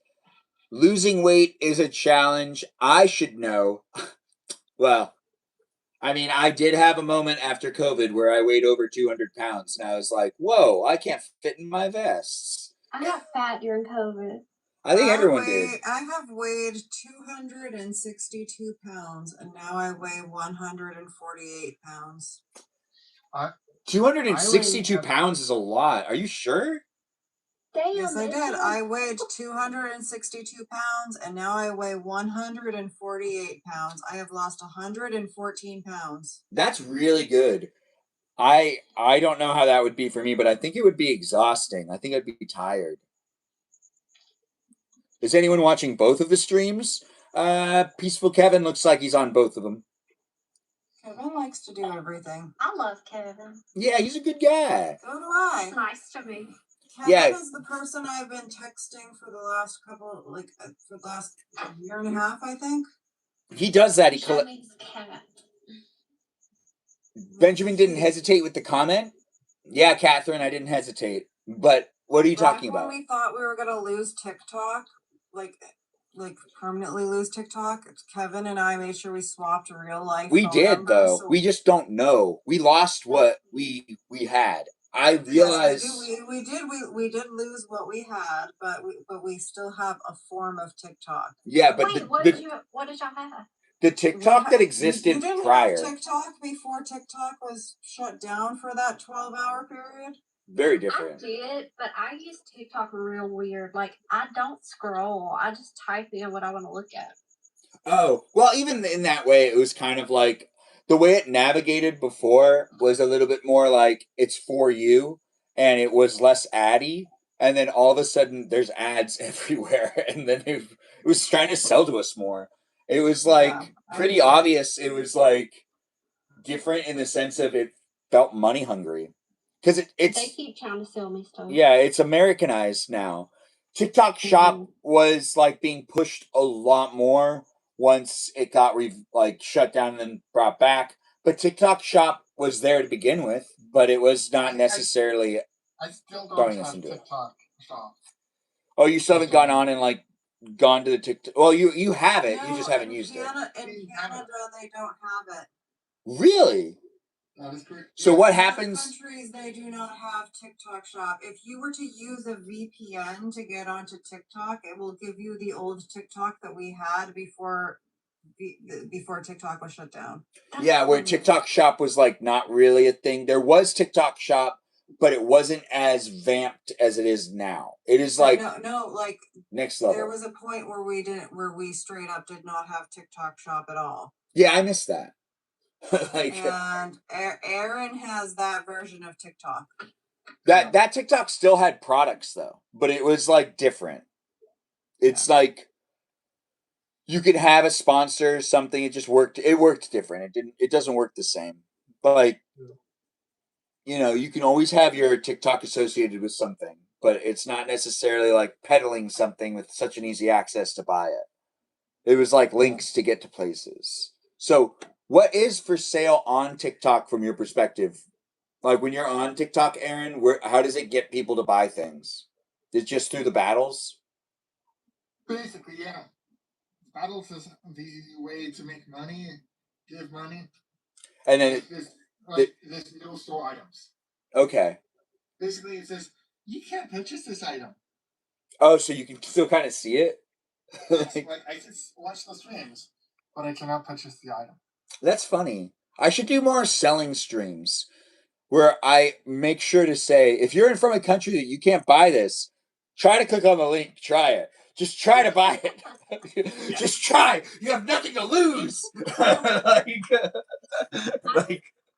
Just have fun with it. Battle was when you first said battle, I thought we were gonna fight somebody. I was scared. What is that? To be honest, that's the part of the live stream experience that I don't know how I feel about, and I don't think it's gonna age well. They make me bored. Yeah. And plus, for me, it's just it's asking people to give you money.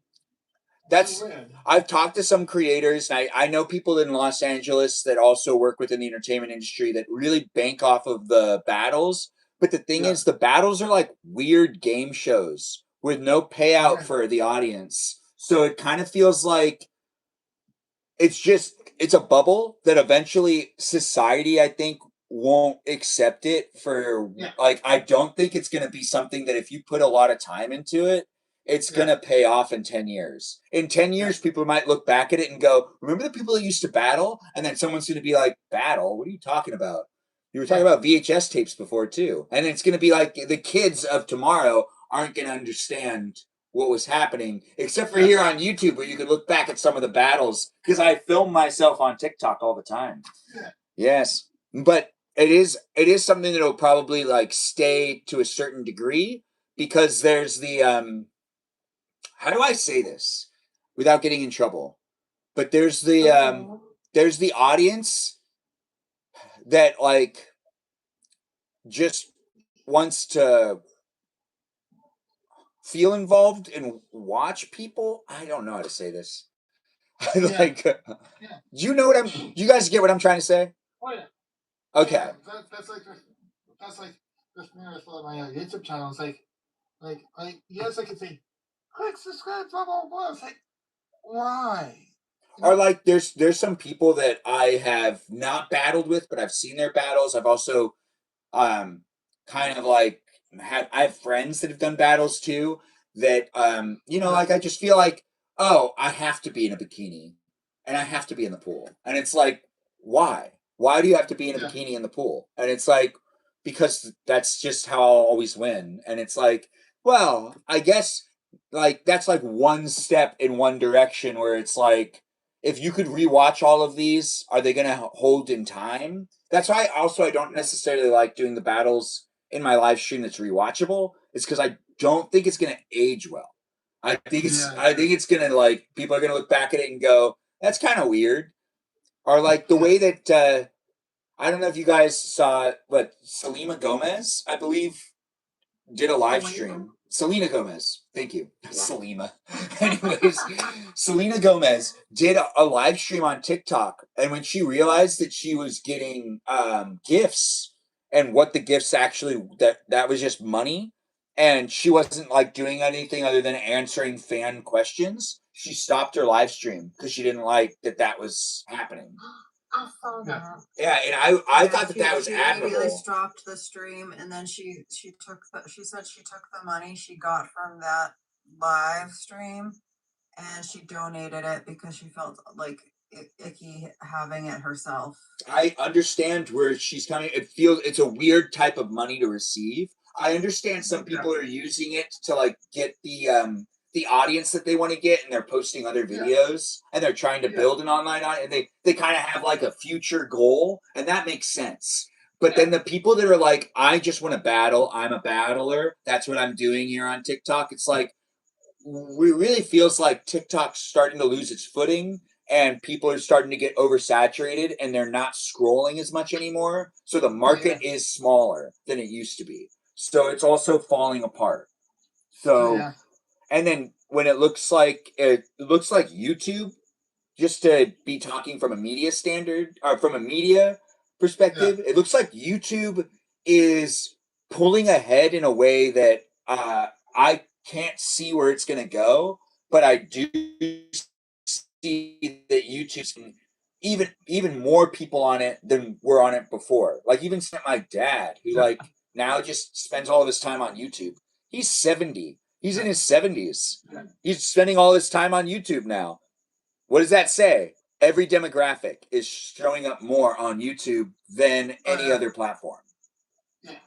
So, thanks, YouTube. You're doing a great job. Keep going. Yeah. But here on TikTok, it's like, what do they want us to do? Like, and how do I get people to watch my videos?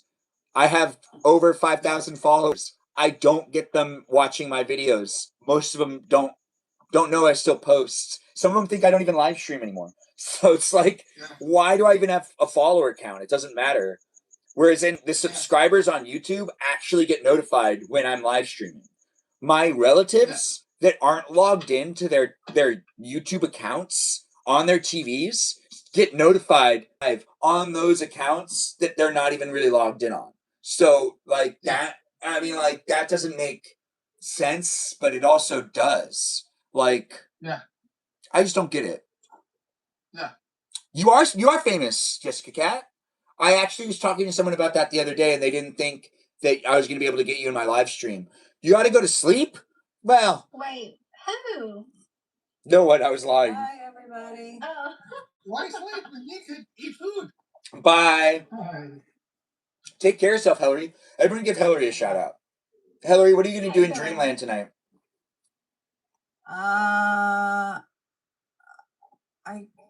You know what? I'll probably try to be a queen in my dream, so that way I can control how my life goes for once. Hey, that's good. Or maybe you should do in your dream.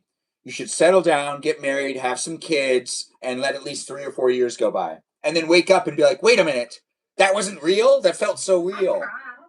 That'd be so chaotic. That'd be like those people who wake up from freaking having what are they called? Like the comas. Comas. And then they're like, "Oh shoot, I had a whole life in my coma," and then they have to grieve like families. That happens. That does happen. That actually does happen. Yeah. I don't want that. I'll just dream that I'm a queen. Or do you want to do the dream that was last night's dream assignment? I got stuck in a well and I needed help to get out. And you could also get stuck in the well with me, or you could help me get out of it. If you want to do that. Get out. I'll just dream about Dr. Pepper. Yeah. I'll help you get out. It could be a Dr. Pepper well. Yeah. I hear that those exist in Texas only. But Good night, everybody. That water in that well. Good night, Hillary. Everyone give Hillary a follow, too. Check out her stuff. She live streams and other people's live streams as a guest all the time, and I do appreciate her coming in. We still have Dangerous Pumpkin here, and we have Aaron and Jessica Cat, but it's 2 o'clock, and I do need to get sleep, so we're going to be wrapping it up within the next couple of minutes. So ask the questions. Be part of it if you want to be part of it. You just recently read a news story about that happening to a girl who came out of a coma, and it's so sad. Every so on, so forth. Raza Kana? I don't know you, so we're not going to let you in. But I do appreciate you being here. Lock the door. Don't let them in. Yeah, we're not going to let anyone else in because we are wrapping things up. We'll talk about Dr. Pepper. And we are not going to eat any more cereal because I felt that it wasn't going the right way in my stomach. And I don't want to do that. I feel differently now. I'm an adult that has a stomach that can't just do whatever I want. Oh. Ooh, that sounds good. Yes, Dr. Pepper and cereal work really well together too. If you're wondering if that works, try it. It does work. I would try it. It does work. It works, but it's like it's a fizziness, and it doesn't work for every type of cereal. What kind of cereal was it? I mean, it doesn't work with Captain Crunch. Captain Crunch does actually work really well with milk, not chocolate milk, regular milk. No, the chocolate milk messes it up. So, what do you guys think about chocolate milk with eggnog? I've never had eggnog. Yeah, I've never really had eggnog either. Ever. I've had eggnog from a friend of mine's mom, but I don't think that counts because it's like specially made by her and it's not normally made that way. Yeah, because in Canada, in my old town, there's a farm that makes chocolate eggnog for Easter. Chocolate eggnog for Easter. That sounds fun. Yeah. Yeah. Because of the fire that they had a few years back. And they had eggnog powder that was going to expire. So they asked the people, if we make this, would you guys buy this? And people said, yes, we want your eggnog. So then next year they said, if we do this again, will you guys buy it? It's like, oh yeah. So now they basically sell eggnog Christmas time, Easter, and Thanksgiving. Canadian Thanksgiving. Yes. Oh, that sounds nice. That was a yawn. I guess I am more tired than I thought I was. You're making me yawn. It's contagious. I yawned first, though. Don't copy me. No, you copied me. No. Anyways, the live stream experience is a great place for you to copy me. Hey, you're back, 827? Well, 827, you can come back in if you want to come back in. We're being real picky about who we let into the live stream. They also sell chocolate Lucky Charms. That does sound interesting, but that sounds like an American thing. Doesn't sound like a... Yeah, because it's just too much chocolate.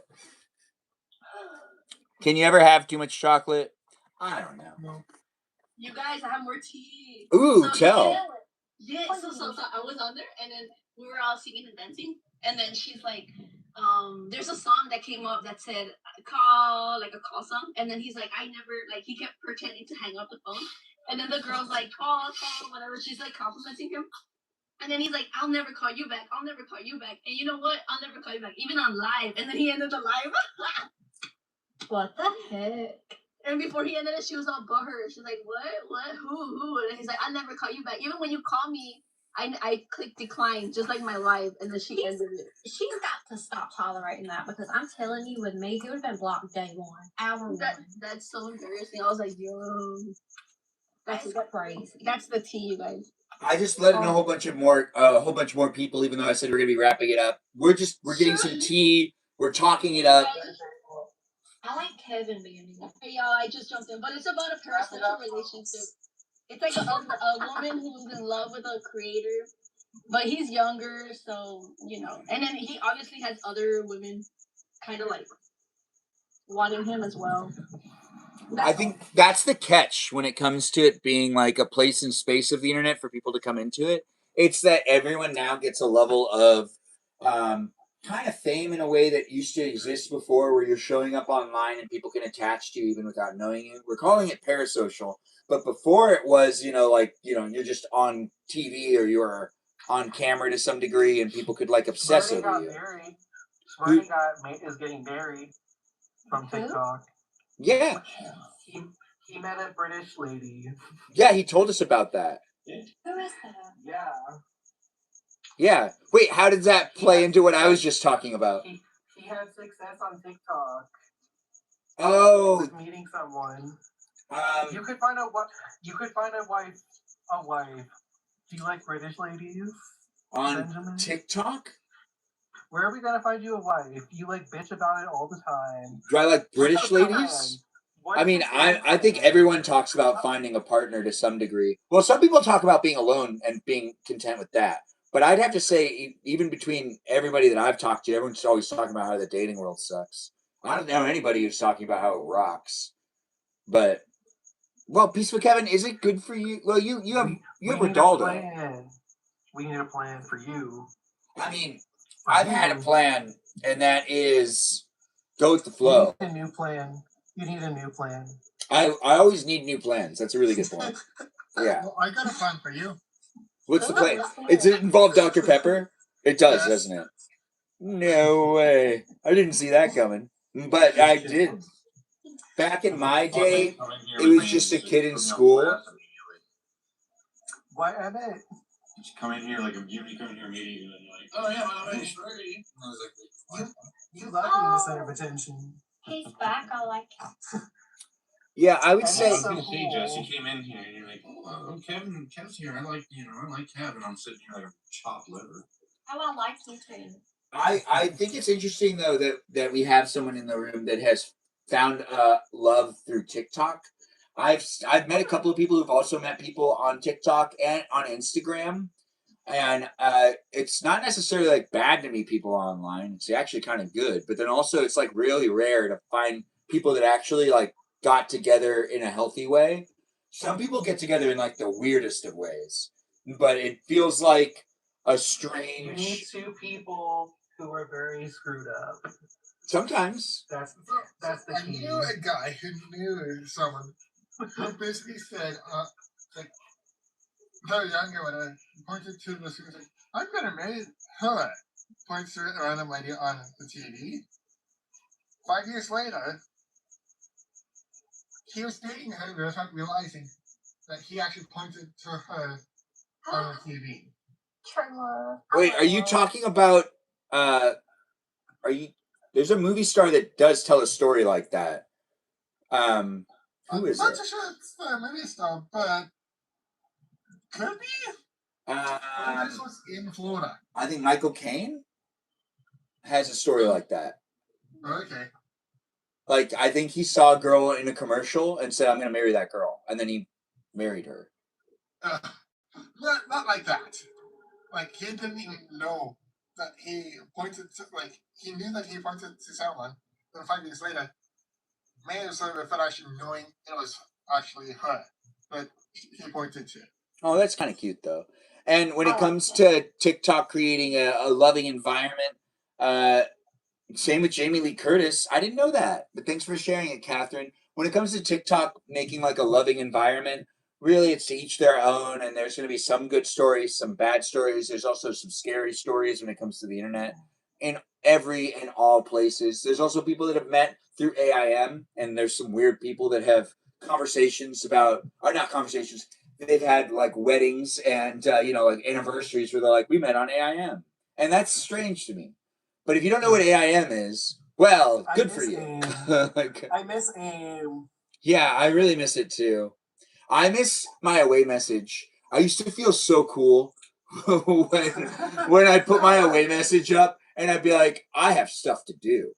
Like, Do you remember this? Do you remember the scrolling ones where you scroll and it like looks like a really cool, like there's. wave? I feel like the end of it really was like such a foggy time because I remember still logging on. I think, oh, you've watched me for 500 minutes? Well, fantastic. It is fun to make these live streams. I'm yawning quite a bit. I don't know how much longer I'll be able to go, but we'll keep it going for a little longer. I mean, I'm a Benjamin. I have a ball of energy, but the ball of energy eventually runs out. And you met all your exes online? Well, maybe Jessica Cat, that's exactly what needed to happen for you.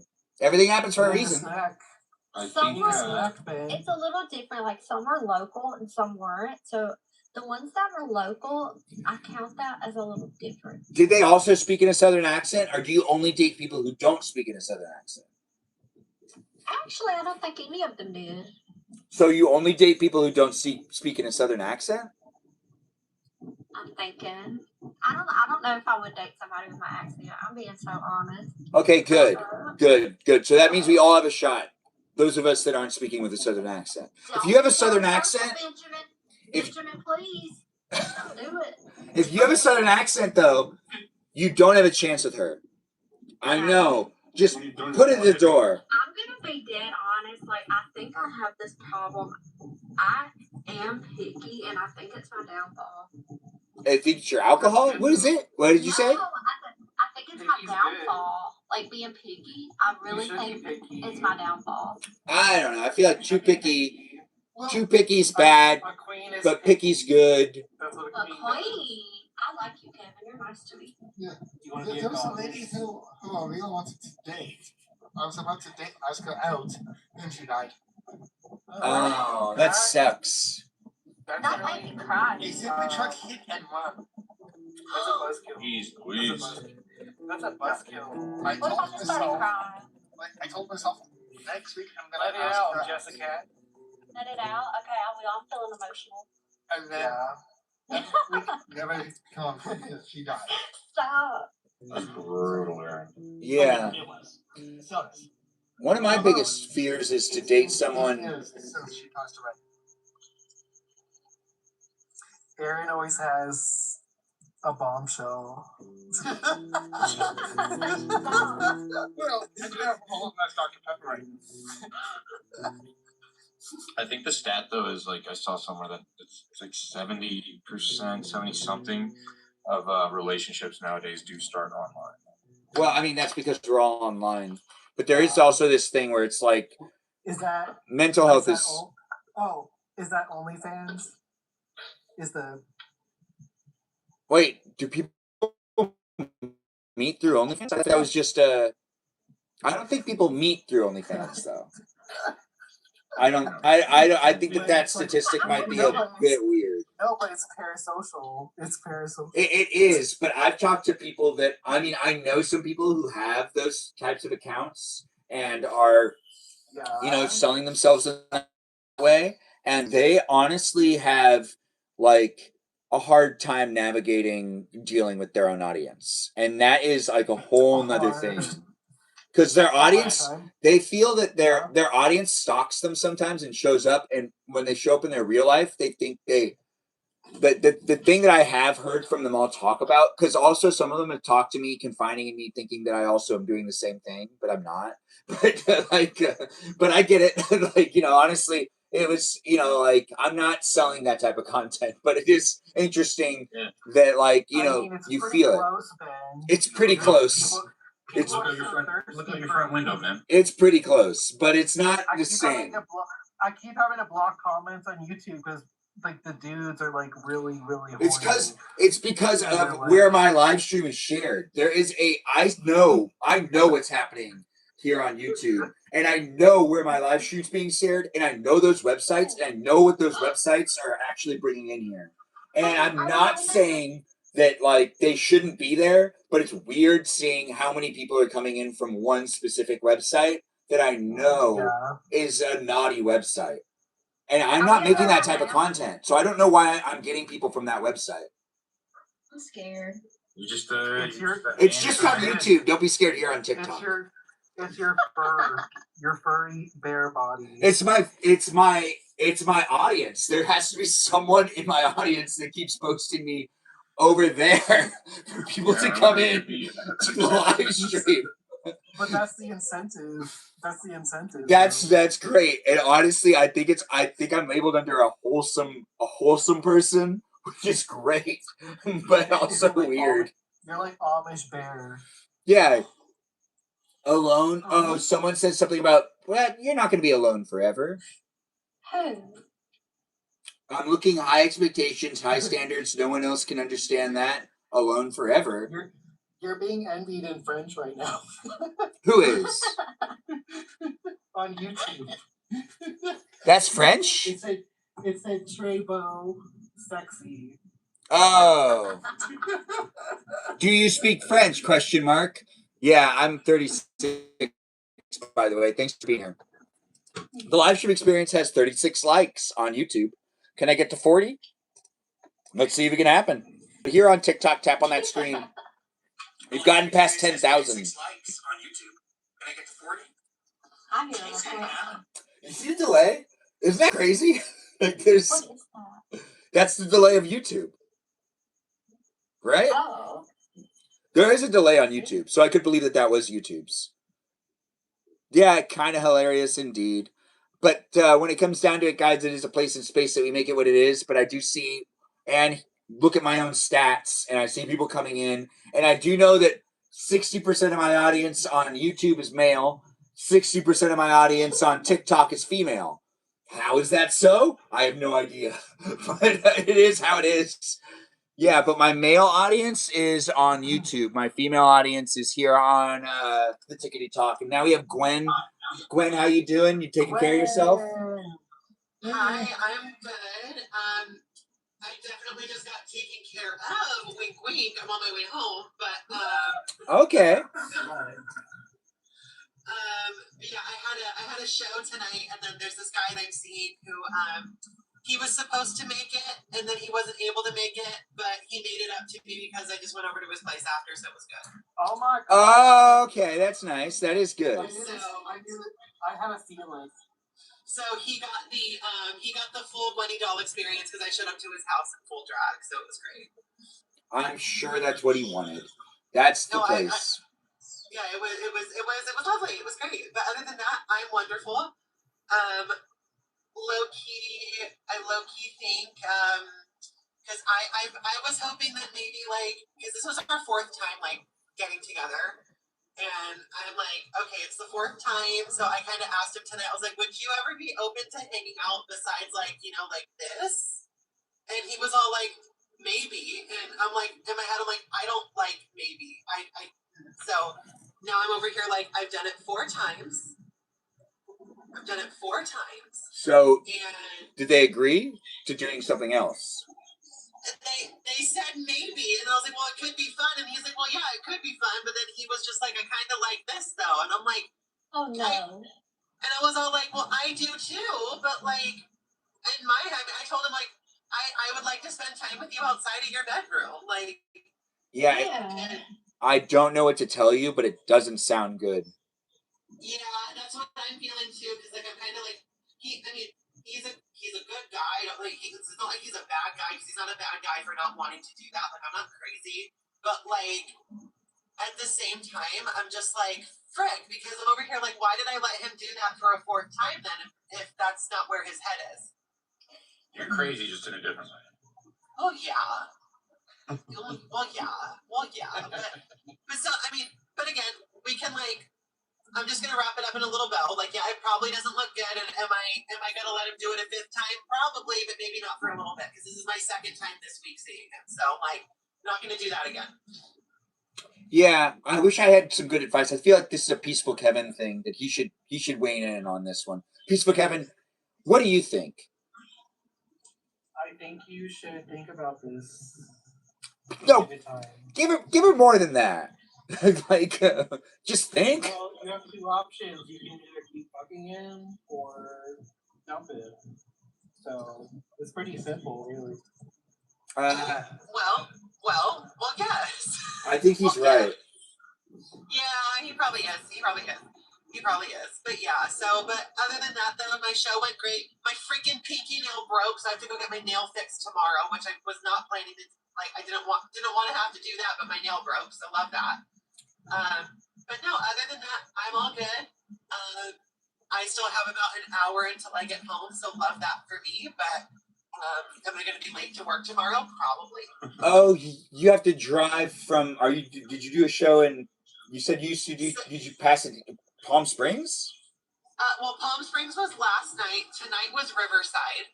Oh, you drove to Riverside? Damn. Yeah, I drove to Riverside.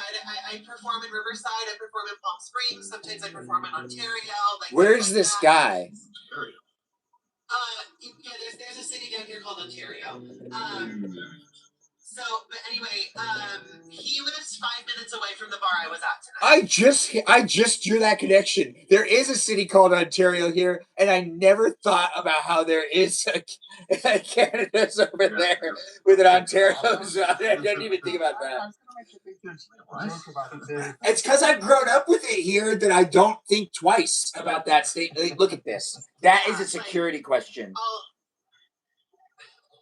I'll perform in Ontario. I perform in Riverside. I perform in Palm Springs. I'm working on performing in LA right now. But yeah, no, it was like he lives 5 minutes away, and he had to. The reason why he couldn't make it was because he had a friend do a turnaround trip because he has a friend who lives in Vegas, and then he had to drive his friend back to Vegas because his friend was dropping off a car here.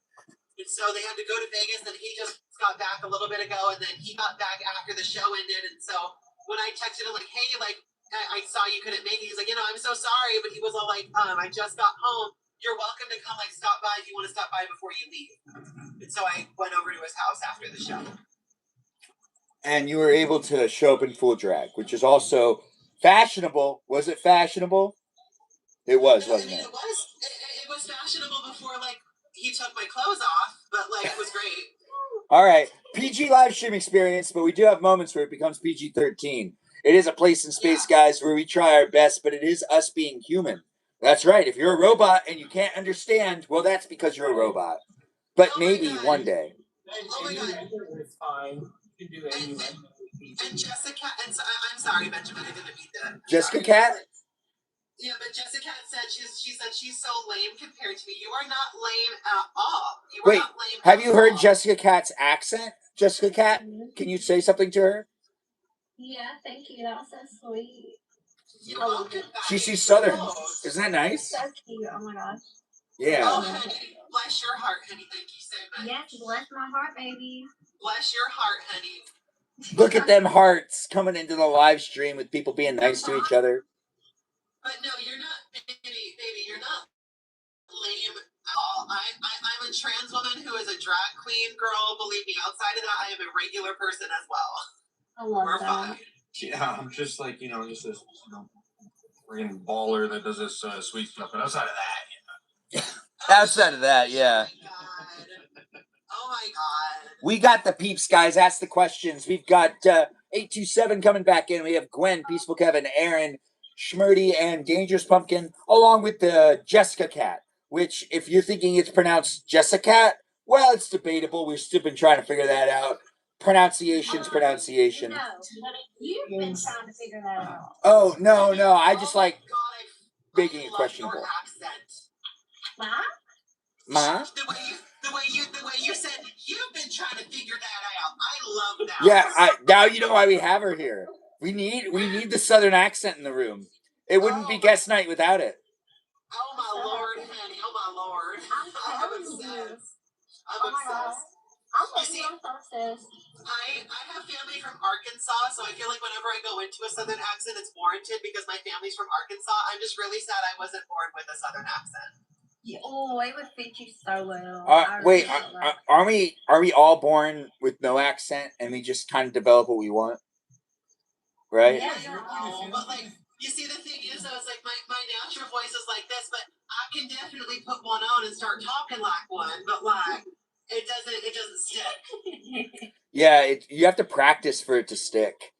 Like, that's why people like really do have to go all out when they're trying to learn an accent. They have to get a coach, and they have to do it all day, and they have to talk in the accent all the time. Because in order for it to really stick, it needs to sound like you talk like that. Like you talk like that. Do you think I could start a business where I like teach people how to sound like this? Yeah.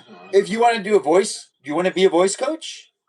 Hey, y'all can be my first Specifically, you should look into dialect coaching. Yeah. Specifically, look into dialect coaching, because dialect coaching, like literally, if you have a strong enough accent, like some people might be like, you know what? Yeah, no, you like if that's what people are looking for, and you sound like that, then fucking then teach them.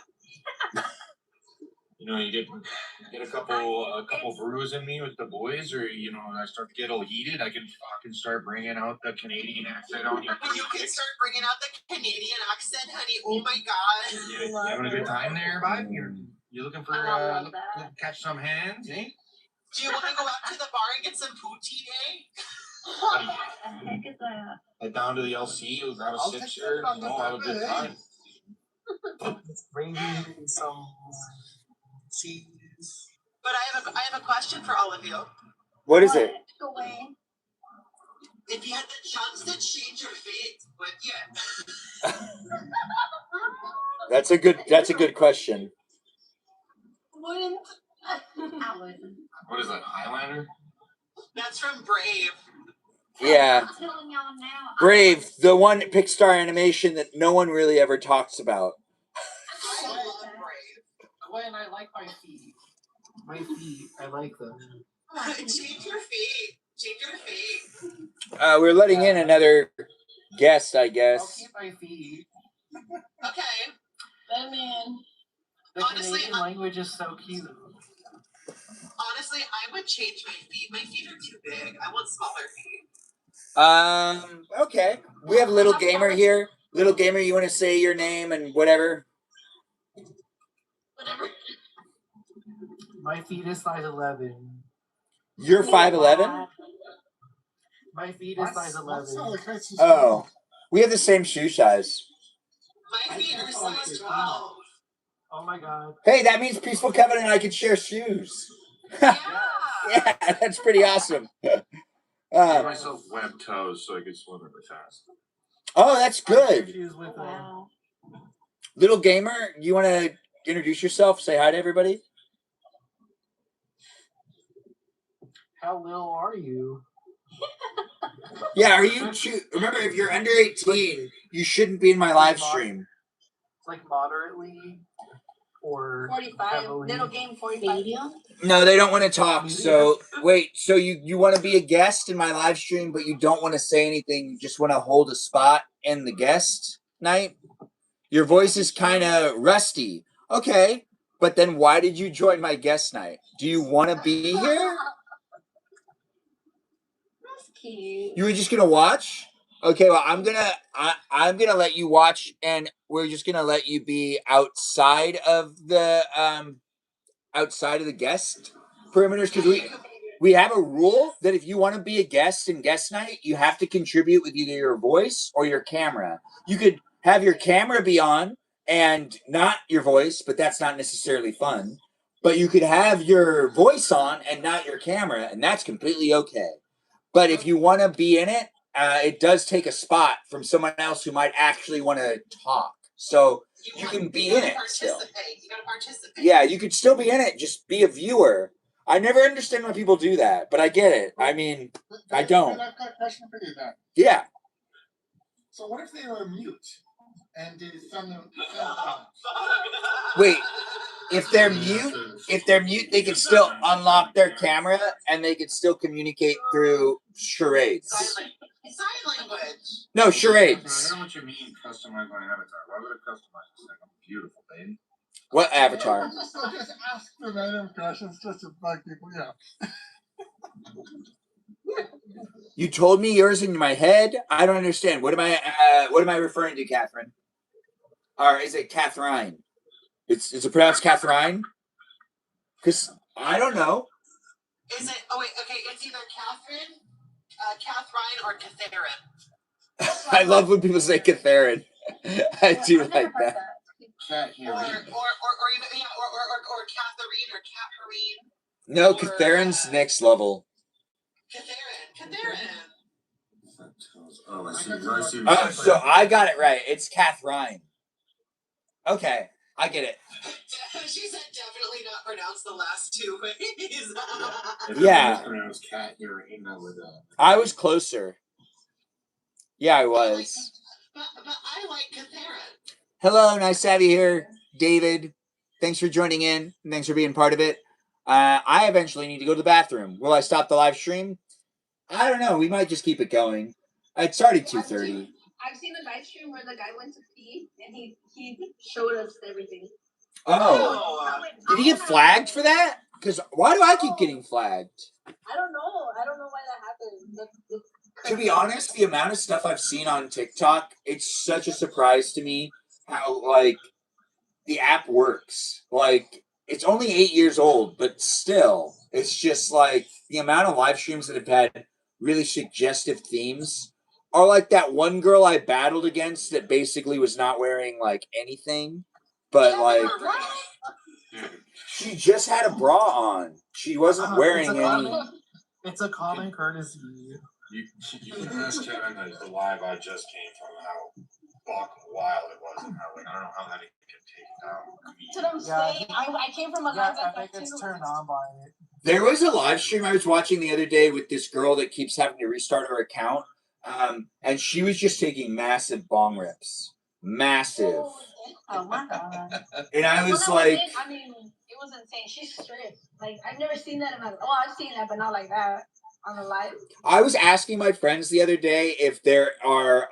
wait, no, actually this happened today. Oh, wait, it happened like 5 hours ago. All right, so I asked, I was like, do people do strip poker online? Is there like some girl that like has like a strip poker type of thing going on? Because I kind of feel like that's the way that things are going these days. Is that the interaction is going to be that.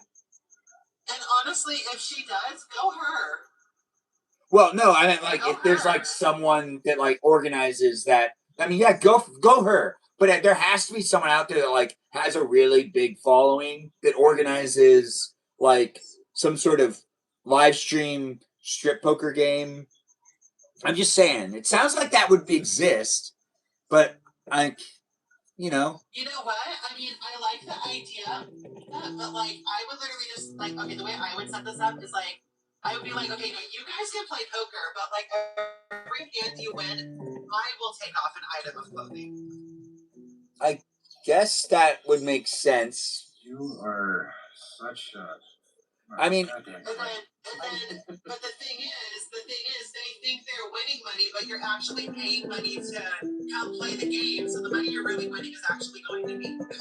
Yeah, I don't understand exactly how they make money off of it. Because, like, the person that, like, wins is the person that keeps all their clothes on. That's the person that usually ends up making money. That's why I was like, there must be... Gwenny's winning because she's looking for any excuse to take her clothes off. But then again, I feel like everybody is kind of that way.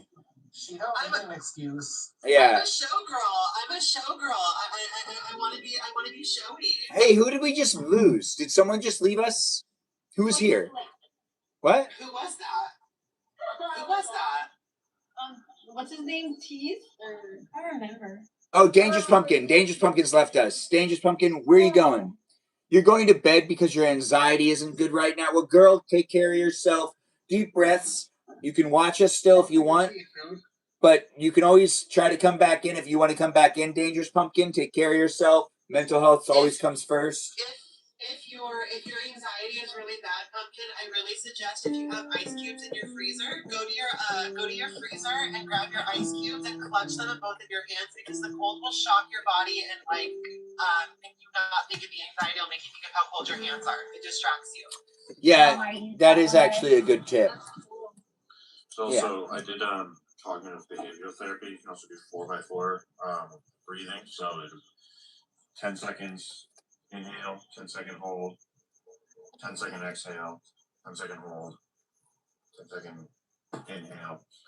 So like you picture it as a box, so that if you're ever having like a bad anxiety attack, you can pretty much find a square or rectangular anything anywhere, and it can remind you to do the 4x4 breathing. Oh, that's a good tip. I remember when I was younger and I had my therapist where he like told me that what I was explaining was anxiety, and I was like, "No, I'm just nervous." And he's like, "Well, no, what you just explained is anxiety." And I was like, "Oh, really? Oh, that's interesting." And he gave me this piece of paper where he wrote out all these exercises for me to do, and a lot of them are breathing exercises. And you'd be surprised if you take the time to concentrate on your breathing, how that could really calm you down. I really benefited from that when I was younger. And then you know what ended up happening? I became addicted to a drug called nicotine. And that only induced my anxiety. And if you are smoking a bunch or you're not necessarily utilizing the not nicotine lifestyle, nicotine might be creating a whole bunch of anxiety for you and you might not be fully aware. It's true. It happens. It did feel great when I was like, it was around like in high school when I finally started like talking about it like with my doctor who sent me to a psychiatrist, that they were like to be confirmed that like, oh no, like what you're feeling is like not what normal people feel all the time. Like, Yeah, oh, you're different, but not different bad, different good. I wouldn't say different good. Yeah, But you know. it was kind of like reassuring, like, oh, okay, and now there's steps to mitigate it, like, because growing up, like my whole life, I just thought like this is how everyone feels. Wait, you needed lots and lots of meds? What? Hey mate, that's the same. That's very relatable. Yeah. Okay. Oh, and Dangerous Pumpkin said that it's social anxiety, not an anxiety attack they're dealing Oh, well, she's here right now. Dangerous Pumpkin, is there anything you want to say verbally? No, it's anxiety because of Yeah, I take, oh, well, you're here, I take so a, it's a I take a Stalopram as well. It's nice to still have you here. Twins. I love that for us. That's also anxiety due to other past relationships. Put me in a state where I'm in a state of mind where I don't feel like I'm comfortable Oh. being around people, and consider I would be trouble on the like all the time for communicating. So it's just also anxiety. So the fear of it hurt. And then Wellbutrin I took in high school, and it made me like so angry all the time. Wellbutrin can be dangerous at times too. Wellbutrin's a good appetite suppressant as well. Wellbutrin. Ooh, I need that. Wellbutrin's also good to use to stop smoking cigarettes. I was like raging in my head all the time, and one time there was a bit of like a traffic jam, like leaving the school parking lot, and the school constable was like standing there with the principal, and I rolled my window down and started like screaming at him, like, you know, what are you doing? You're standing there doing nothing, do your job, like, guiding this traffic. Like, I started going off out of nowhere. Oh, this is bad. Yeah, I mean, they probably deserved it now that I think about it. I mean, I was definitely in the right, but that's not the way to. I was in the right. I love that. Yelling at a police officer in front of your school principal is not a good look. Yeah, I used to know the chief of police in San Marino when I grew up, and I used to mess with the police officers because they knew me all. I knew all of them. They were really fun. But one of them I cried in front of, and they never let me forget about it. Ah. Oh. I did cry in front of them, though. But it was because there was other things that were happening, and I needed to distract him. I did a great job. But I cried really hard once I started. I can cry on command, but it's really hard to stop. So if I do it for anything related for film, it's like it's a one take type of thing because I can't really reset. So and then it'll go away. I won't have any more tears. So I can only do it like once. Do it on command, and it's like real trauma starts to come up, and you're like, oh god, I need it. No, you can't use the real trauma thing. I'm not a method actor. I'm just gonna do it, I'm just gonna do it. But then my body's like, oh, you need this cry.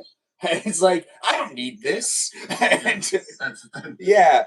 That's what I meant. Is like your body's like, okay, like we we started, but you actually could use a good cry right now. So let's just Yeah, but you're not but you're not fixating on anything one specific thing. You just you're crying, but then your body's like, hey, you're doing this right now? We're doing this right now. Well, we might as well go all out. And it's like everything needs to leave. All of these tears, every single one. And then your face gets salty. You know what I'm talking about when you cry really hard?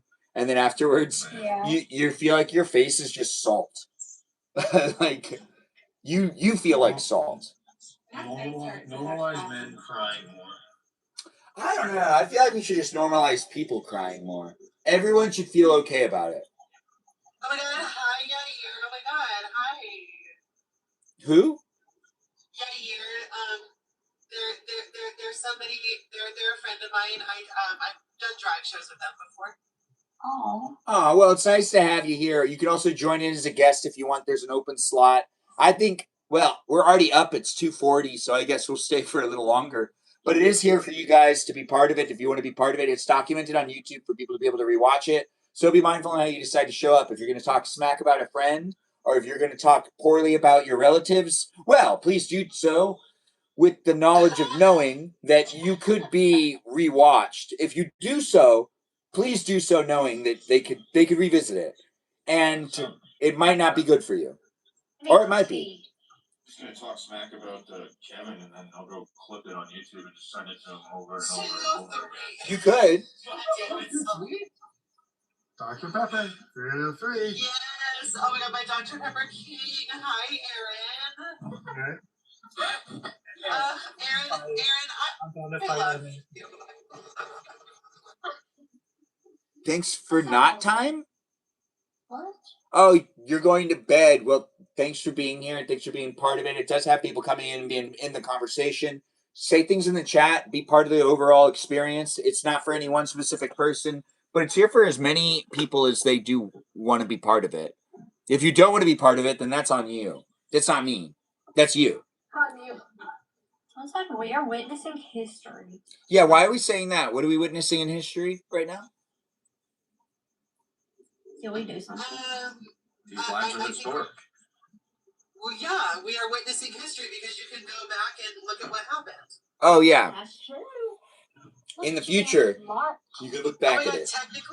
Technically, your live archive is a digital museum of events that have happened. To be honest, it actually is a great record of TikTok. My very first YouTube live stream was to show that I couldn't go live on TikTok. And for some reason that day, I was approved to go live on TikTok. At the exact same time, I was making a video on how I couldn't go live on TikTok while I was live streaming for the first time on YouTube. And it was kind of awkward because at first I was like, I'm doing the YouTube live stream because I see I can, but I can't do a live stream on TikTok, even though I've been making content on there for over 2 years. And it was like, oh wait, I can now. So I guess I will. And then I was like, I had nothing planned. And I was like, okay, well, now that I'm live on both the platforms at the same time, this was going to be a live stream about how I couldn't go live on TikTok and what my TikTok account looks like right now. But now that I'm live on TikTok, I guess we'll do something like go through the bookshelf. And then that's kind of how that ended up going. But my entire TikTok journey has been documented on YouTube, and it's not necessarily good for TikTok. It's not going to be something that's going to age well, where everyone goes, "Oh yeah, TikTok was a really fair platform." It's going to be like, "Wow, TikTok was crazy." It was weird. Yeah. Yeah. Night, Danger. Good night. I am currently roaming back to my house right now, and I've been kind of twitching because I'm like, oh, it's so cold in here. I don't know why it's so cold. I literally just registered that I've been driving with my AC on, and there's no reason to because it's not hot outside. What a waste of gas. I know, and I legit was like, why am I so cold? And I looked down, I'm like, oh, my AC's on. That's happened to me before too, and the heater. The one time the heater was on, that it was super hot outside. I was like, who turned the heater on? Sometimes I cut the AC on in the wintertime. This is not team lukewarm. This is not team lukewarm water, by the way. This is team ice water. I looked down and I was like, why am I so cold? And then AC's on, and I said, well, yes. Well, yes. Cupcake, stay hydrated with the Team Ice Water, not Team Lukewarm Water. No. Gwen's still blonde? What do you mean? Because I used to be blonde, but now I've dyed my hair dark brown, so I'm a brunette now. But that's having a blonde woman going, well, why am I so cold? Oh wait, my AC's on. What are you born? What were you born? Were you born with blonde hair? What's your natural hair? So naturally, I'm a dirty blonde. Okay. Naturally dirty blonde. Technically strawberry blonde because it's kind of red in the sun, but like when I'm not in the sun, it's like blonde brown, so like dirty blonde. But I went to dark brown, so like my hair is like almost black. Why did you do that? What was the inspiration? My app glitched out for a second right when you were talking, and I said naturally I'm a dirty, and then it kind of cut off, and I was like, naturally dirty. No. She puts the D in the dirty. Please, oh my god! But anyway, no. The inspiration was I used to have dark hair like all the time, and I didn't dye my hair for like 3 years, and I like myself better with dark hair, so that's why I did it. We'll say you do look great with dark hair. Thank you. Yeah. I agree. I love dark hair. You like dark hair? I like myself better with dark hair, yeah. That makes sense. I mean, I think dark hair usually ends up working better. Like I feel more like a girl named Gwen when I have dark hair, because like, I mean, yeah, there's Gwen Stefani and she's blonde, but we know her blonde's not natural. Yeah, I when I think of Gwen, I think of all the Gwens that are in the industry, and they all have blonde hair. So I don't know. I do think of blonde because Gwyneth Paltrow and Gwen Stefani are both not. Yeah, they're both blonde, right? Yeah. Well, yeah, but I don't think Gwen Stefani's a natural blonde. But who's a Gwen that isn't a blonde? Me. I'm just joking. Because I'm not a natural brunette, so I am a Gwen that's a blonde. I don't know, but I just in my head, like I picture like. Has anybody here ever seen Total Drama Island? No. No. I've never seen So it's like a cartoon. It's like a cartoon parody of Survivor. It was like really popular a couple years ago. And there's a character on it named Gwen who has dark hair. So like I identify with her, obviously. So What was it called again? Total Drama Island. I think I have heard of it, but I don't recollect. It's a stupid little funny like cartoon parody of Survivor. It's really, I mean, it's technically marketed for kids, but like it's also still really funny at the same time. Like it's like how I still watch SpongeBob because I'll never not watch SpongeBob. Wait, you love SpongeBob? I didn't know that. It's too much sweariness. Yeah. Meow. What is that thing called? The Alaskan woolworm. I love that. Oh, the Alaskan bullworm. And I love Alaskan woolworm. He's so cute. I love it. You like Krabby Patties, don't you, Squidward? I would eat a Krabby Patty. I like this live. Y'all are so fun. I mean, everyone loves Krabby Patties. Where did they get beef? In the bottom of the ocean? Oh, No, Patrick. sea cows. From the sea cows. The sea cows give the beef. They did have sea cows. I love the snail, Gary. He's like, meow. Meow. Yeah, exactly. Meow. I mean, oh my God, remember the song Gary Come Home? I'll cry. Gary Come Home. then the first couple of seasons of SpongeBob were like next level entertainment. I love it. It's really like SpongeBob. The best. SpongeBob really went downhill. It did. Oh yeah, for what they're showing now, it's like I don't know. Even like 10 years ago, still it was pretty bad. Well, I kind of feel like that for every single animation that has lasted longer than 5 years. All of them. Like, honestly, Family Guy has gone downhill too. I'll say that. And I love Seth MacFarlane, but Family Guy fandom has really gone downhill. I mean, the jokes just don't have the same punch. They used to be a lot more. We were quoting it today because it's fun to quote the first couple seasons of Family Guy, but after you go past the first couple seasons, it's really hard to like quote it the same way. Well, the original creator of SpongeBob was like a marine biologist, and he wanted to start the show to like kind of educate children about sea life. Pretty much, yeah. Like not too seriously, but like kind of gently introduce them to marine biology. I can't say I learned anything from SpongeBob about marine biology, but I still like it. Wait, what do you mean you didn't learn anything? There's a squirrel that lives underwater. How did you think? I learned how to spell the word fun. Yeah, me too, actually. It was as a friend. Yeah. Exactly. And it's And, I also learned ukulele had a U in it. I had no idea. I always thought that was spelled completely differently. What did you think? Oh, I don't even remember, but I remember seeing ukulele started with a U, and I think I was like, huh. Oh, that makes sense. Actually, I mean, I don't blame you for not knowing that because of like American dialects. We say ukulele because we're trained with the U sound to be like like you. You know? Yeah, if you're gonna pronounce it in like the actual native languages, I can see why you would be like, oh, there's a U because they say ukulele. Oh. I learned that you can use David Hasselhoff as like a speedboat. That was from the first movie. That was funny. What I would give to use David Hasselhoff as a speedboat. What I would give. Keanu Reeves came out in the movie too. Is he cute? Keanu Reeves, what? In the second movie, I believe.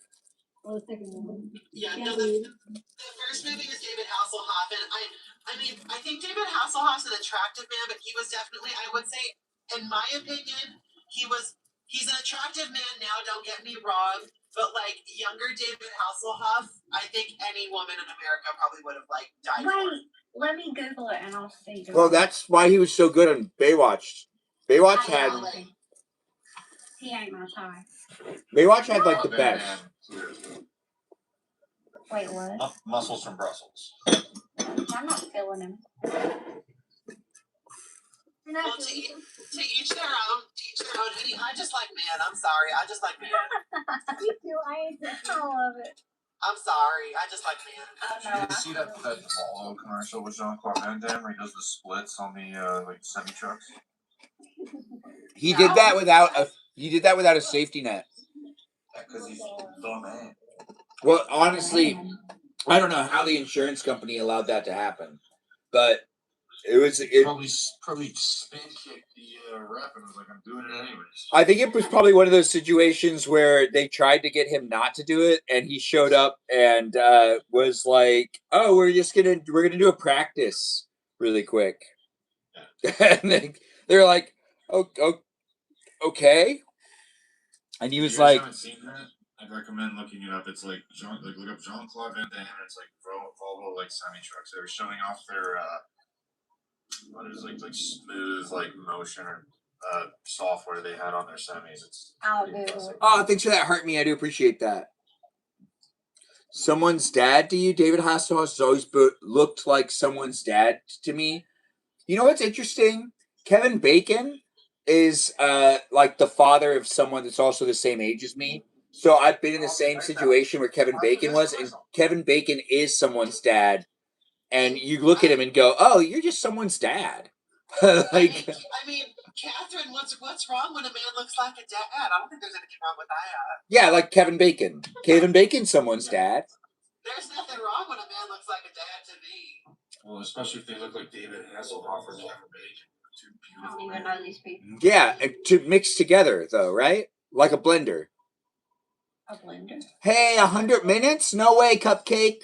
It's nice having you here. Thanks for joining in. Cupcake, you could always be a guest, but then again, we are wrapping things up. I do need to go to bed pretty soon. Aaron walked away, but Aaron will come back when they can. We're going to start wrapping things up. I'm going to thank my moderators. I'm going to be here tomorrow, which is today. I know, today is already tomorrow. And yesterday was yesterday when we started the live stream. But let's not get confused with saying when yesterday was and when tomorrow is. Because the live stream experience is here with Jessica Cat, Peaceful Kevin, Gwendol, Aaron, Schmurdy, and 827 Koi in the live stream experience. And yeah, It's just as it sounds, a fun place in space where I've had a good time being here. If you've had a good time being here, give a shout out to the moderators that help me make it a place. The moderators are in the chat, and they're also in the places and spaces of the internet that I'm here interacting on a daily basis. Yeah, I got one of them Discord servers. So join in and be part of the conversation outside of the live stream experience on my Discord server. It's a fan club community. Do read the rules. It's a PG-13 environment. And also, it's a great place in space for those of you that are 18 years or older. If you're under 18, please don't join my Discord server. Don't even come in on guest night as a guest because you're a minor and you shouldn't be here anyways. The live stream experience is a great place in space for you to also give another shout out to bots, programs, and algorithms that are in it because we got robots here.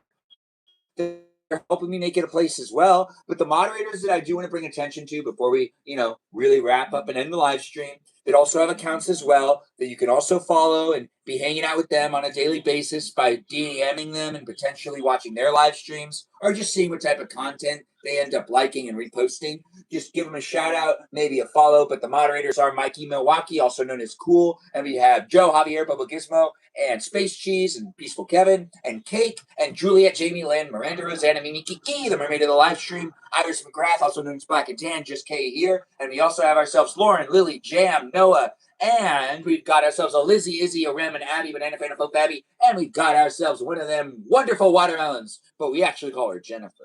And she hasn't been here in a while, but we do miss her. But we do still have her as a moderator, and we also have ourselves a Foxy Citalita known as Casual, who was here last night but didn't show up tonight. But, she's missed. But I hope she's doing well. It is fun to be able to make the live streams happen, and without those moderators in the room, I wouldn't be able to filter out those haters and those trolls. Oh, and also those people that come in that act like they like you, but really they end up just kind of being mean. They're kind of still haters, but they're more manipulative than that. Anyways, the live stream did have us hanging out for quite a while. It's been 324 minutes. I'm sorry, 34. Like a terrible time. That's why I sit here for hours and hours. So I like that. That's good for you. Yeah, I like that about you. Oh man, it's always a blast in here. I love it. Oh, thanks for being here. Do take the time, guys, to say goodbye. We already had our Jessica Cat has already left us. Jessica Cat, you didn't get to say goodbye in your southern accent. I already miss it. Where are you, girl? Anyways, thanks for being here, Jessica Cat. Oh, good, you're coming back. Good. Okay, fantastic. Jessica Cat, is there anything you want to say about your first experience in guest night?